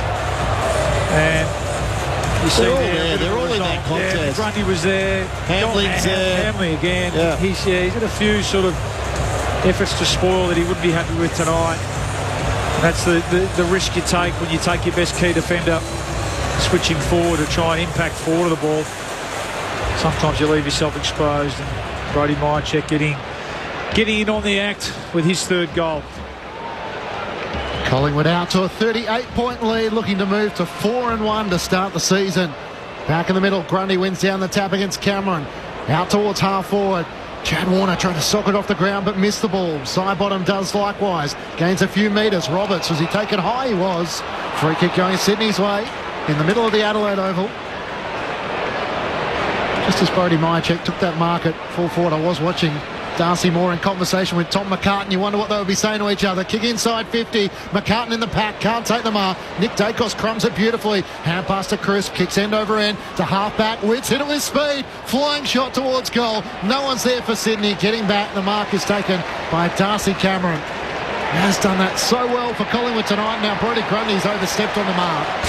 So the easy relief for Collingwood, and a few Magpies fans leaning over the fence, giving a round of applause. Not a good spot to give away. 50 was it? Front of the Magpie cheer squad. Brodie Grundy against his former side as the kick to Long. They're out here again once more. Kick is wide of Sullivan, looking for Membry on a long lead. Bounces off his heels, spins out in front of Bias. Collingwood regather. Myercheck tackled, dispossessed. Chad Warner was trying to do the umpiring as well. The umpire says ball it up. He thought it was holding the ball. Ball up 45 metres out from Collingwood's goal. Doesn't usually end too well, does it? Our players trying to intervene. Collingwood in control here as Grundy just whacks it close to the boundary line, and Nick Dacos trying to pull up just inside the boundary line. And he's going to get a free for a push. It's a free kick for push in the back. I don't think we're doing that anymore. I mean, hard to come by in the first couple of rounds that push in the back frees, but Nick Dacos has earned one. James Jordan giving him a shove close to the boundary line, penalised. Nick kicks inside 50. Membry the target over his head, hitting up to meet it. McStay copped an unkind bounce. Hamlin gives it to Bice, spins out of trouble. Sydney back with it. Last line of defence, Lloyd handball away to Wicks. He kicks out to half-back, floating through Maynard, no mark.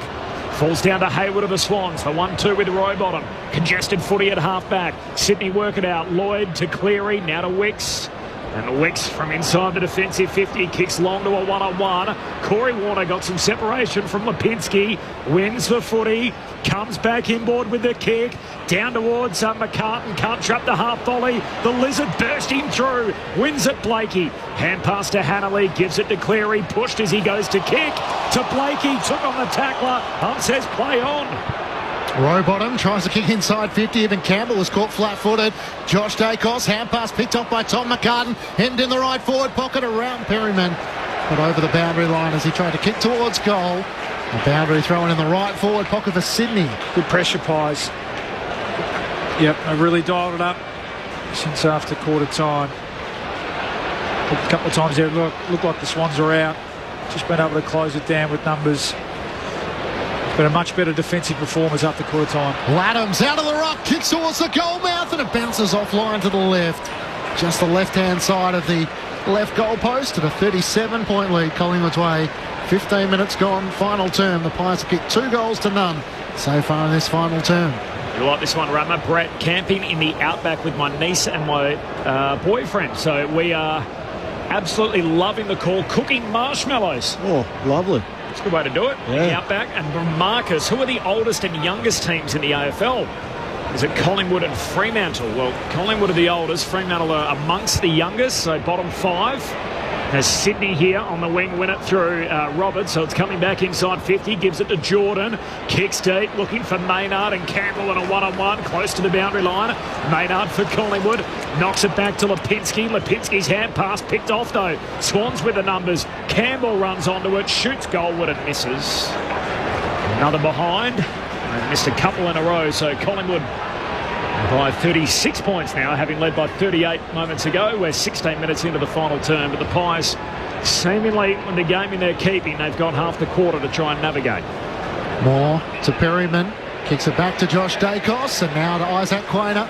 This kick to Maynard, had to gather on the bounce around row bottom and down low for Nick Dacos. Aaron Bryant's on the boundary. Clinchy Collingwood have activated their sub-4th gamer and first-round pick Ed Allen in. Jamie Elliott out tactically ahead of his 200th game against the Lions next week. Doesn't that all of a sudden become a big game against the Brisbane Lions on that Easter Thursday?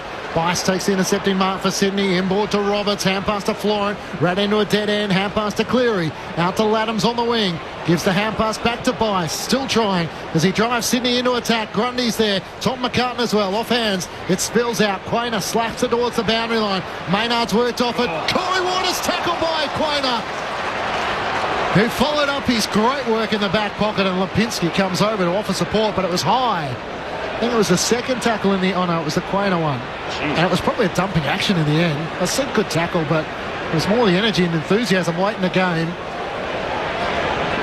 Corey Warner is up against the boundary line in the Eddie Betts pocket to see if he can do what Jamie Elliott was able to do. The brother of Chad in the right forward pocket. Corey Warner, he's shown he is capable. He opens up the angle. It's a nice strike. He flushes it straight through the middle. Corey Warner with his second.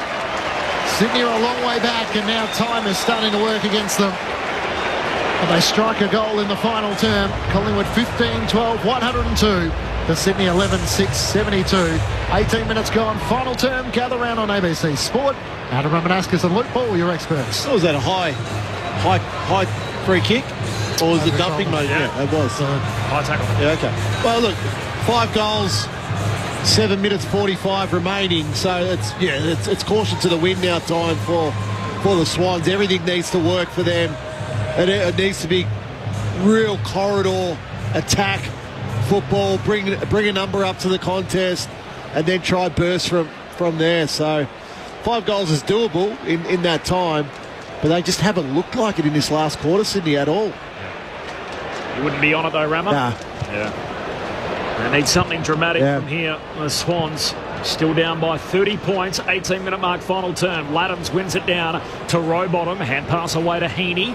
Heaney sweeps a handball back in the middle of the ground for Florent. Handball away to Rowbottom. Decided to knock it on rather than grab possession. McCreary goes and gets it. He's caught in the tackle. Heaney got it out for the Swans. Florent clever. Hits it over his head. Away to Laddams. Hand pass away to Chad Warner. Gives it to younger brother Corey. She kicks for the goal face again, and Quainer just got back in time, able to take the saving mark at fullback.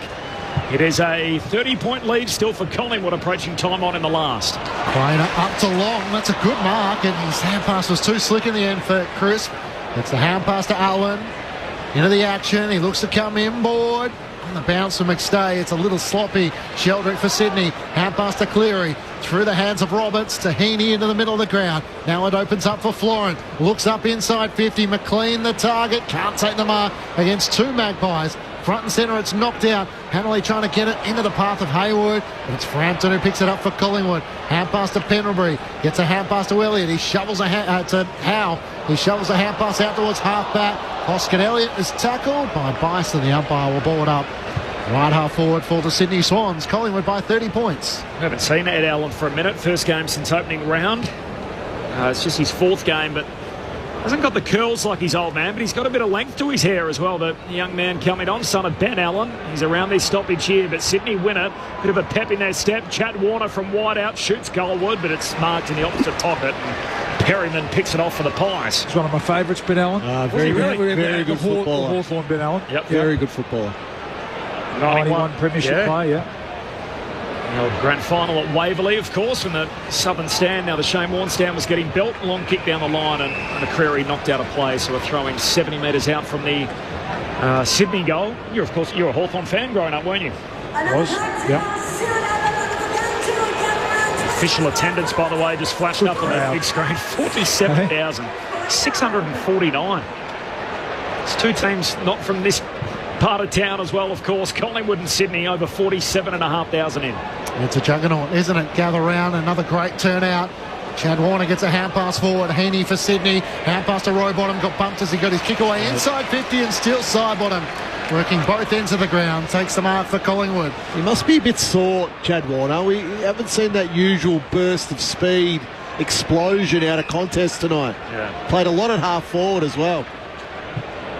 Out to Jack Crisp at right half back, kicks up towards McStay and Laddams. Spoiled down, Roberts a hand pass inboard to Sheldrick, knocked away by Pendlebury. Spills off Florent, back to Sheldrick. Hand pass to Hayward, fires it to Warner at half forward. Looks into the pocket, kicks out in front of the leading Tom McCartan, can't take the mark. And Crisp emerges with it. Hand pass to Quainer, back to Crisp, too sharp for him. Roberts almost tackled by Elliott. Did he fall in his back play on Sakul? Howe with a clearing kick.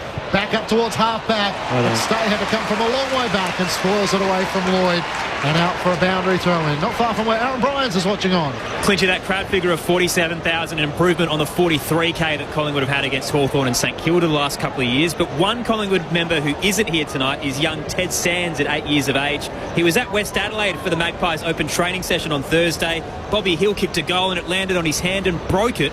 Unfortunately, he's at the Women's and Children's Hospital and has had to miss out and will head back to Ballarat tomorrow. Well, that's no good at all. I'm sure Bobby Hill will be making that young Magpies fan stay in the coming future. A little make-up moment for him. But fast recovery to young Ted. Memorable one, please. Yes, absolutely.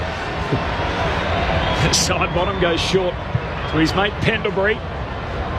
Game 309 together tonight as that record continues to extend. The all-time most games played by a duo. That ball's out of play. In fact, it's out on the full. No, they've both been great tonight too. Certainly side bottom across the four quarters, and Pendlebury's worked his way into the game. Pendlebury's rebound 50's coming back, so Bias takes some ground, kicks to the hot spot. Frampton just knocks it away for Collingwood. Down into the path to Cameron, kicks out of defence. Hoskinelli at the target, broken up.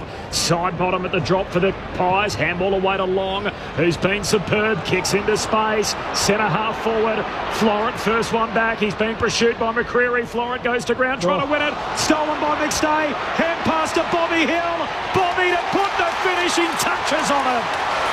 Knocks it through for his third of the night. And the Pies are in for a happy night in the city of churches. It is Collingwood by 36 points. 16-12-108. Sydney 11-6-72. Gather round on ABC Sport. It's had a good night, Bobby. Yeah. I mean, the stat sheet only shows he's only had it 11 times, but it's felt like he's had a big impact, hasn't he? Right from that, he kicked the first goal of the game. He's been on top of the ground. Active. Yeah, he has, as he's been lively. He's had a pretty tight opponent in Sam Wicks with him all day, but he's just looked like, and you've called it a few times, Corb, every time he goes near it, it looks like something's going to happen. And sometimes it's just a tap of the foot, isn't it, or something clever that doesn't go onto the stat sheet. But well done to get his reward as well. It's been a good return, hasn't it, from the Pies small forwards, with Schultz going out, who's probably been the most in form coming into this game. Elliott 3, Hill 3, McCreary's kick 2. Nice return. Luke Ball with you on ABC Sport. He's at that stage of his career, Bobby Hill, where he strikes fear into defenders. Long gets a clearing ball for Collingwood. Kicks out towards Pendlebury. Can't take the mark. Gathered at half by Corey Warner. Might have hurt a finger in that process. In towards brother Chad in the middle of the ground. Can't take the mark. Maynard gets it out to Josh Dacos. Hand pass chopped off by Rowbottom to Sheldrick inside 50. Tom McCartan can't take the mark. Second bite, can't hang on to it. Darcy Moore slipped over. McCartan tries to throw a boot at it. It's rather ungainly in the end, and Collingwood clear. Moore, hand pass to Nick Dacos, turns and comes inboard to brother Josh Dacos, not 15. Back to Darcy Moore, clearing kick up to the wing. Membry on a long lead, he takes the mark in front of Hamling. So get up, retrieve the footy from underneath the advertising hoardings and take his kick. Tim Membry. Just have not been able to find a mark inside 50, the Swans. And when they have, they've dropped it. Yeah. Membry goes long down the line, and there's Blakey able to pick it off for the Swans.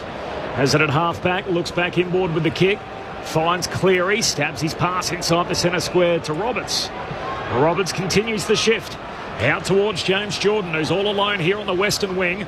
Broadcast side, handball away to Wicks, breaks the would-be tackle from McCreary, kicks inside 50, Moore just punches it away, and Collingwood a chance to rebound. Crisp, hand pass away to Lipinski, goes long to Bobby Hill, he marks it high half forward. He wanted to take him on there. Desperately hanging on to him, trying to not expose him. Swings onto the right. McStay one-on-one against Blakey. In the end, getting back was Hoskin-Elliott. He probably added an extra body there. The reinforcements re-arrive. Jordan gets the hand pass away. Cleary through the middle of the crowd. It opens up a bit now. Chad Warner takes the mark. Hand pass inboard to Wicks. He can link it over the top to Grundy. At half back to Blakey. Fires a hand pass forward to Campbell. He has to wear the tackle here as he's dumped to the turf by Josh Dacos. And the umpire circles and will ball it up. Collingwood by 36 points, 16-12, 108 to Sydney 11-6, 72. Gather round on ABC Sport. Swans about to go 2-3 to start the season. An Easter Sunday date with Port Adelaide. Their next assignment, of course, a rematch of last year's prelim as Rowbottom gets the clearance, but straight to Frampton. The premiership defender, of course, a feel-good story that year. The late call-up for McStay. He goes wide to Quaynor. Quaynor kicks down the wing. And McCreary gets around his would-be tackler in Sheldrick. Long kick to half forward. McStay the target. Offhand spills down to Hill, but a shove going against McStay. And a free kick for Hamlin at half-back. Sigh of relief for Dane Rampy. There's no way he was going to catch Bobby Hill there. As Clinchy mentioned, a Holy Thursday date for Collingwood against Brisbane, that traditional fixture up at the Gabba. Pies will fly to the Gold Coast tomorrow. They'll spend the week on the Glitter Strip before driving up to Brisbane. Rampy up towards McLean, flying back with the flight, couldn't hang on. Hayward off the outside of the boot, kicks to half forward. Campbell takes the mark. And McCartan's in the pocket. Campbell's looking to centre it, and he's good kick as he finds Sheldrick just out to the left. He'll kick from about 35 metres out. He's been okay, Sheldrick, since he came on. He's certainly done his job as the sub, but just an example there. We just haven't seen enough of that, remember. Haven't been able to pierce. No. Certainly after quarter time, Collingwood, credit to them, they've really stiffened up their team defence. Swans haven't been able to find decent shots at goal. Came into the match for Joel Amati in the second quarter. Angus Sheldrick comes in and does his bit. Steers through another goal for the Sydney Swans. Sheldrick with his first. He kicked a goal last week as the sub against North Melbourne, so certainly posing the question for the coach to give him a little bit more game time. Collingwood by 30 points, 16-12, 108. The Swans 12-6, 78. And that inside 50 count is 56 to Sydney, 54 to Collingwood.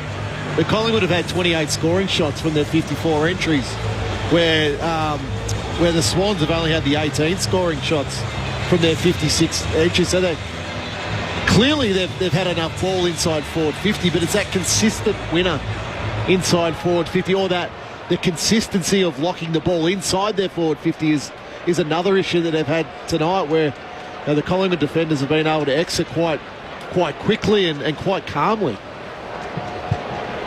30 points, a margin Collingwood's way in the waning moments. And the Pies really nursing this lead in the final quarter.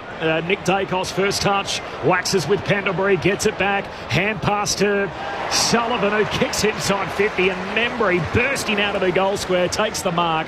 40 from home, he'll kick just left of centre. There's a difference there. Collingwood straight out of the centre bounce there. Just Membry on an easy hit up from Sullivan. Dacos again. The banner said it at the start of the night, and it proved to be the case in the finish. They are the Pies of South Australia, 10 in a row in the city of churches. And now for the exclamation mark, the drop punt after the bell. It'll be a behind. It won't matter. It's a black and white night for the Magpies. They win by 31 points, 16-13, 109 to Sydney, 12-6, 78 in front of 47,500 at Adelaide Oval. And a little slow on the trigger too to pump it away. Time to sing along for the Magpie Army.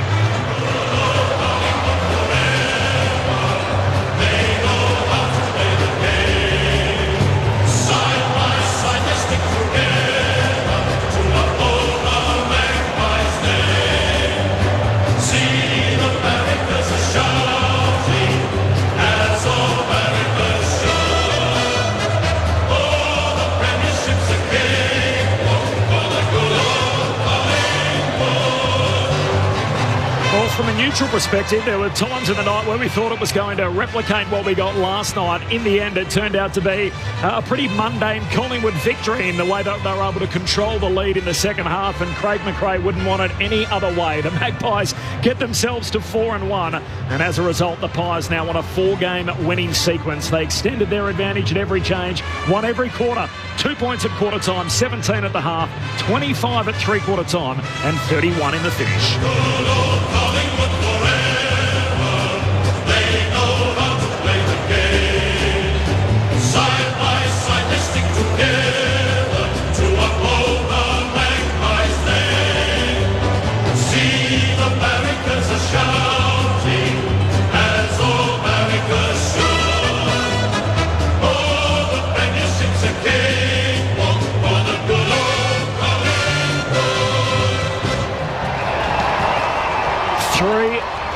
On the bounce for Collingwood leading in. They extend that advantage to make it 4 straight victories after dropping that game in opening round, and Collingwood up and about in the season under coach Craig McRae as they head for the 2023 grand final rematch, and the date with Brisbane, of course, the last 2 premiers to meet to open the Easter weekend starting on Holy Thursday. Collingwood by 31. The goal kickers, 3 for Elliott, 3 for Hill, 3 for Myercheck, a couple for Beau McCreary, and then singles for McStay, Crisp, Memory, Hoskin, Elliott and Sullivan. Meanwhile, for the Sydney Swans, Hayden McLean kicked 3, Heaney kicked 2, as did Corey Warner and Tom Hanley. Singles for Haywood, Sheldrick and Campbell. The Pies by 31 points. In the end, it wasn't nearly as dramatic as what it threatened to be at times. Luke Ball and Adam Ramanauskas on ABC Sport. No, they blow out their average winning margin, don't they, from under a kick. And, yeah, it did. Yeah, it's a pretty good summation, Corb. It did feel pretty comfortable after that quarter-time burst that saw them shoot out to a lead. And there were periods of the game from then on where the Swans had a bit of momentum, but it just felt like they didn't have any really effective avenues forward of the ball today. At times when they did move the ball okay, they dropped marks or choose the wrong option going forward, and it was really hard work for them to score. And I thought part of that was due to Collingwood fixing their sort of team defence after quarter time. They were a bit all at sea early, but they fixed that sort of structure that we've become accustomed to seeing from them over the last few years. It makes them really hard to score against when they're going well. And the Swans, quick ball went through the middle. They were able to close that down, and from then on it was a pretty sort of workmanlike performance. You mentioned that the goal scorers was a nice even spread. I thought they had across their front half. Good to see Jamie Elliott get back on the scoreboard. Thought Bobby Hill was really lively, set the game up early and finished off his work with 3 goals as well. Myercheck kicked 3. And they had really good contributions from the players they brought into the side. There was a bit of a question mark around how they would cover for some of those bigger names that went out last week, but I thought Ned Long was almost best on ground. Really, his first quarter he was unbelievable. Played like a guy who's been sitting there with the green vest on, chomping at the bit for a month. Let me at him, coach. And he started in the centre bounce and set the tone with his attack on the footy early. He won hard ball. His clearance work was unbelievable.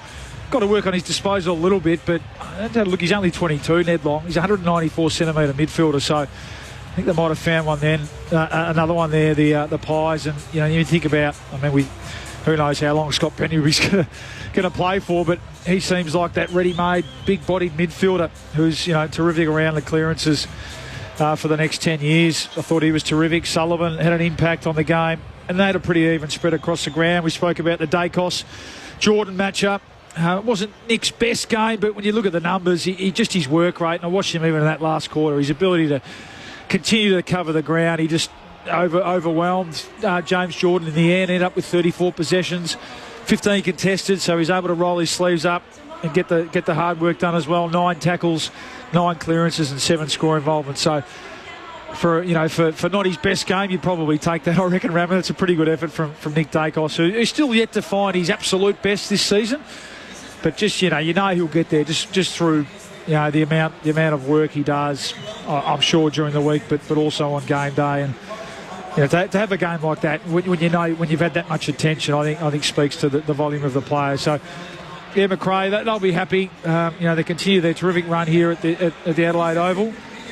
They look like they get through unscathed, and they move on to a massive clash next week at the Gabba. It's the right time for it, isn't it? To see how they shape up against Brisbane. We probably feel like the Giants, the Hawks, are maybe a run above Collingwood, but hey, let's find out. Yeah, and you want that. You want to test yourself early in the season to see where you are against the best, because one, it'll just tell a story around, well, we're either going really well and we're going to be right there, or here's actually what we need to work on in the coming weeks if we want to be a contender. So they'll find that out next week. But I just thought the game tonight was based on transition, and who could transition the ball better in Collingwood were able to then comfortably come away with a win. Sydney were craving for another forward. They needed Isaac Heaney both in the midfield and up forward. Well, Hayward was down tonight, wasn't he? Yeah, given his game last week, he really didn't have an impact at all tonight, Will Hayward. Both he and Amati were pretty quiet given their standards. But when you think about some of their midfielders are missing, Adams, Goulden, Cal Mills, we know Sydney are not at the peak of their powers. Yeah, that's right. And actually, that did strike me as the game went on. Just looking at their players short at the moment. That's just a reality. No team can cover for the 5 or 6 of your best player. Exactly. So you look at, and they're young. Players like Hanley and I've gone Cleary. Yeah, that's right, Cleary. Yeah, so players like that, even Wicks, Corey Warner, who I thought did some nice things. Sheldrick did some nice things, but when you come up against good season teams, there's a bit of a drop off, and there's too much of a reliance on Heaney, who I thought was clearly their best player. Isaac Heaney tried all the way through. Warner, you're right, Ramo. I wonder whether he's just a little bit shy, short of a run physically. Not spending as much time through the middle of the ground, but in the end, it was just a weight of numbers performance from the Pies, and they roll on. I think Sydney moving forward are going to have to work out what's actually going to work consistently in their forward half of the ground.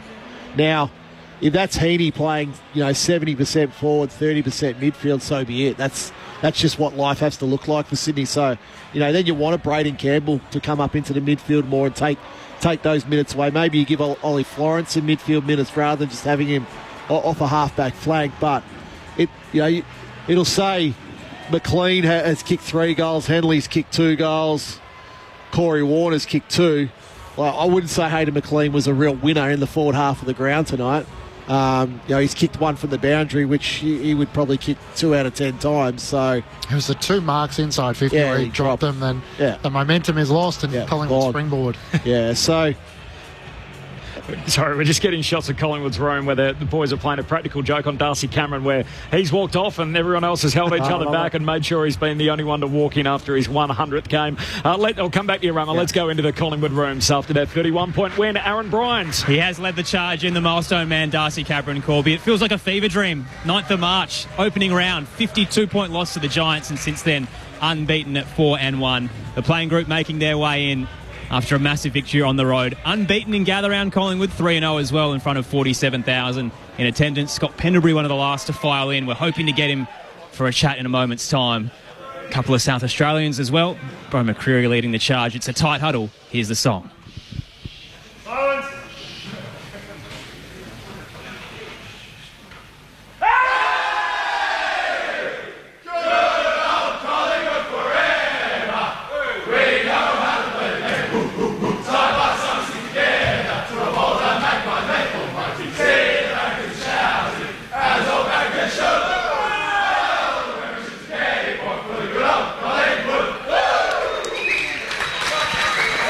No massive showers or celebrations for Darcy Cameron. Just a comfortable victory song for Collingwood winners here tonight over Sydney at the Adelaide Oval. Hoping to chat to Scott Pendlebury in a moment's time, Corbin. Ooh. 408 games as he passes Sean Burgoyne in third for all time. His 11th at the Adelaide Oval, surprisingly. It's a big night for Collingwood and always for Scott Pendlebury. Feels like every time he turns out at the moment, he's surpassing some kind of record. And as you said, now past Sean Burgoyne into outright third on that list. Pick up what you were saying, Ram. So the transition stuff in particular is fascinating. I saw the numbers presented during the week about 75% of scoring nowadays comes from ball movement. So the whole game is very much predicated on how do you move the ball and how do you stop the other team. No, well, that's right, and it's where you stop the other team too. I think is becoming an absolute critical factor now. If you can stop that ball movement just backward of centre fantastic. But, if not, your defenders have to be very good. The efficiency now going inside forward 50 is better than ever. You look at kicking skills and the like. But I also think in that third quarter it was, Sydney were drawing Collingwood's defenders out and it was working. So Collingwood's defenders like to sit back. They like to lay off. That's Darcy Moore. That's Jeremy Howe. That's Maynard. That's Quaynor. But Sydney started to hit up at the ball, and I thought, okay, here we go. But then that last quarter, it was back to let's lead back towards goal, and that suited Collingwood's defenders in the end. And Sydney are only able to kick 2 goals in that last quarter when they really needed to try to attack. So, more than ever now, the game is towards transition, where it used to be, timing forward half, let's lock the ball in. Those days are almost over now. How quickly can you take the ball from one end of the ground to the other and make sure you hit a target inside forward 50. So Sydney struggled with that tonight, whereas Collingwood didn't. They were able to find those targets inside forward 50, whether it was Jamie Elliott or Bobby Hill, or whether it was Tim Membry or Brodie Mychek.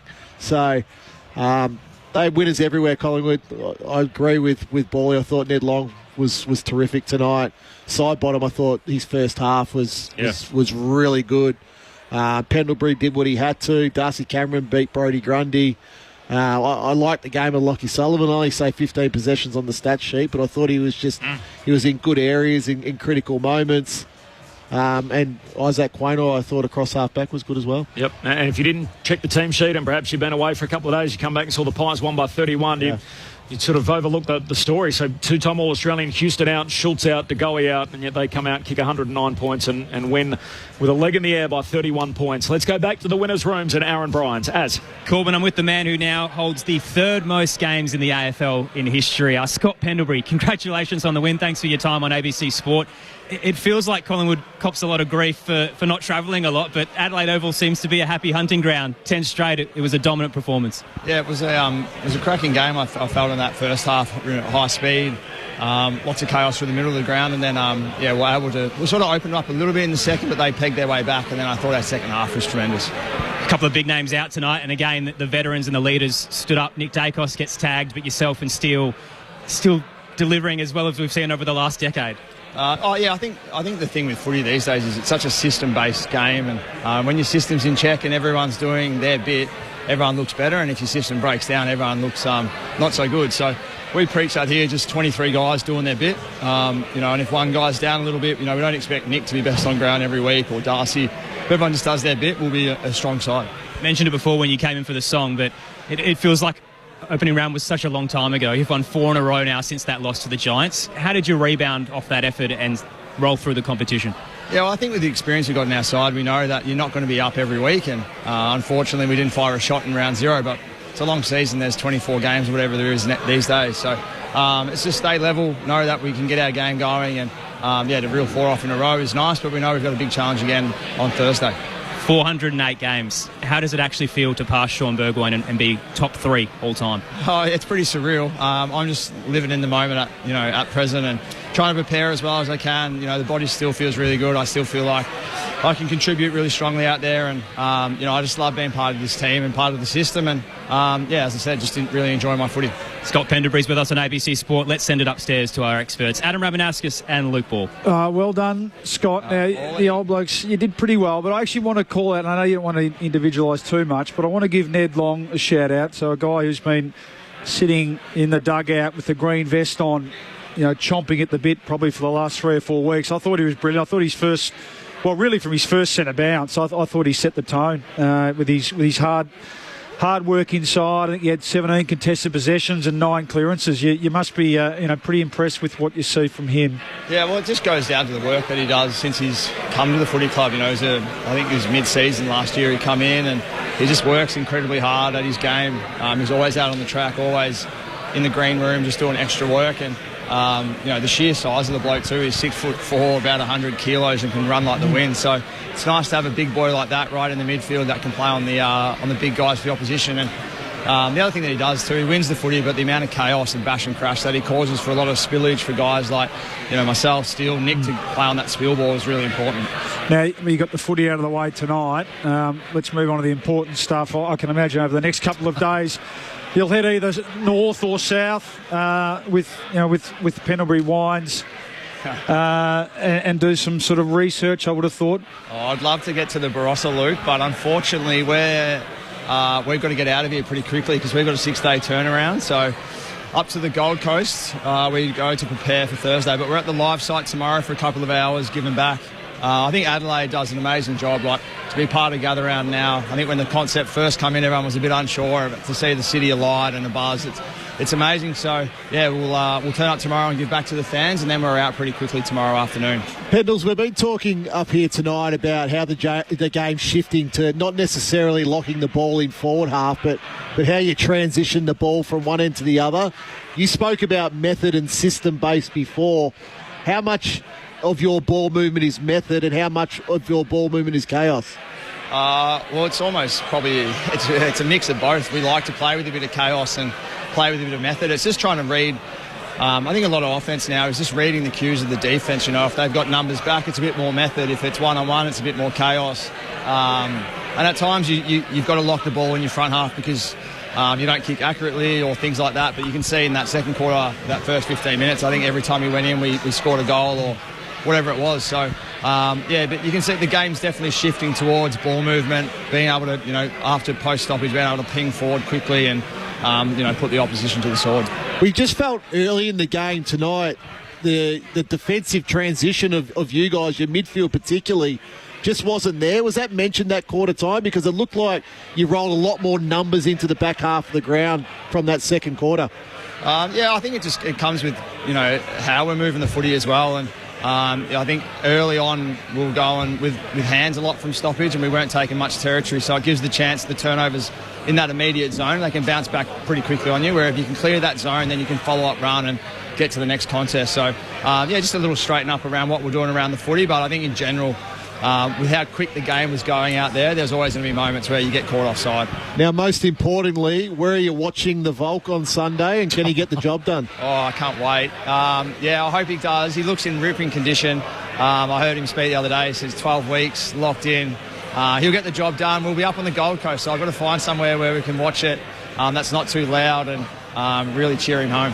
Just while we're a little bit off the beaten track, Scott Pendlebury, it's Corbin Middlemass here. So this is game number 408 for you tonight. I'm thinking about all 408 of them. The commentators have mentioned that you have a basketball background. So we didn't say that tonight.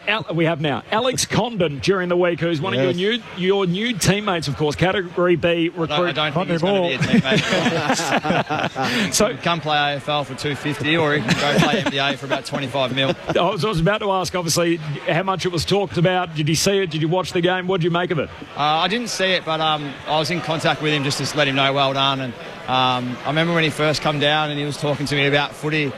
And the recruiters probably won't like me saying this, but I said, mate, go chase that basketball dream. It's a bit more lucrative if you can make it. And, he's a 7-foot guy, but I have watched him play. He's incredibly skilled and talented. And I think the thing with him is you can tell he's an Aussie over there because he just outworks everybody. And it's when you make a connection with someone like that, I'm looking forward to now watching him grow and go on to bigger and better things. And he did that. He made the match-winning, title-winning play basically for the Florida Gators and become the sixth Australian to win a national title. Amazing. Scott, it's Matt Clinch here. The final question I had was just a look forward to Brisbane. How do you feel like the team is tracking, having won the last 4 games since that opening round loss to the Giants? And it feels like the right test at the right time. You've been around long enough, a month into the season, to try and work out where the work starts. Yeah, I've been around long enough to know that I'll just enjoy this first, and tomorrow I might start thinking about Brisbane, but I'll enjoy this one first.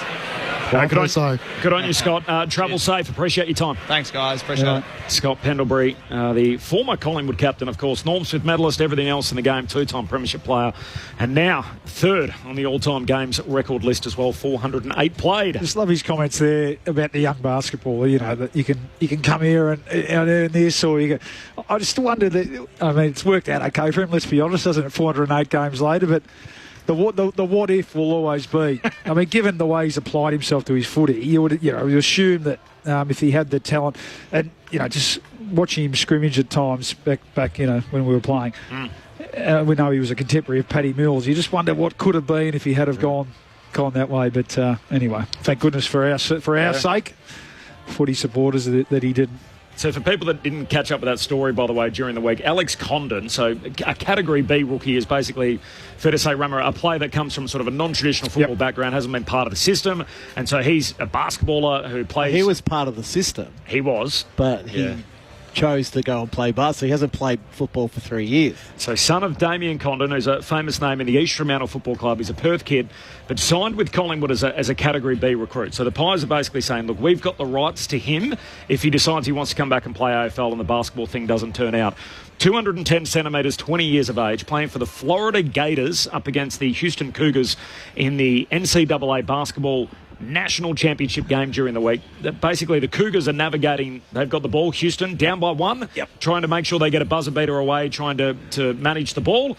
And Condon, awake to it, basically goes and attacks the Orange, steals it off the player from the Cougars that had it at the time, basically wins possession back for the Gators. Time ticks out, and the Florida win basically with what turns out to be a title-clinching steal. So what a moment for an Australian. Becomes just the 6th Aussie to do it, and he's got the Collingwood link you heard there. His tournament has pushed him into first-round calculations now. So amazing.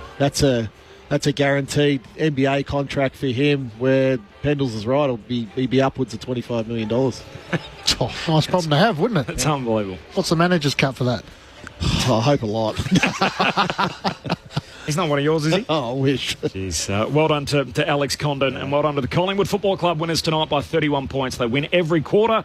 A quick little story of the night. So Sydney jumped out to an early lead. They kicked 3 of the first 4, and from that point on, Collingwood took over. They kicked 8 of the next 10 goals in the game to lead by 26 points. We thought, look, that might be just about a wrap halfway through the second quarter. Instead, Sydney rallied. They got back within 10 points before half-time. Collingwood kicked the last goal of the quarter to lead by 17 at the half. They got it out by 25 points come three-quarter time, and really from that point on were never truly threatened in the final term, with the Magpies winning by 31. A healthy spread of goal kickers, again, 3 each for Elliott, Hill and Myercheck, and the big numbers in the disposal count, as we mentioned, Nick Dacos, despite the padlock, James Jordan looking for him, 34 disposals for Dacos, and the other numbers that go along with it, 5 inside 50, 7 score involvements, 9 clearances, 15 of them contested for Nick Dacos, an outstanding night. Ned Long had the game of his career in his 17th game, the former Hawk, mid-season recruit last year. He had 29 touches, and the Vets 28 for Sidebottom, 26 for Pendlebury, and Isaac Heaney 28 and 2 was clearly Sydney's premier player on the ground tonight. I think what we didn't mention with Ned Long is metres gained as well. He's that big body, but he's had over 500 metres gained, so it's not just little dinky handballs that are going nowhere. He's actually driving legs out of contests and kicking the ball really well. Well, he's predictable, isn't he? So he's not at the moment. He's still improving his sort of touch and kicking skills. So he's what he does well. You're right. He bangs it on the boot and gets yardage. And I agree, Corb. He was just superb tonight. A very different dressing room, I'm sure. Let's go into the Sydney Swans camp with Aaron Bryans. Corby downstairs with James Rowbottom. James, not the result you were after. A very competitive first half, and Collingwood burst away towards the end. What went wrong tonight? A fair bit ended up going wrong for us. It kind of boiled down to the contest in the air on the ground. The big boys got it done in the air. I think it was 11-1 contested marks for Shaven, good ground position, and then able to score off the back of that a bit through the second half. And then when they were able to get the ball to ground, they were able to get the back pretty quickly, and we were having to chase them down the whole field pretty much, and we were able to keep it in our front half, which is what we want to do. And it was ultimately. How did you see your centre bounce work today? It felt like Collingwood at times got on top there. It's obviously an important part of the game. 666 makes it easier to score off the back of that, and then that contest in the CB sometimes flowed into contests. Put our defenders under the pump, and then when we got it, we weren't able to get too good penetration out the front. It was a bit scrappy, and but it's obviously a good battle. Booker, Darcy Cameron and Bros were going at it all day. It was a good contest, and then their mids were probably just a bit better on the ground. What's the message from Dean at the moment? The season's been a little bit of a mixed bag. We've seen some really strong highlights and some lowlights. Where does he kind of feel the campaign's at right now? We've said from the start of pre-season that we're aiming for September. We're gradually building. We thought last couple of weeks we were a step in the right direction. This week's probably a step back, but we're just learning constantly, trying to add string to our bow each week, and at the same time, there's a lot of people in the team learning, getting good game time in our inexperienced players, and taking learning each week, I guess. Some of those younger players who are starting to shine. Riley Bice has been great. Tom Hannelly had a few highlights as well tonight. It feels like you're finding a nice next-gen core. Yeah, as I said, it's important to get game time into players like that. Bice and Tommy Hannelly have been great and just really honed their craft of their role, and that's all we ask from anyone in the team. So the more they can keep doing that, the better we'll be. Joel Amartey, quirky injury. Looked like a corky, ends up being subbed out with a hamstring. Do you have any clue what happened there? No, I haven't spoken to Joel or any of the physio staff yet. I just saw he was subbed out and got around him. So, we'll wait and see. Port Adelaide at home next week. How do you bounce back? Yeah, just go to work. We've got a 9-day break, so we'll be able to get plenty of training in and go to work and in the contest and try and get our game plan back on track. Thanks for your time, James, and best of luck next week. Thanks, mate. Cheers. Thanks to James Rowbottom with Aaron Bryans downstairs in the Sydney rooms. Collingwood by 31 points in front of 47,649. So Swans are 2-3. It's an interesting night for them. Yes, they have 8 missing from their grand final team of last year. It is fairly personnel. How much of it is system? How much of it is personnel that the Swans woes at the moment, Rammer and Bawley? I think a fair bit of personnel. Yeah, I think so. Just on that, they are hoping to get a few back. So Logan McDonald played VFL last week, hoping that he'll make his return. Justin McInerney could be back. Will be back from suspension, so he'll come back. Lewis Melican with that abductor, closer to return, and they feel like Callum Mills is tracking, so it could be a chance for the game against the Gold Coast in a couple of weeks' time. So you look at those games against Gold Coast and GWS to come after Port Adelaide. Sets up that Port Adelaide game as sort of a big game to try and stay in the picture of the top 8 early in the season. Against the North Melbourne, you can cover loss of that. Against a good quality team in Collingwood, it eventually overwhelms you. Big win tonight. The Magpies by 31 points. They did get it out by 38 at one stage in that final term. Sydney kicked 2 of the last 3 to try and put a better face on it. Corbin Middlemass alongside Matt Clench, Adam Ramanaskas and Luke Ball on ABC Sport. The votes coming up shortly in the ABC Footballer of the Year. We talk about Collingwood all the time, and supporters of other clubs, Bawley, sort of roll their eyes and think, the Magpies, they play so many games at home, they so rarely travel. But as we said off the top, when they do travel, they travel well. Why is it? And in your time going back at Collingwood, what was it about the time that this group was able to head away together? Well, we had a lot of good players. That sort of helps. That helps. Yeah, it does. But is it something Collingwood do specifically compared to, you played with a lot of good players at St Kilda and you have the same kind of road record? Yeah, not sure. Question without notice. Yeah, I think so. If you've got good, experienced players, they tend to handle. A lot of times younger teams can get distracted, or when they're not in their routine, can throw them off a little bit. They're creatures of routine, obviously AFL players. So when you go on the road, you are looking at your senior players to lead the way a lot of the time. And Collingwood are just so everyone talks about their age, but with that comes that sort of experience. And a lot of those, tonight even, those senior players led the way, didn't they? They set the scene, and then everyone else jumps on board. And they get wonderful support everywhere they go, so that certainly helps. It's not like they go to a place and they feel like they're completely overwhelmed by a crowd or anything like that. So that certainly helps. But is there another theory that if you're Fremantle or West Coast, for example, you can understand how it very quickly becomes a chore. It's like, here we go, we're on a long plane, everything else, back to the airport, where you can almost spin it and think, look, we don't do it all that often, so it's a great bonding opportunity, chance to get away together. Like this week, for example, the Pies have back-to-back away games, so they're going to fly to the Gold Coast. They'll spend the week there together, a short week, and then drive up to Brisbane for the game and have the opportunity to spend some time up on the Glitter Street. Yeah, and they did that last year too, I think, didn't they? And people go, it's all well and good to do that, because that is taking players out of their routine, isn't it? So you are trusting your group to an extent to be able to handle that change in routine. But again, that's where you're leaning on the Pendleburys and Sidebottoms of the world just to keep the group in check and under control, and perhaps they're getting a little bit more downtime than usual. So there's an element of trust that McRae and the coaching staff give the players, and it's funny how many times when you do that it's repaid, isn't it? So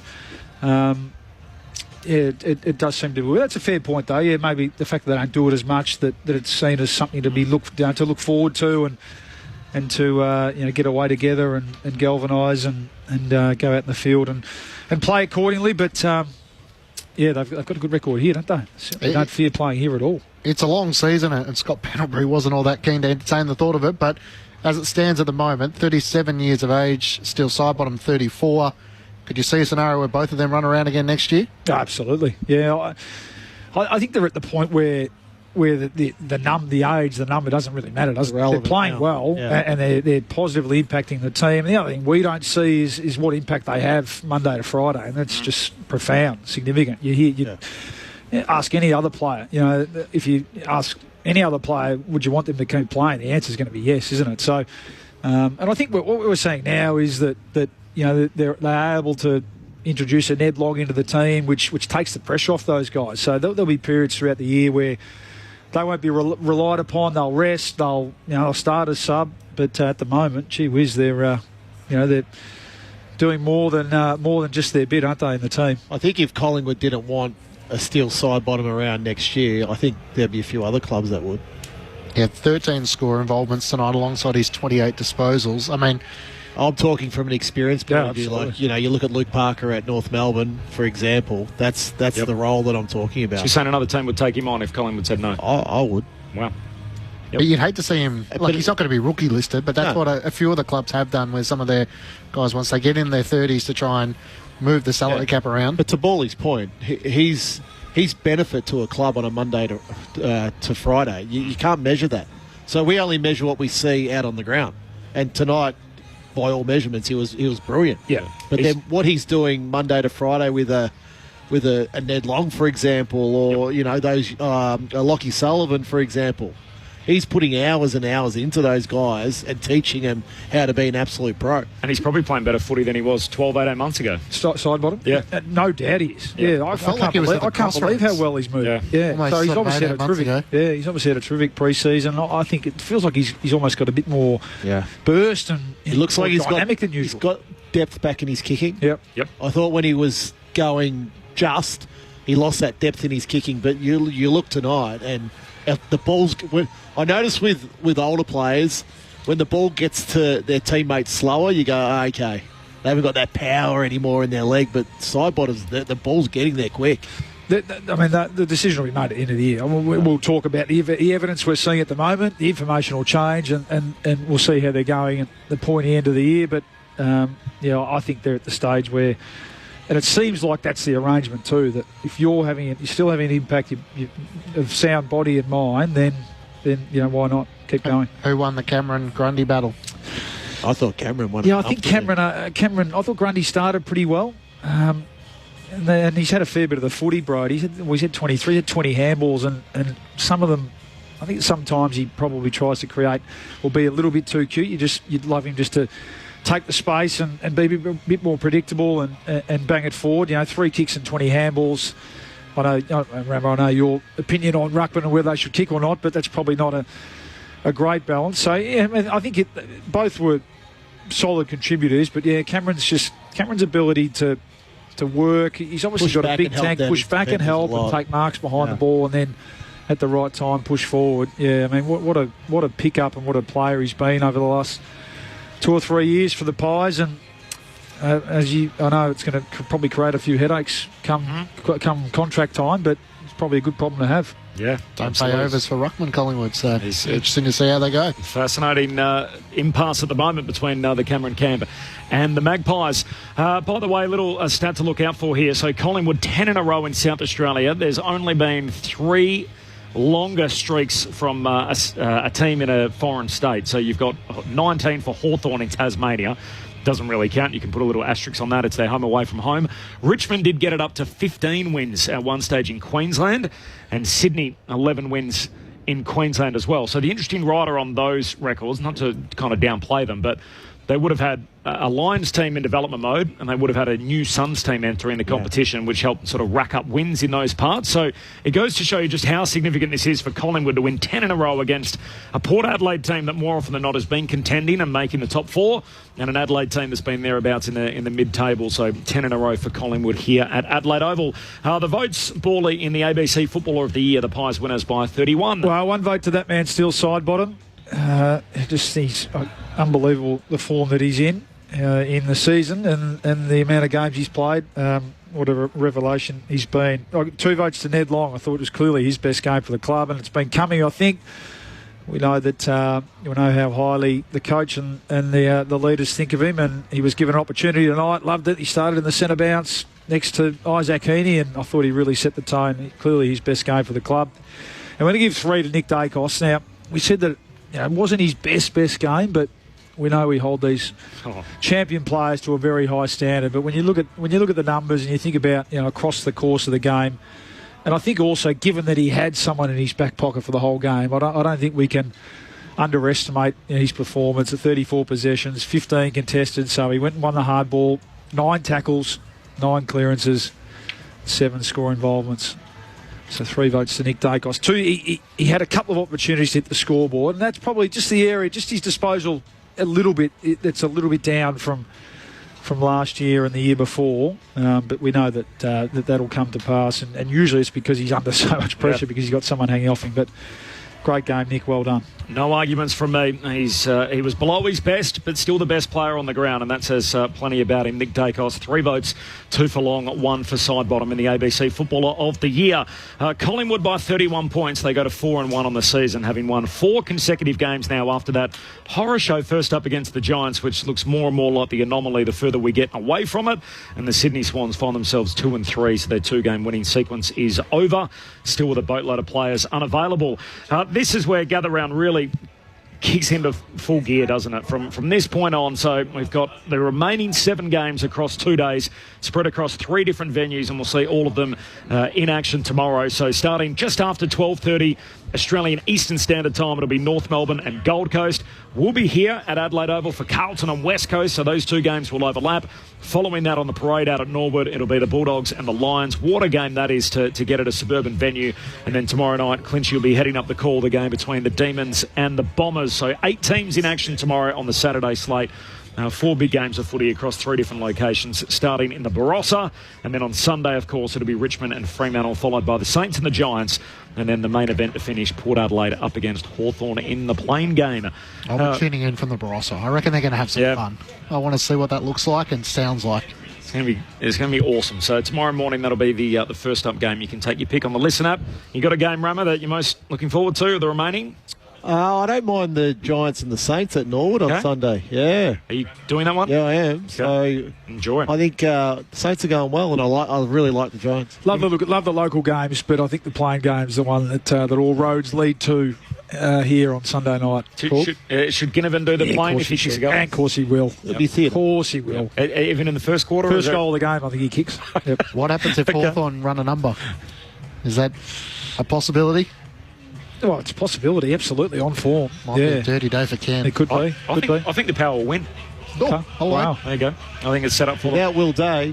Thanks to the cult figure Adam Jones back in the studio, to Andrea for all her work. Bawley and Ram, I'll see you tomorrow from 12 noon Eastern for AFL Saturday, and you'll hear Matt Clinch tomorrow as well. Signing off from Adelaide Oval, the Pies winners again in SA.